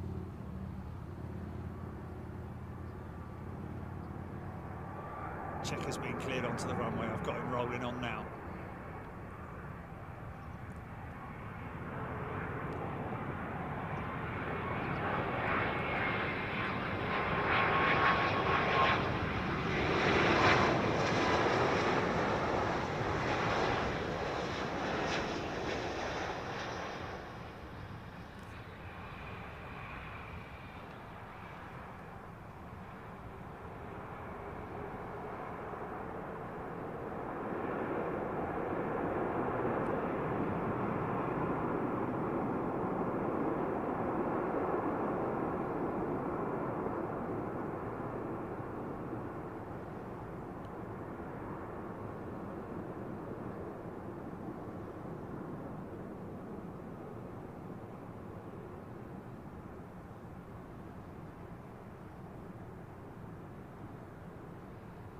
Joanna, yes, is basically the answer to that. Indeed, it is a long rollout. Basically means it's going to take a lot of runway because, like I said, it's heavy. The aircraft's heavy. Still got all its fuel to take it across the Atlantic. So nothing on approach at the moment. And he did nail it, or she nailed it.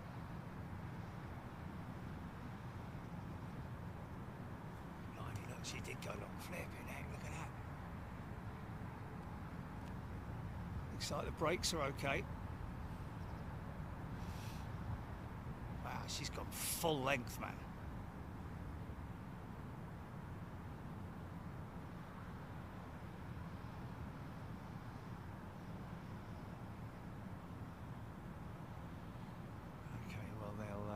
Get her off the runway, that's for sure, I would imagine. Yeah, there she is.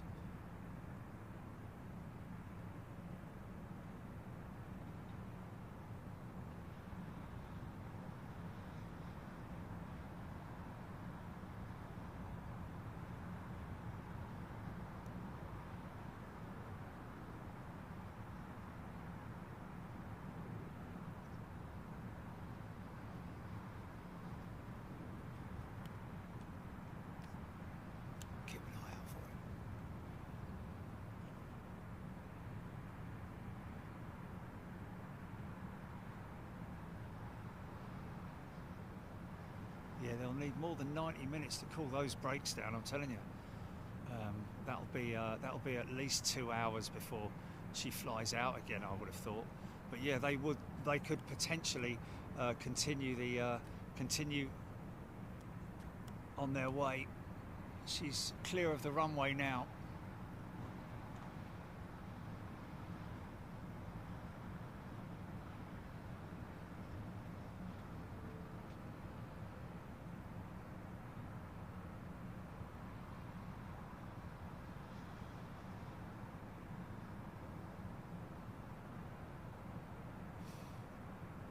Brian Stewart, generally not so much the flight crew but the cabin crew, unless that's what you mean.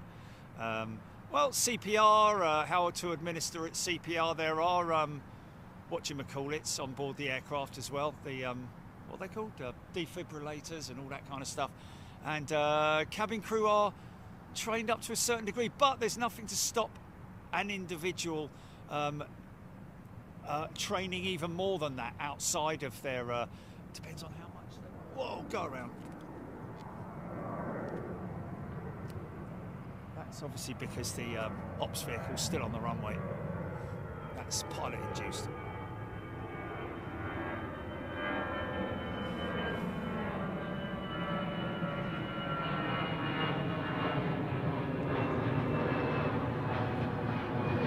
It's obviously far more, even with a long rollout like that, even with a long rollout like that, the aircraft brakes will still take an excessive pounding because of all that extra weight of fuel. Remember that aircraft is probably what? From here to New York, she's going to burn what, 60 tons? I would have thought at least. Maybe a bit less than that. So she's very, very heavy. But you're right, they've taken maximum runway length, full runway length, purely so that they can minimise, not so much minimise, but reduce the amount of stress on the brakes. Not so much the engines can take it. Right behind the post, look at that.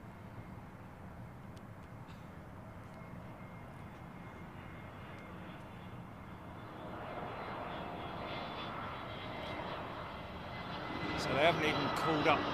They haven't called up a. They haven't even called up the fire for an inspection, a visual inspection of the brakes, because obviously the displays on the aircraft, the panels on the aircraft will show brake temperatures, and they would have gone up into the orange, I would imagine, but. I don't think these Boeing jets have brake fans on them. If that was an Airbus, they would potentially have them if they were fitted as an optional extra. But in normal circumstances, you'd want at least 90 minutes to allow the brakes to cool on a large jet with a normal landing. But in that particular instance, I'd say they'd probably add on at least 40 minutes for that. There's Seung Kyung Lee while he's asleep.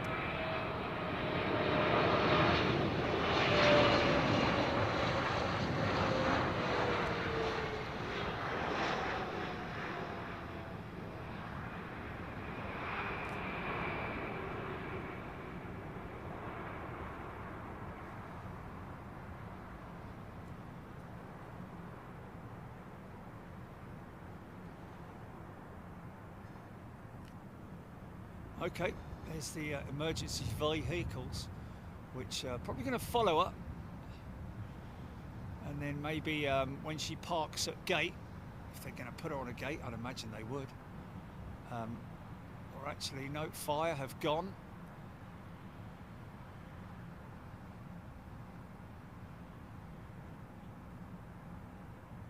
So she might, you know, she might come all the way down to the cul-de-sac.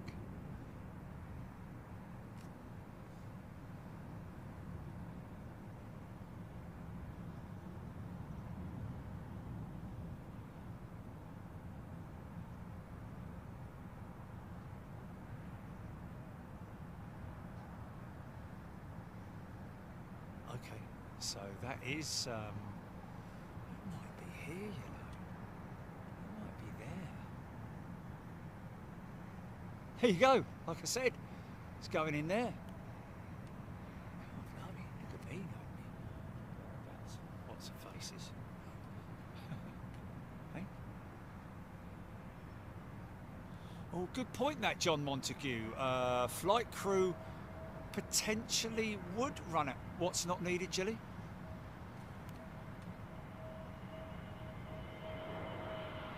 I think they'll probably park one up at stand 340 just to maybe... No, he's heading back to the other fire station, which is... That's the other fire station there. Yeah, fire not required, so... I think that's an ambulance waiting there. Or is that a fire unit? Looks like a fire unit. Or is that an ambulance? Might be an ambulance. Kind of looks like a half and half, doesn't it?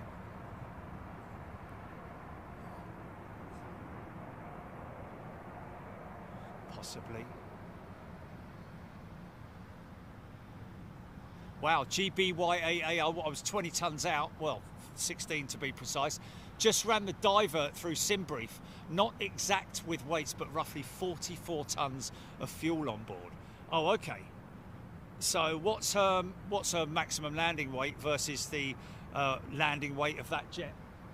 Because that 44 tonnes would have got her to New York, and you'd want a sort of like contingency of what, 8 tonnes maybe? I don't know, 10 tonnes?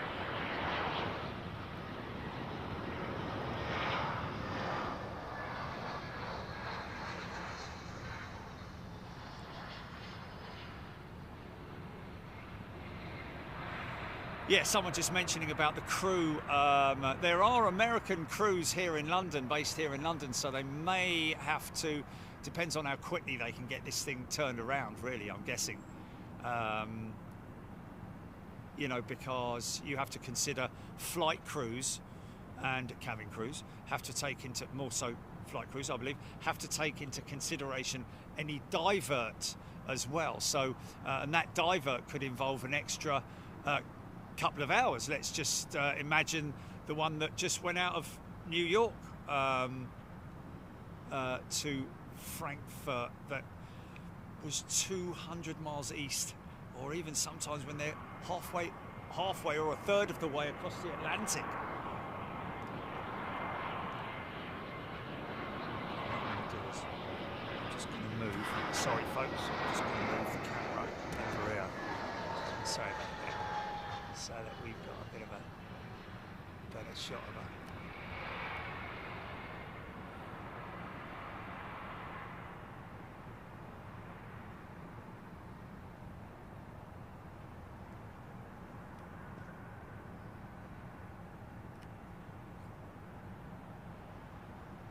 Cool, we are a nosy bunch, aren't we, eh?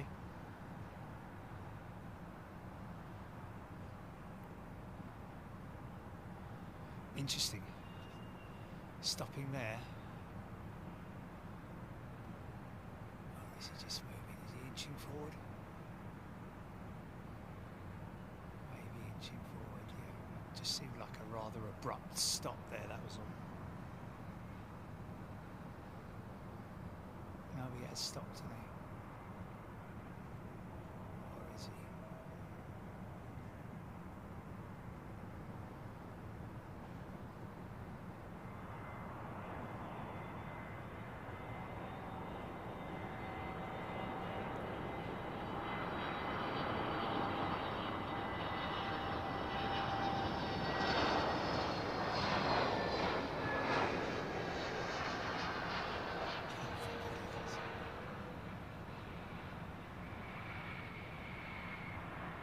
Know what you mean, Andy. I know what you mean.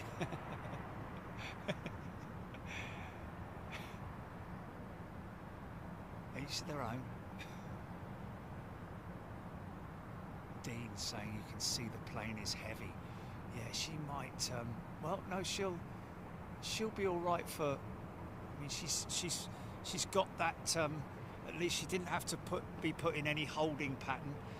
She came straight in, so it's kind of like en route, if you know what I mean.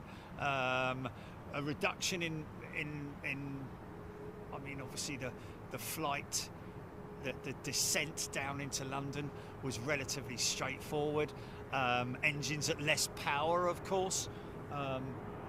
So in terms of fuel burn, I think she'll be fine.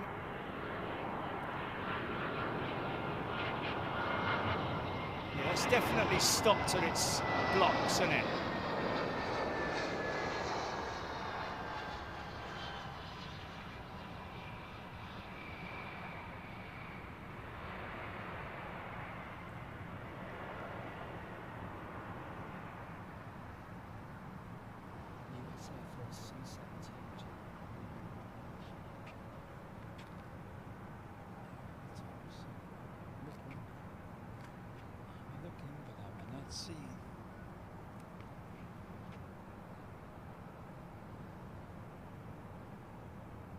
Someone had the fish, Mars Eye. China B. The fire vehicles were deployed because of you know, the aircraft was heavy, and therefore she could have had a brake fire, as an example. She may have had a brake fire. You never know. They just have to do it as a precaution more than anything else.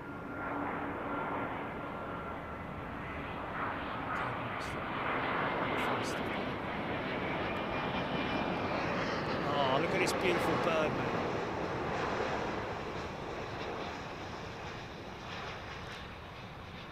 Yeah.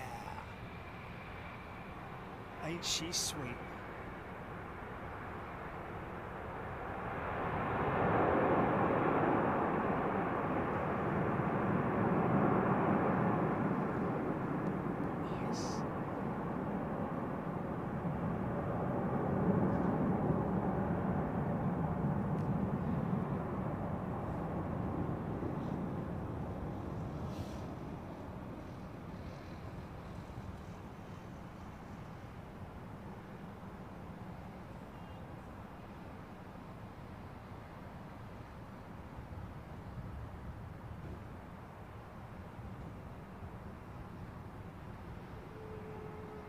Dave Earl. Going to phone to see if he can book a meal for Sunday afternoon. What's that, at the Thistle? Fantastic, Davy Dog.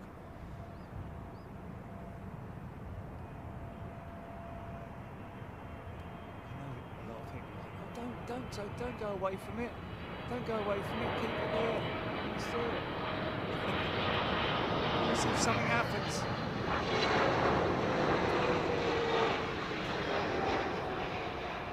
Nice. Wheelie King.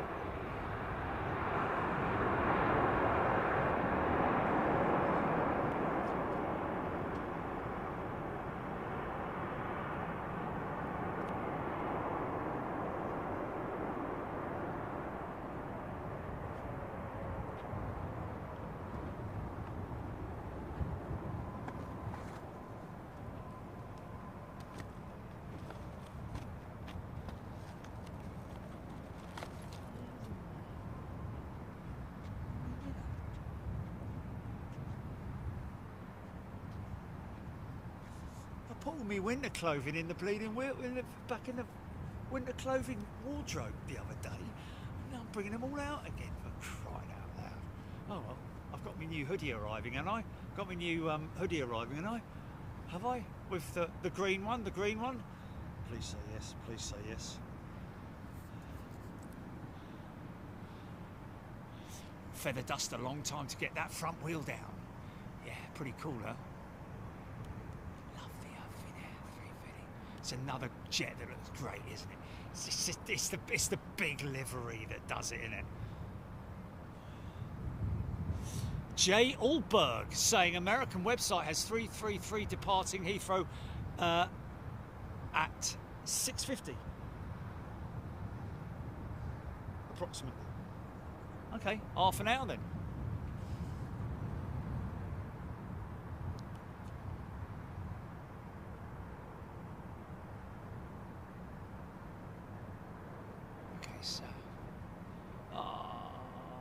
I didn't, because I didn't think I'd need it. Oh. Yeah, that's flimsy though. Yeah.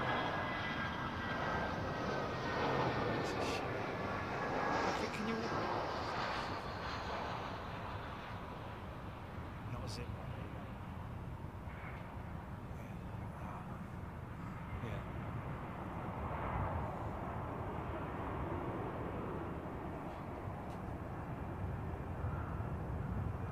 Just big jet.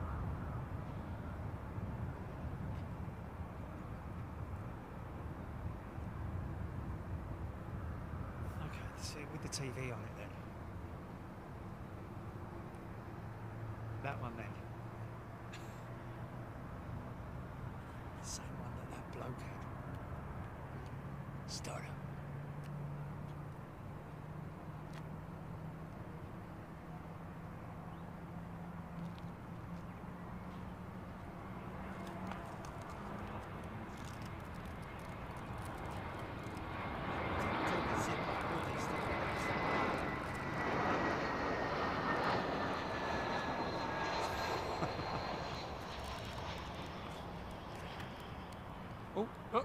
Oh. Canadian 787 with gear issue. Well, not gear issue, but wheel issue, I'm guessing. One of the electrical systems to break that wheel. Oh, for God's sake.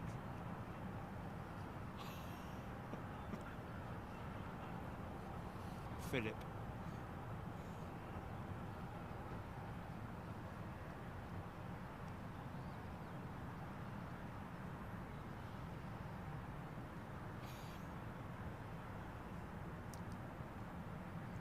I'll have to get a bit of blue tack and put it on the camera here.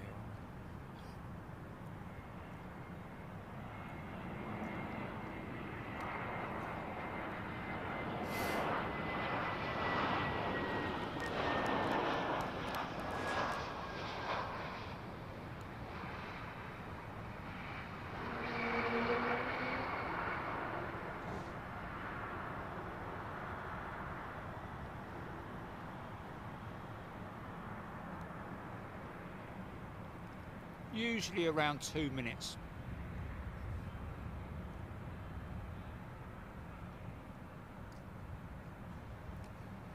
A dirty configuration. Yeah, yeah. You dirty old configuration. Hey, hey.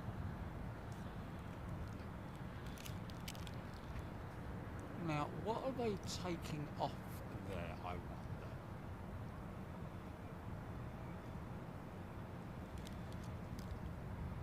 Could it be crew bags? I doubt it.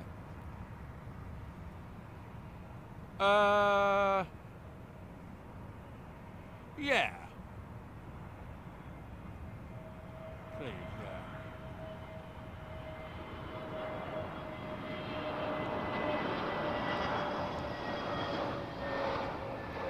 Dean, Air Canada will come back in gear issues. Are you presuming that, or are you assuming it, or do you know that for sure? Have you heard them radio the tower requesting a return, or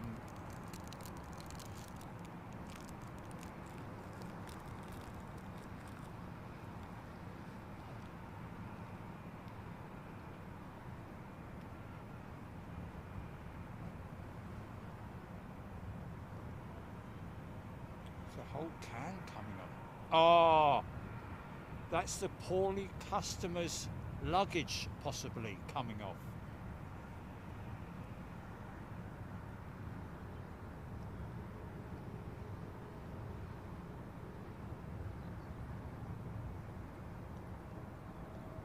Wow, cleared all those stands, haven't they? Look at that.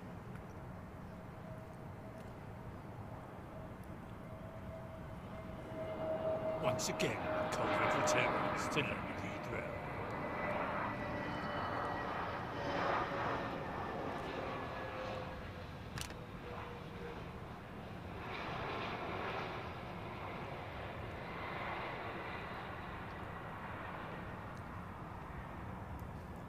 Michael M saying Air Canada is gear up. Just saw it passing over Wembley. There we go.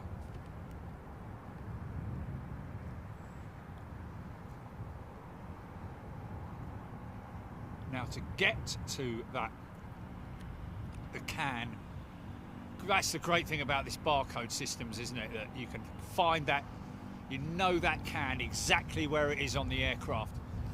And I bet you it's buried deep in there.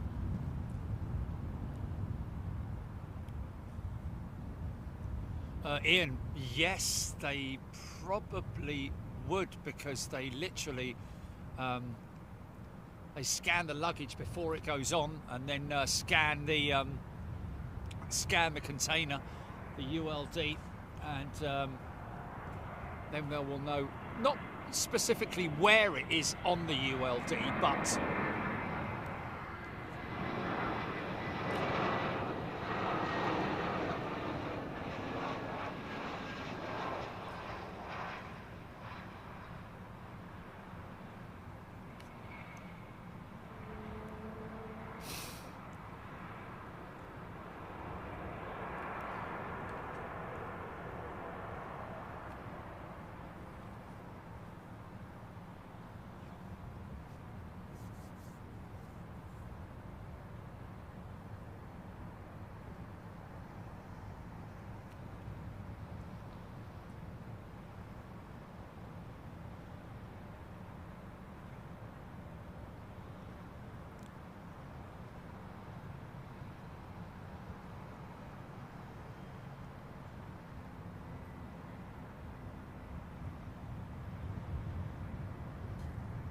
that's heavy going out there. Yeah, look at the speed it's got. I love these shots.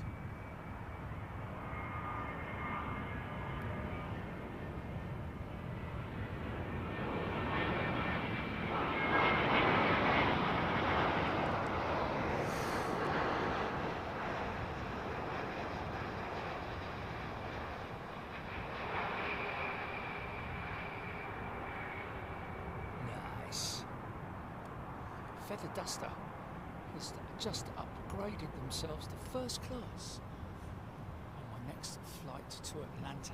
Don't tell my husband.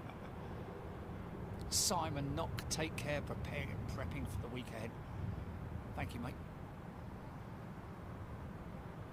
Michael K, 71 months for him. Wow.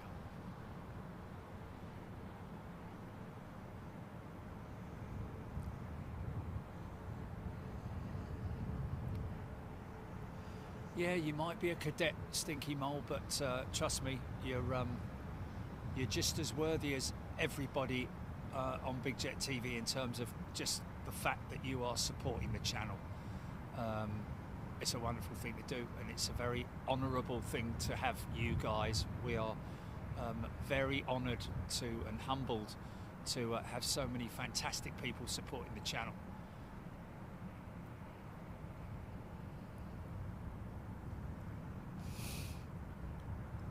Jay Allberg saying 747 just to the west overhead.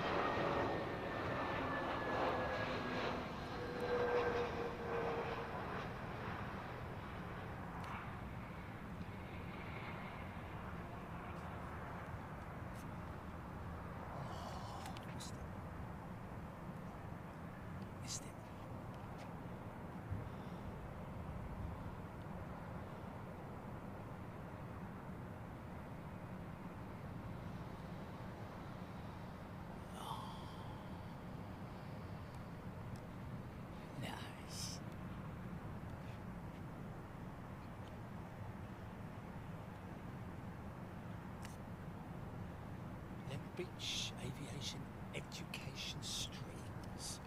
Yeah, well, we all educate each other, don't we? It's fantastic to have such a knowledgeable group of people, but you know, but we're all learning from each other.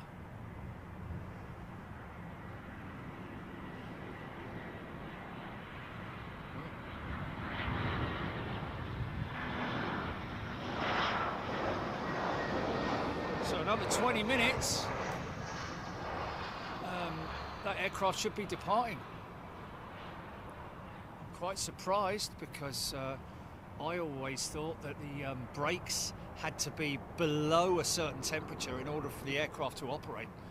And I would imagine that those brakes are still bloody hot.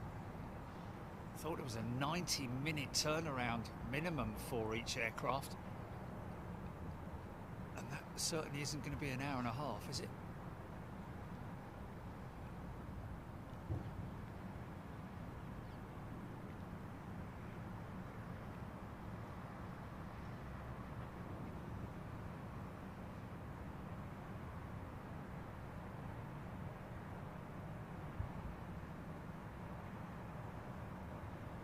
Trisha's been a member for 84 years.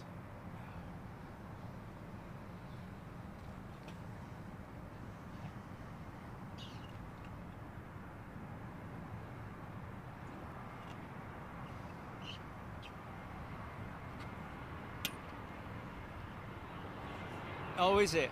Oh, okay, okay. Tony McCall, I would imagine that they will probably, well, I don't know, have they, you know, what's the total turnaround time of this aircraft? Because how long ago did it come in? How long ago did that 777 land? Or what time? Yeah, Chris Carey has gifted a channel membership. Thank you, Chris.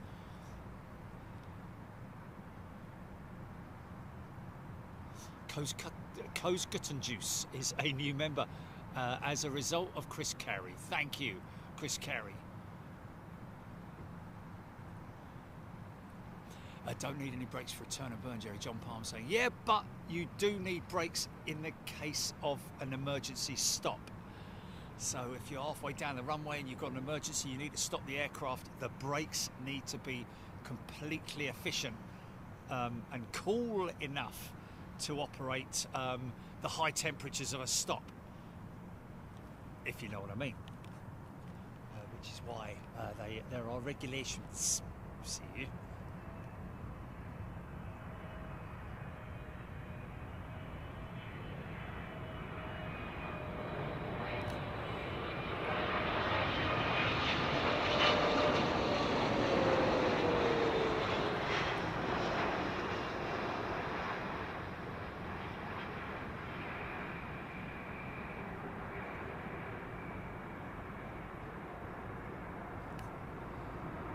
So she only landed 31 minutes ago. So she needs at least another hour. Well, I mean, that's what I'm led to believe.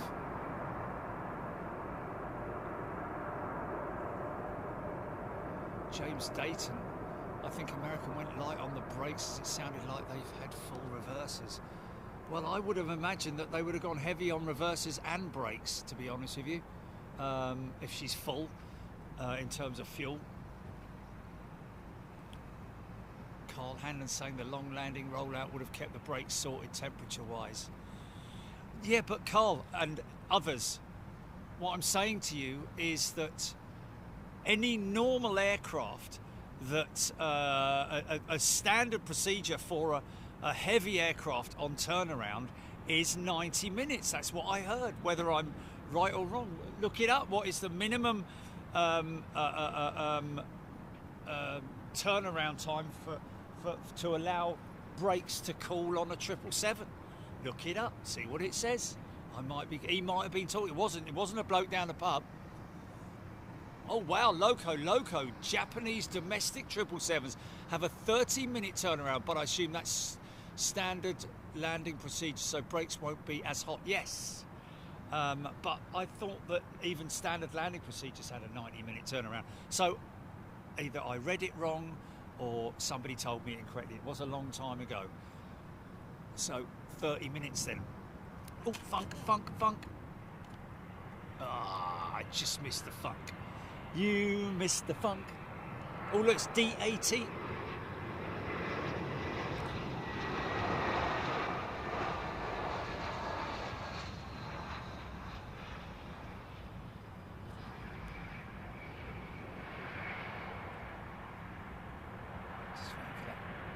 Oh look, they're doing the toilets while they're at it.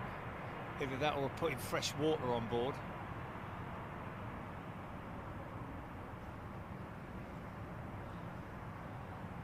Get jet, Aaron Thomas saying, it's not that.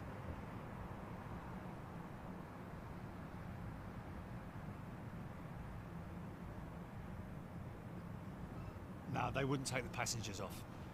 That would be a nightmare, trying to get them all back again. No.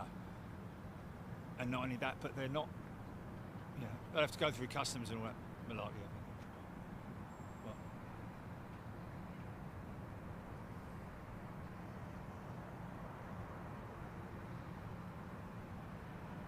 Oh, really? Oh dear, what does it say then? Oh, I missed the... so I missed the nothing. That's hilarious. Oh, YouTube thought I swearied.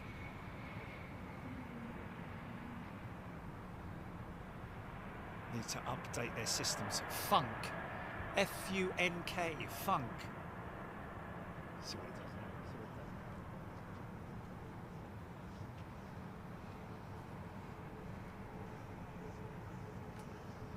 Come on, YouTube, sort your funk out.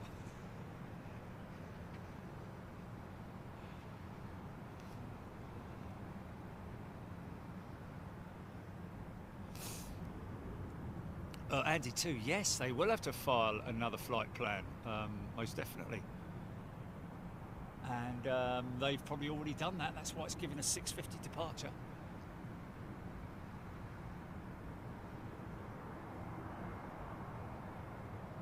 Oh, okay. It says F-U-N-K on it, does it? Oh, brilliant.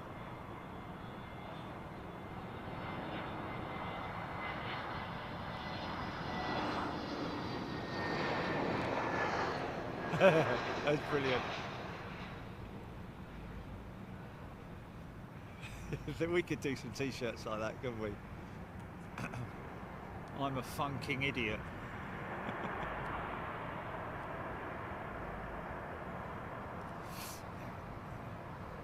So don't need to put any fuel on them,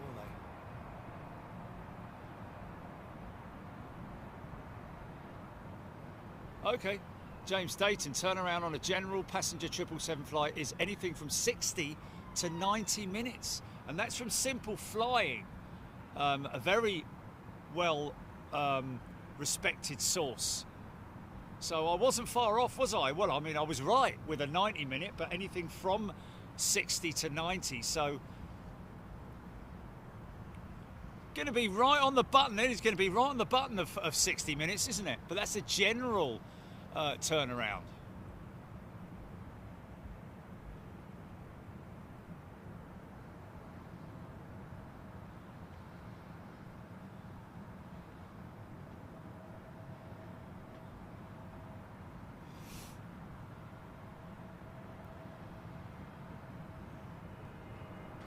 Yeah, because people, if you did put it on a t-shirt, Julie, you get a lot of people double taking you what's on your shirt, wouldn't they? You could have I'm with this funky idiot.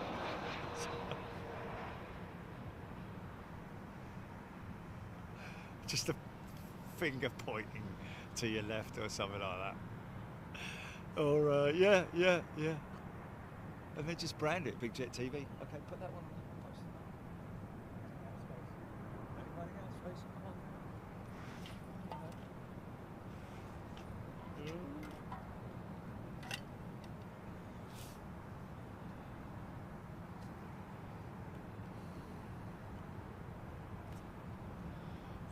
on. Funniest thing ever was when I told Johnny to put something in an envelope and send it to someone, and he wrote the address on the wrong side and put the stamp on the other side. It was like, wow, fair play to him, bless him.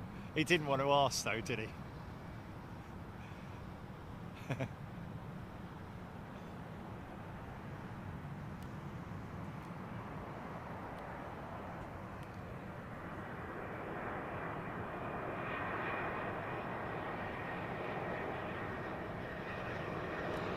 $220.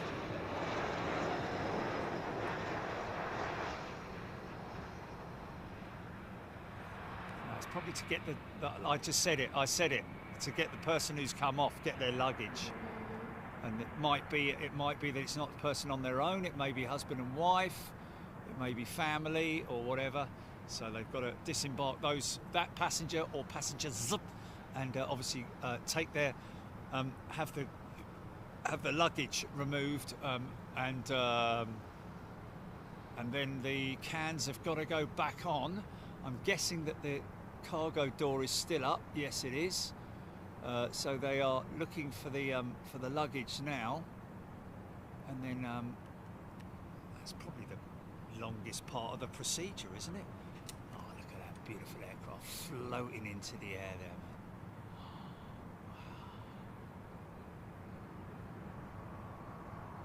Yes. Oh, Chile. Sorry, that's what I'm talking about with a funky shot, man. Get the funk out of here, man.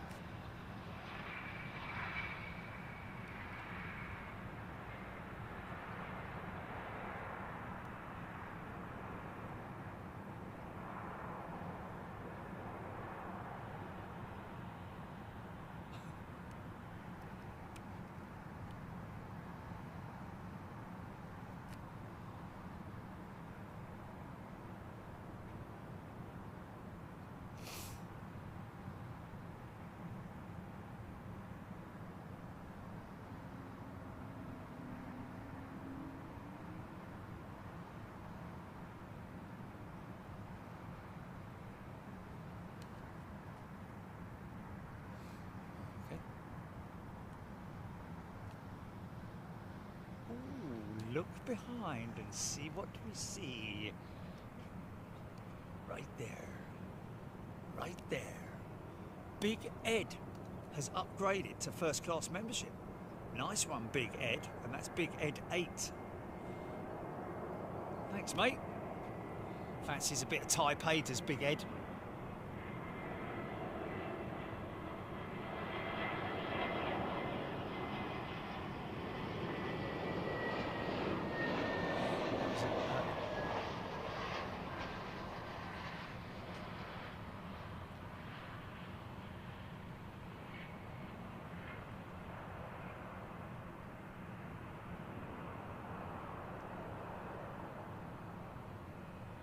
Mark 1972, it's just a very clever system of YouTube, isn't it?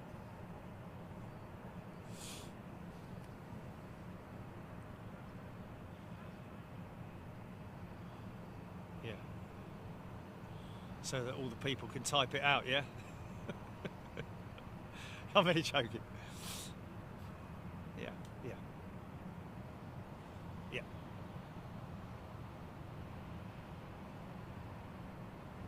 Lisa, I doubt the crew would get overtime.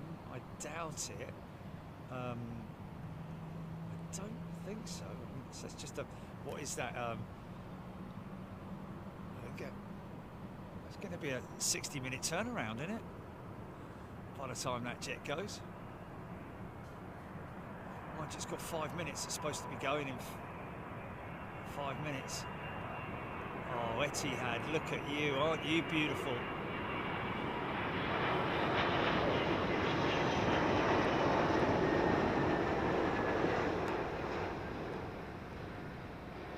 Oh, okay, we'll put it down there then.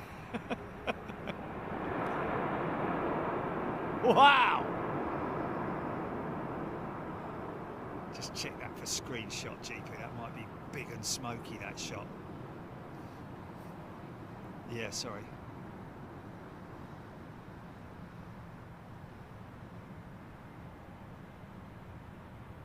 Morgan. Good day to you. I don't think that jet bridge is...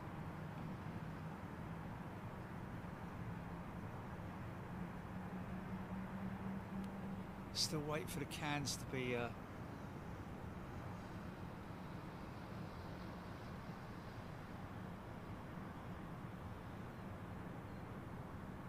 Karen Phillips, that is one stunning plane. Big Ed, amazing pilots.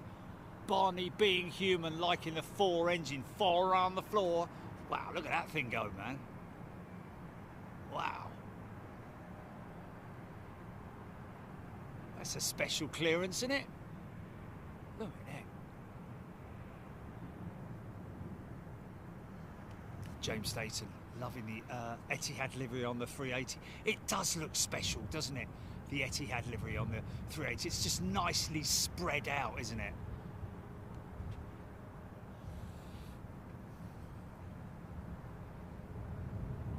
CG Hill, something off about the right side wheel carriage. Did you get a good... Did you look at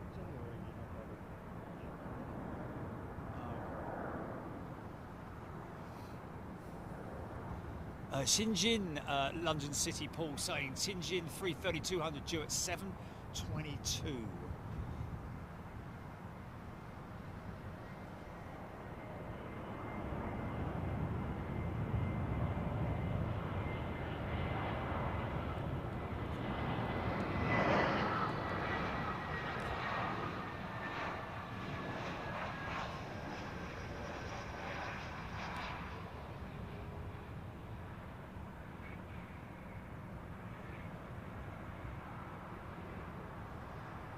John Francis, good picture and sound quality, thank you, sir. Morgan loving the Thistle location. Iceland A321neo due in an hour, Hodgie saying. Well, we're not sure, we're just waiting for this American jet to go, so whatever before, between and after that.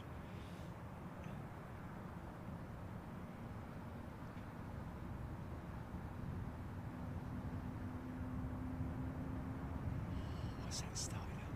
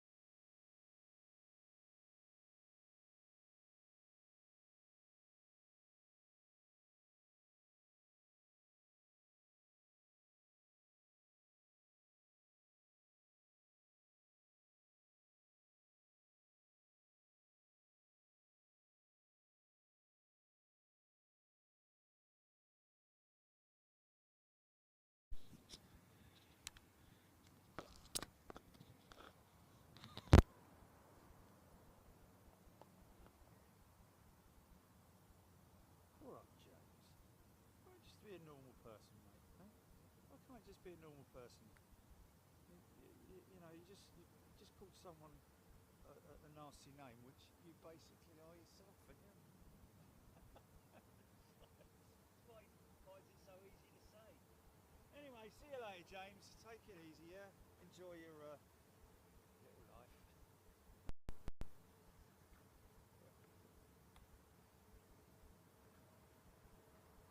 Yeah, and I did.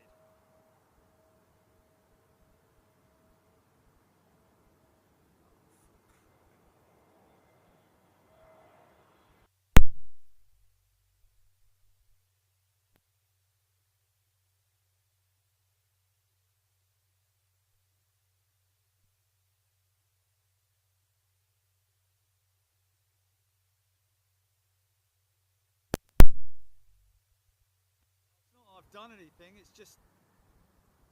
Oh, here we go, it's working now. Should be on now.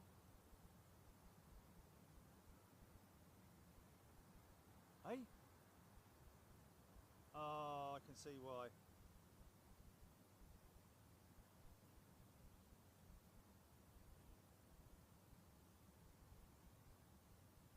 Yeah, alright, man.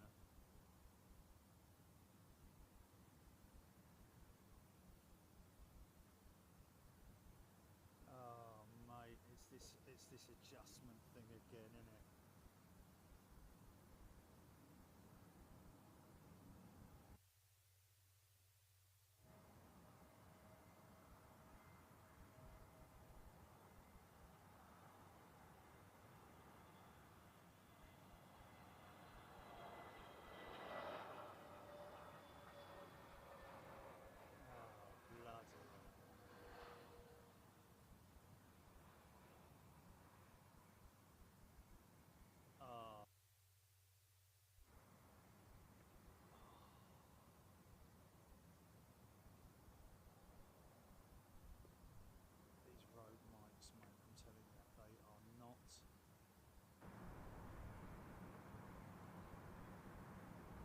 Nearly had it. Oh, I nearly.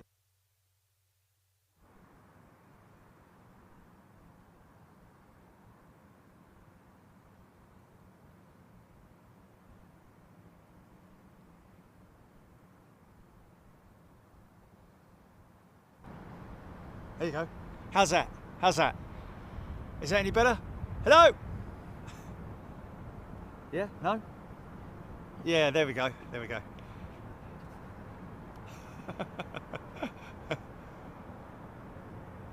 Oh, can's going back on.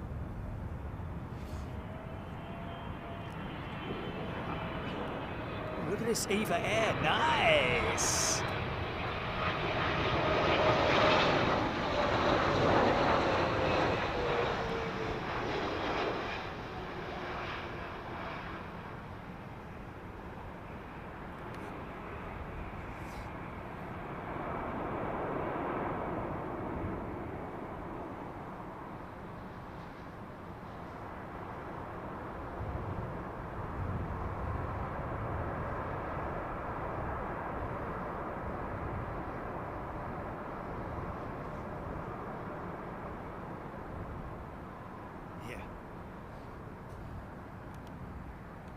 Do you know what? It's interesting. If I bring this right up to the edge here, I can actually see. I wonder what that's going to look like in terms of. I mean, I know this is higher in my shop. We are going to speak to the guys down here about nipping the top off of that. That they've nipped the top off of that one. So I'm thinking about taking like 6 feet off the top of that. Luckily, there's no birds or anything nesting in it. There will be down below possibly, but. We would go as far as renting a Hiab and nipping the top of that tree off with the permission of the guys at Europe Car, of course, or the people that own the land here. GPYAA, loving the livery of Eva Air. I think it's special as well. Oman Air next in. Cute.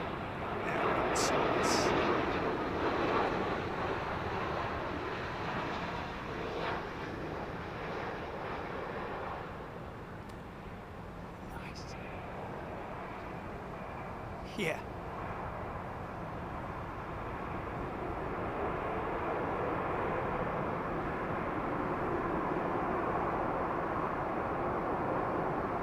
Yeah. Look how far down we can see it, GP.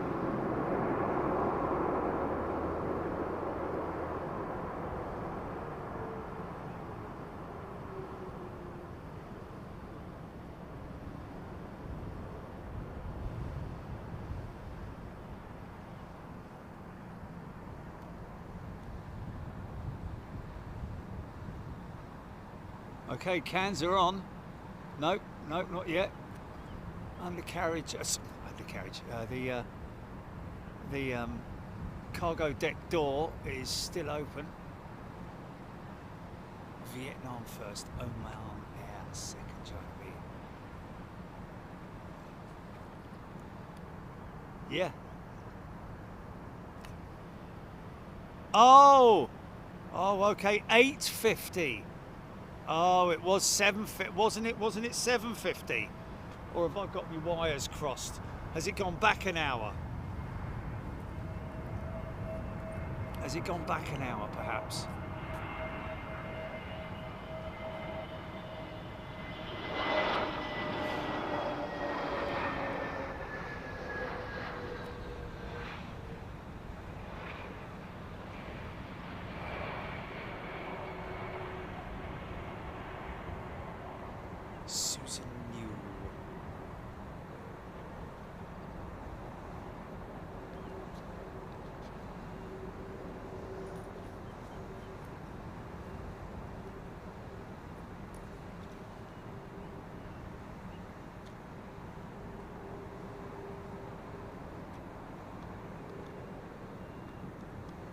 What's that?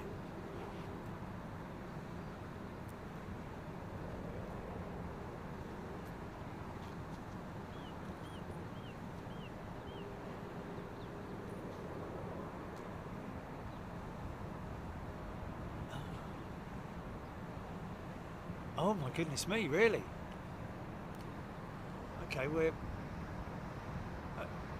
are you saying that one, Jilly, or... No? Oh, it's American 141, okay. It's going to carry on as 333, isn't it, though?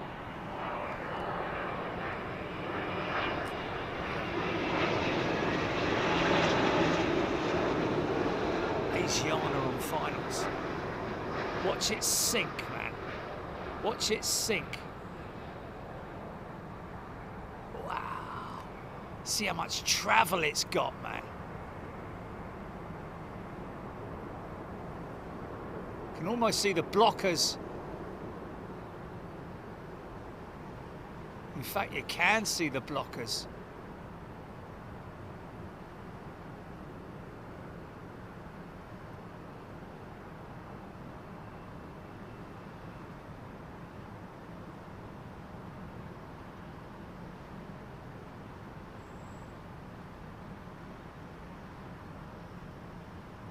$7.58, right, okay.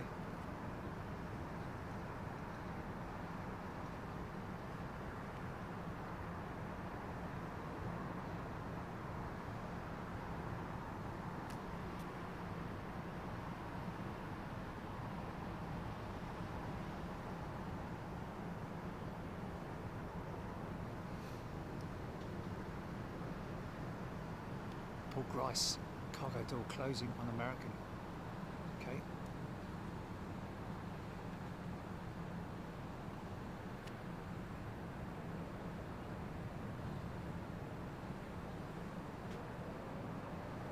Okay. Main deck cargo door is now closed.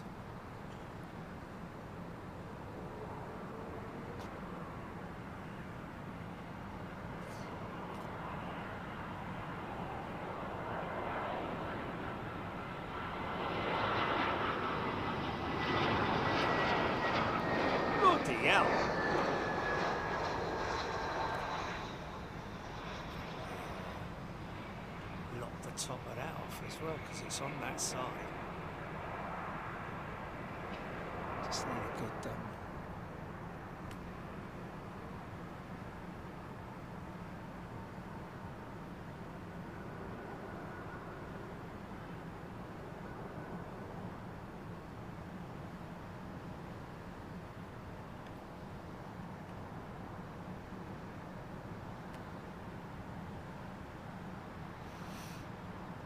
Thomas. Asiana 350 next in. Nice. Nice. I love these across the field shots, man. Those General Electrics idling away.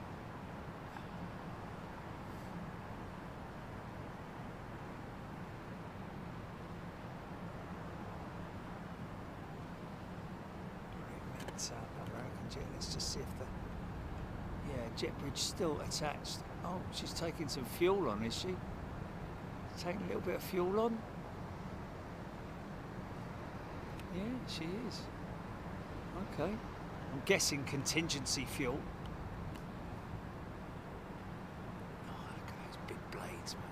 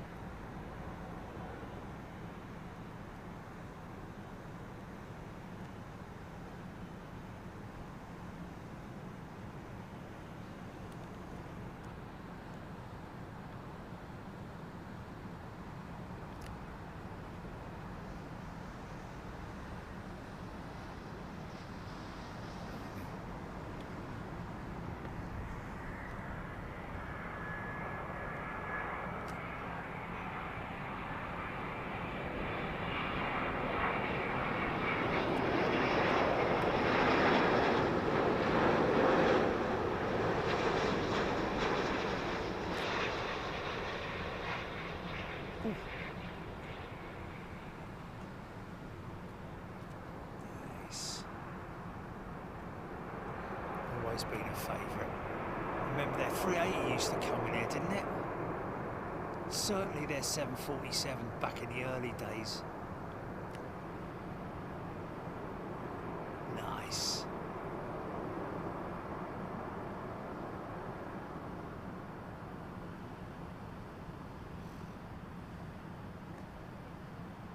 Shenzhen, isn't it? So that's from the Hong Kong group, isn't it? The, you know, like all the same, more or less the same sort of liveries. They've got a few different operations within that Hong Kong group. So still got fuel going on board. It's 5 past, so they're going to miss. Well, I don't know about miss their slot, but.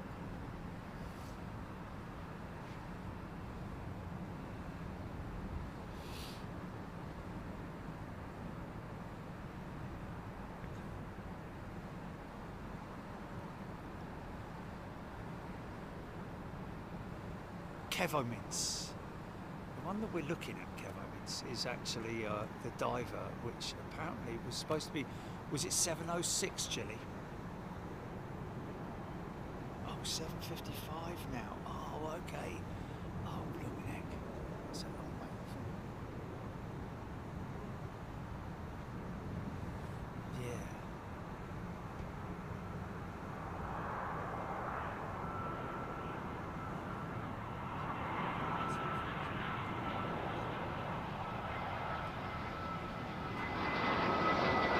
Really? Oh, okay.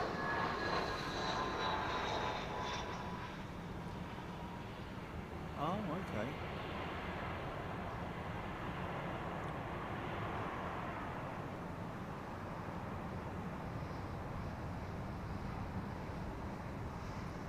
Joe Madden just got home.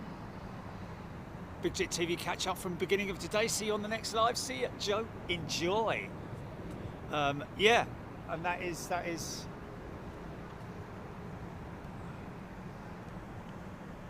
yeah, okay, so our closeout, folks, is gonna be EK3, which is now 30 minutes out. Okay, there she is there. Show on map. Okay, just approaching the coast of England.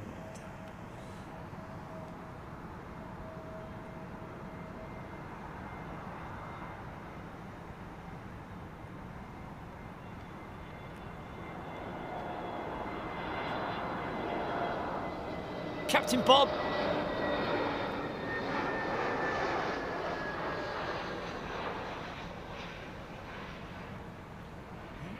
Funky, funky, funky, funky, funky. Kinda. What's that?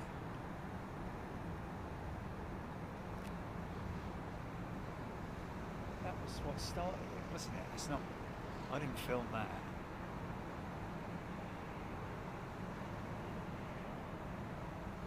Aaron Thomas. Air India is in the old Vistara livery. So we've got an Air India jet and a Vistara jet. So basically 2 Air India operations inbound.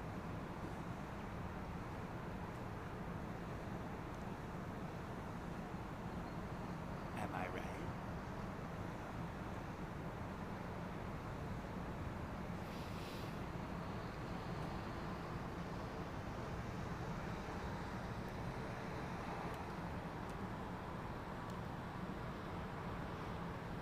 She's a long way out.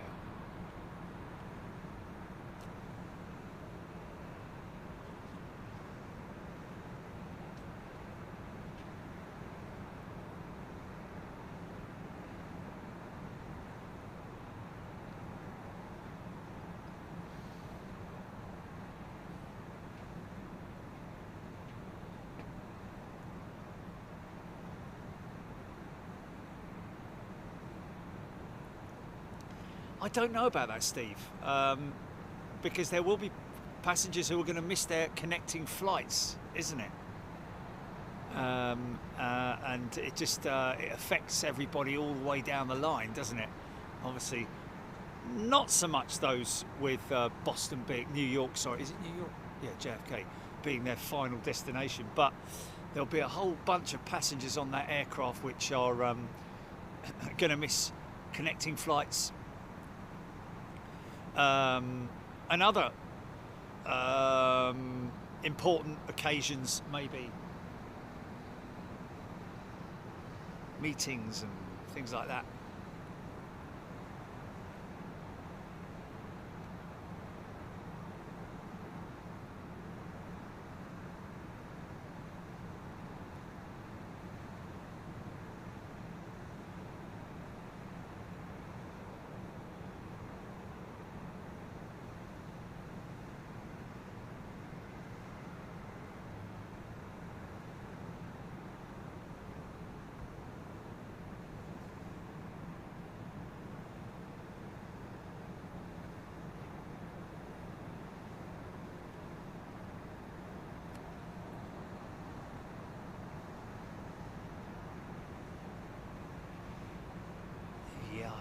Imagine missing flight connections will,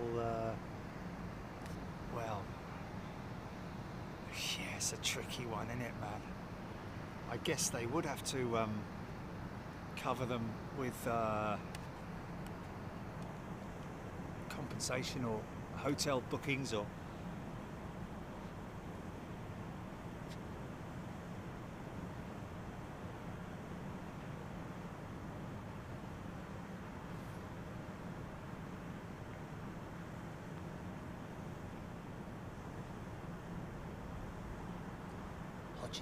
Singapore, Star Alliance 777, 10 minutes out.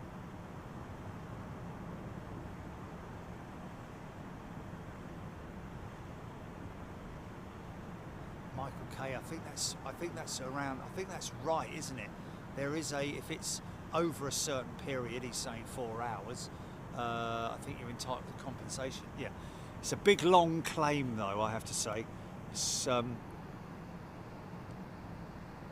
playing golf the other week with someone who when he arrived at JFK for his flight, they had, British Airways had put him, degraded him, so to speak, from first class or business down to premium or whatever it is, premium economy or whatever, or maybe even, yeah, downgraded even, yeah, and he obviously wasn't happy, and they said, you know, they wrote all the details on his ticket, and he could make the claim. They never did anything. They never did anything. Never gave him his money or anything. Terrible. They said they'd give him all his money back, or 70% of the flight or something like that, and they never did it. Terrible, man. Terrible service. You know, you need a, well, they must have departments specially for that, isn't it? You know. But he may have booked it through booking.com or something like that, in which case you've got to kind of go, they always argue that, don't they? Well, you didn't book it through us. If you booked it through us, then, you know, I didn't know that, I wasn't aware of that, whether or not he booked it through the airline. That's the one thing. I think compensation is a very sort of like dodgy area, isn't it? Because nobody wants to claim responsibility, especially when you're booking through a third party. So, you know, something to be wary of, I'm guessing.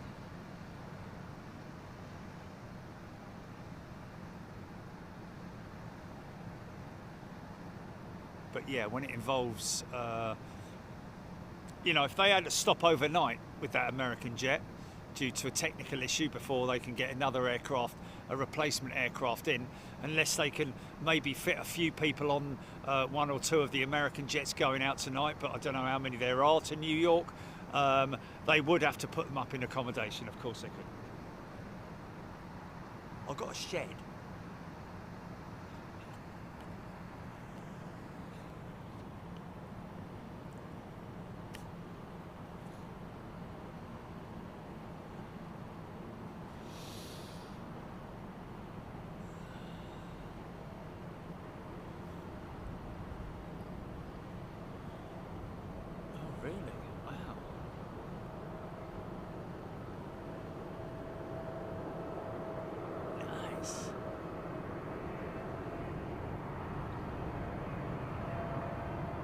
Oh, Jess saying that happened to her, and she booked through BA and nothing ever happened.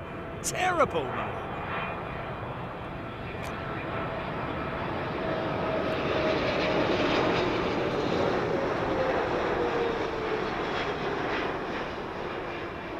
I mean, I can understand it.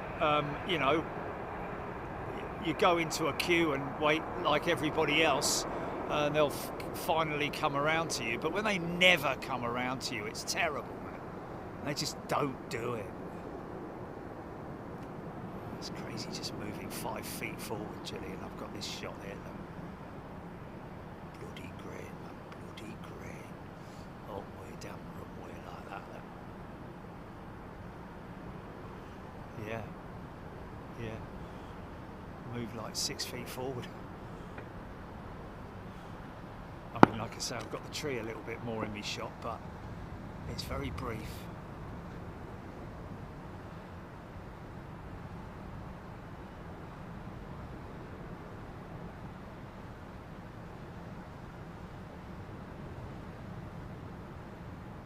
Okay, EK 3 is what we're looking out for, folks.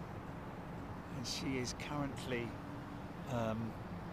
coming over North London now, just south of Chelmsford in Essex. So she's on the, I guess you could say the downwind leg, almost. Gonna follow the other jets. Her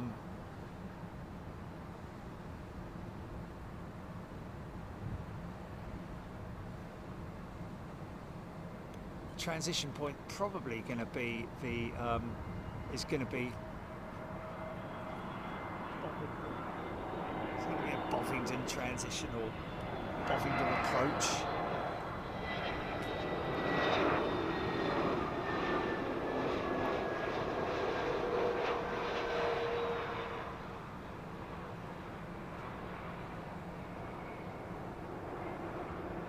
I start turning left just north of Maidenhead.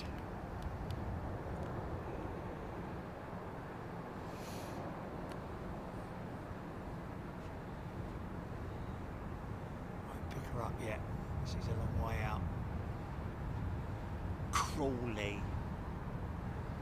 It's terrible when you go back to it and you select it and it goes off. Oh, it doesn't. It did just then. Is that because I accidentally touched the map, maybe? Don't touch the map, whatever you do. Oh my good God. Really? Wow, oh, you're never going to see it. Maylef went bankrupt, didn't they? So you're just a creditor.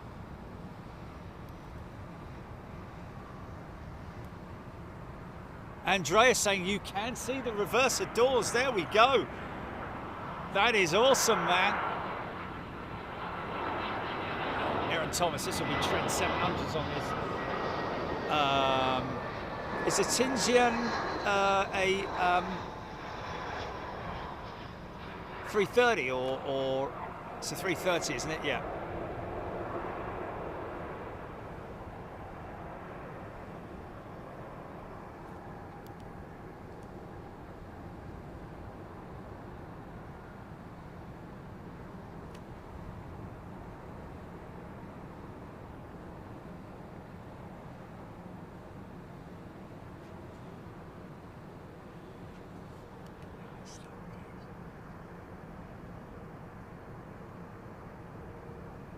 I love shots like that, man.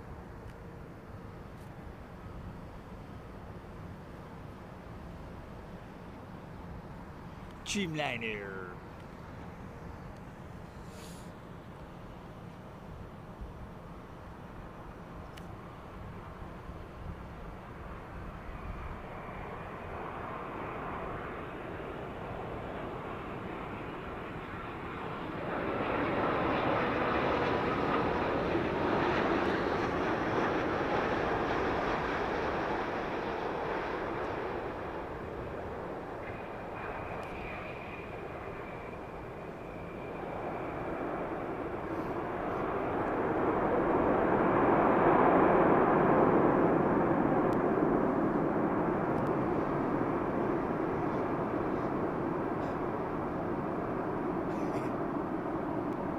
It's true. Jam tarts, yes. Totally is, isn't it? Mind you, could be apricot, blackcurrant. Yeah. Yeah, it's one of those things that if I start eating it, I'll do the old pack, mate. I'll do the old pack.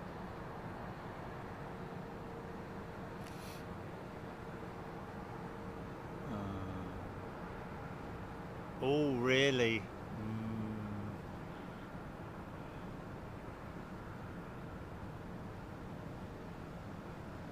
Dave Earl. Diesel 1.3, great sound. Fantastic, man.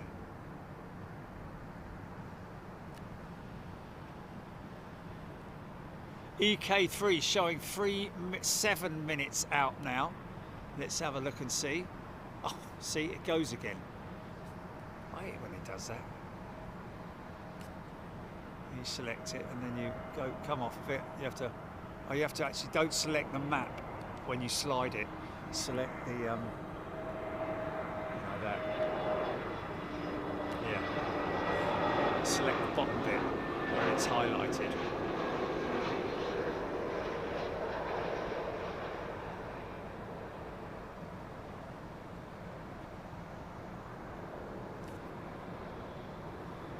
(7,600 feet), 250 knots. That's ground speed. Showing it's arriving in 7 minutes, but she's still north of me. What is that? Oh, that's the ATR. In this light, you normally see them when they're.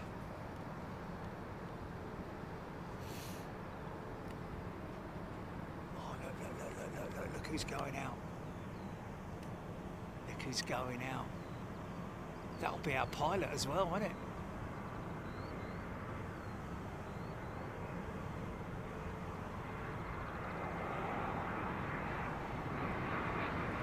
Everything else is put on hold. Taxi in Sierra as well, mate. Wow.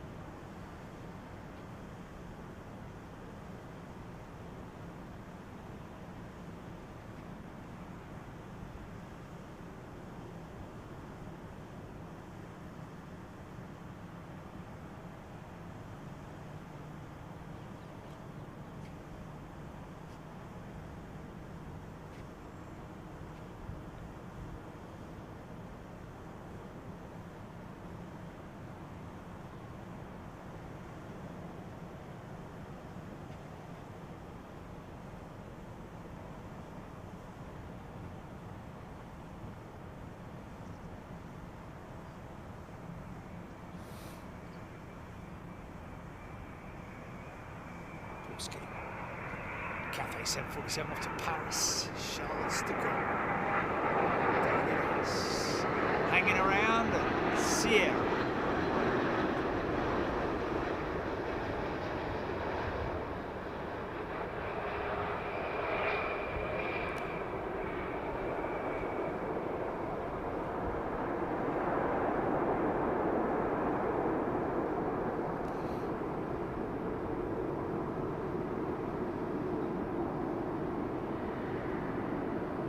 This is going to be absolutely phenomenal for when it rains.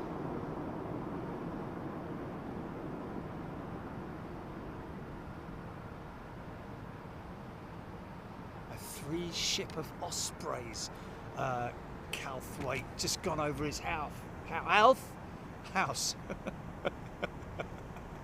Sorry, mate.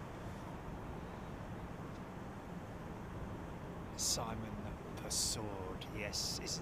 she a beautiful aeroplane.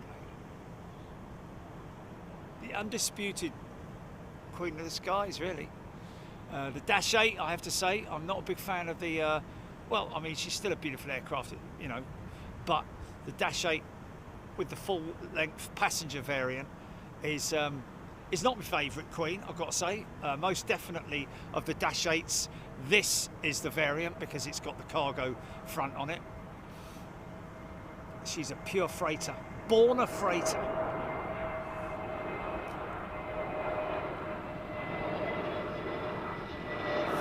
J-Mate, quite a flat flare on that Dreamliner.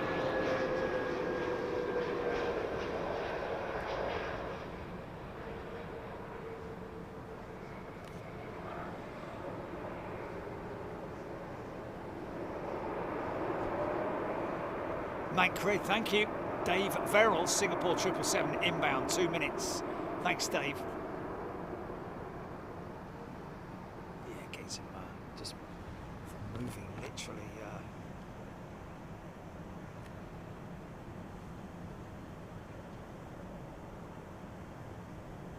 John Francis mentioned a lot of flexibility in the tail. Yeah, that's the one thing is that, you know, we've mentioned it before, when the ground spoilers are extended on the wings, the airflow over those spoilers is very disruptive, and that's what makes the empennage, mainly the horizontal stabilisers, shudder, literally flex and weave about. Nice Air Baltic. Good looking jet.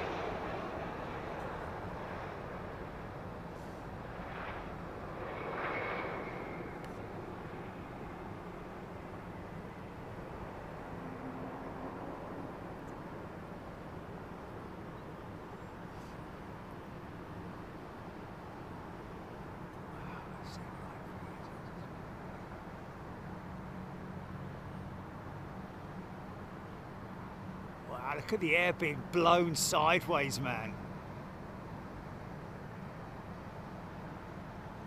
How cool is that?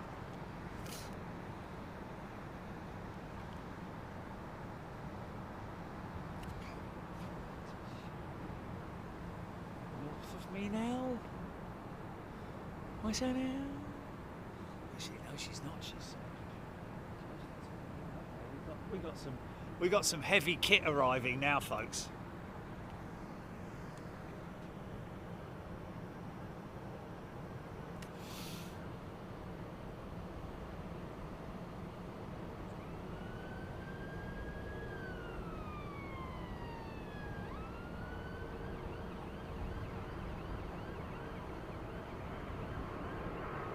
This is Tin Swin, isn't it? Tintin or Swin. Cicero.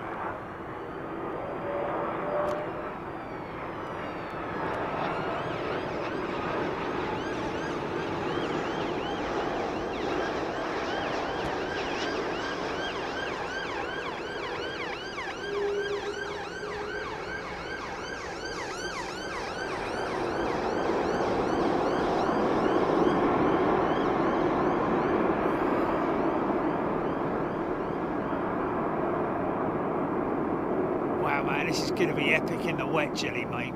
Flipping heck.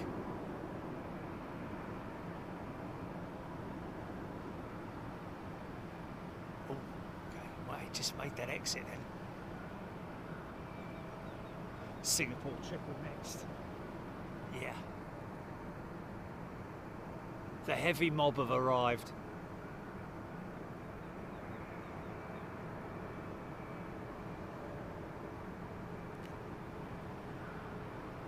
Nick Hulse, what a noise. Brilliant, man. Keep an eye on that jumbo going out, mate. Got to keep an eye on that jumbo going out. She's turning on now, isn't she? I think she's turning on now. Yeah, she's turning on now, man. I think she's next to go. Yeah, she won't be. Well, that's because of the FR24. Nice!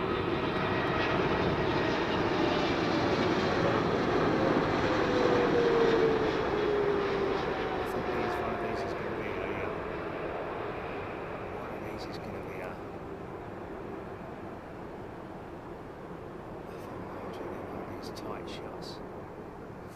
Yeah, I know. One that literally fills the whole flipping screen, you know?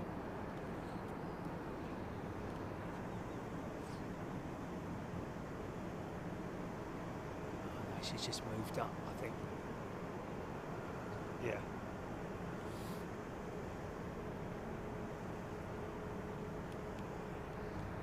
Just before that next one.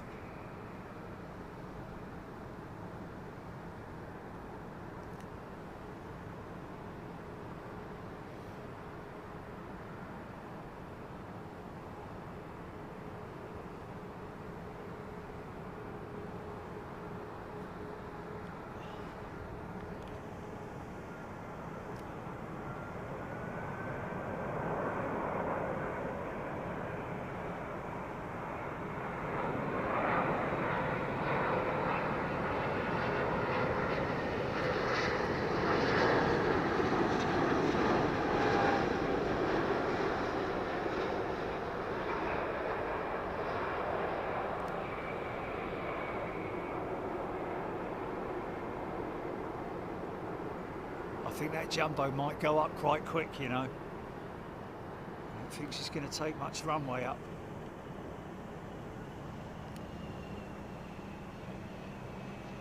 Big, beautiful queen, you are clear for takeoff. Oh no, you're not.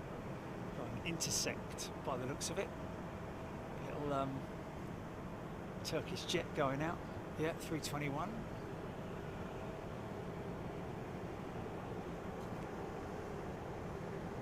Now, be prepared for a very early rotate from this jumbo, folks. She's got quite low numbers, I think.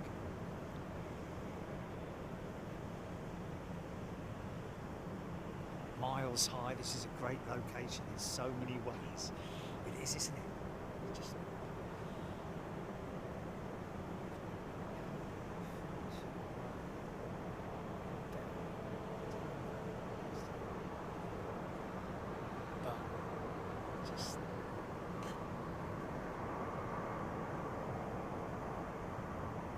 Bryden, sun shining on the engines of the 777s. You can see the reverse panels when they reverse thrust. Yes, brilliant. That is fantastic. Well, watch the inboard engines on the 380 versus the outboard engines on the 380. And you might be able to see all the way through the ones on the outside, on the outboard engines, but the inboard engines, look at the size of the wheels on the front wheels on the 747. It's the only aircraft, I believe, that has the same diameter front wheel as the main landing gear. She could go up quick, man. She could go up quick. I reckon she's going to be rotating around here, man. There she is. Look at that.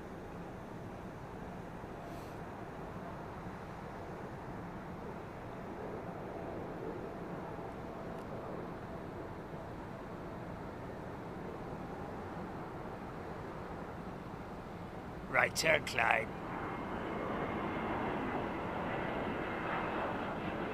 What's this for a profile shot?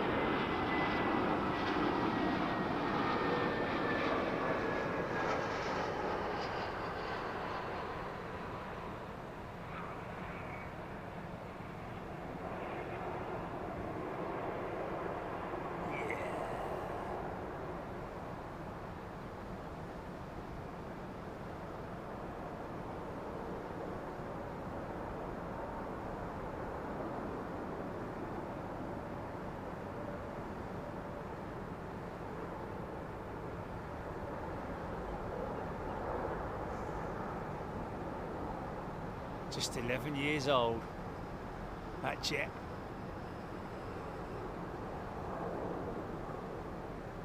Michael Butler, sweet, yes, how sweet it is. How sweet it is to be flown by. Do, do, do.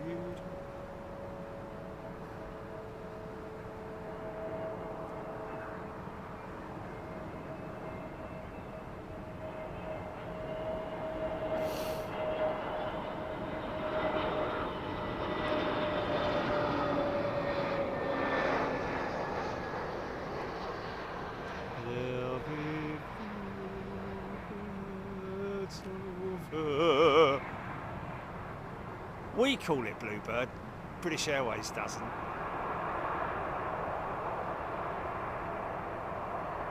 John Singleton off to Cathay Pacific land on Thursday.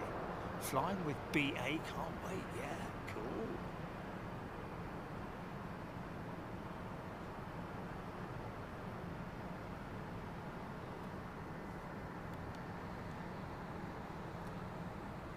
Here she is.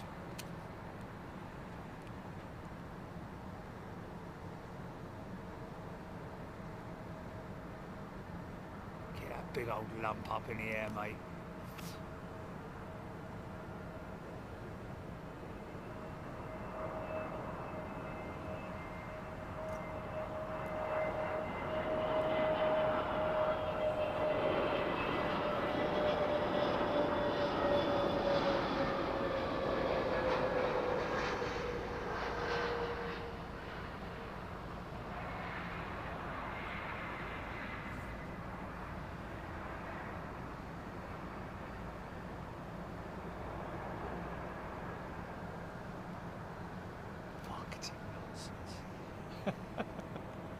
Nonsense, I love that word.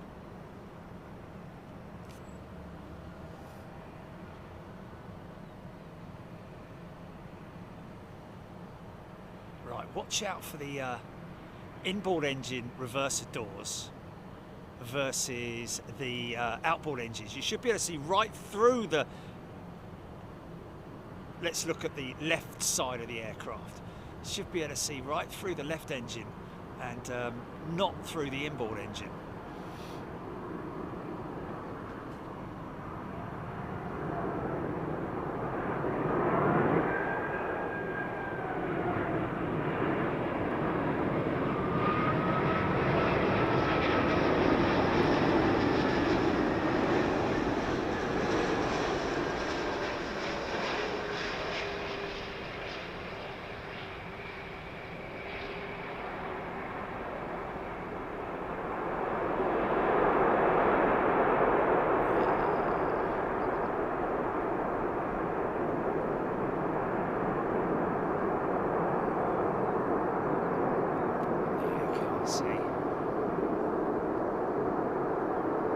Certainly see the inboard engines are the ones that are chatting away. Look at that.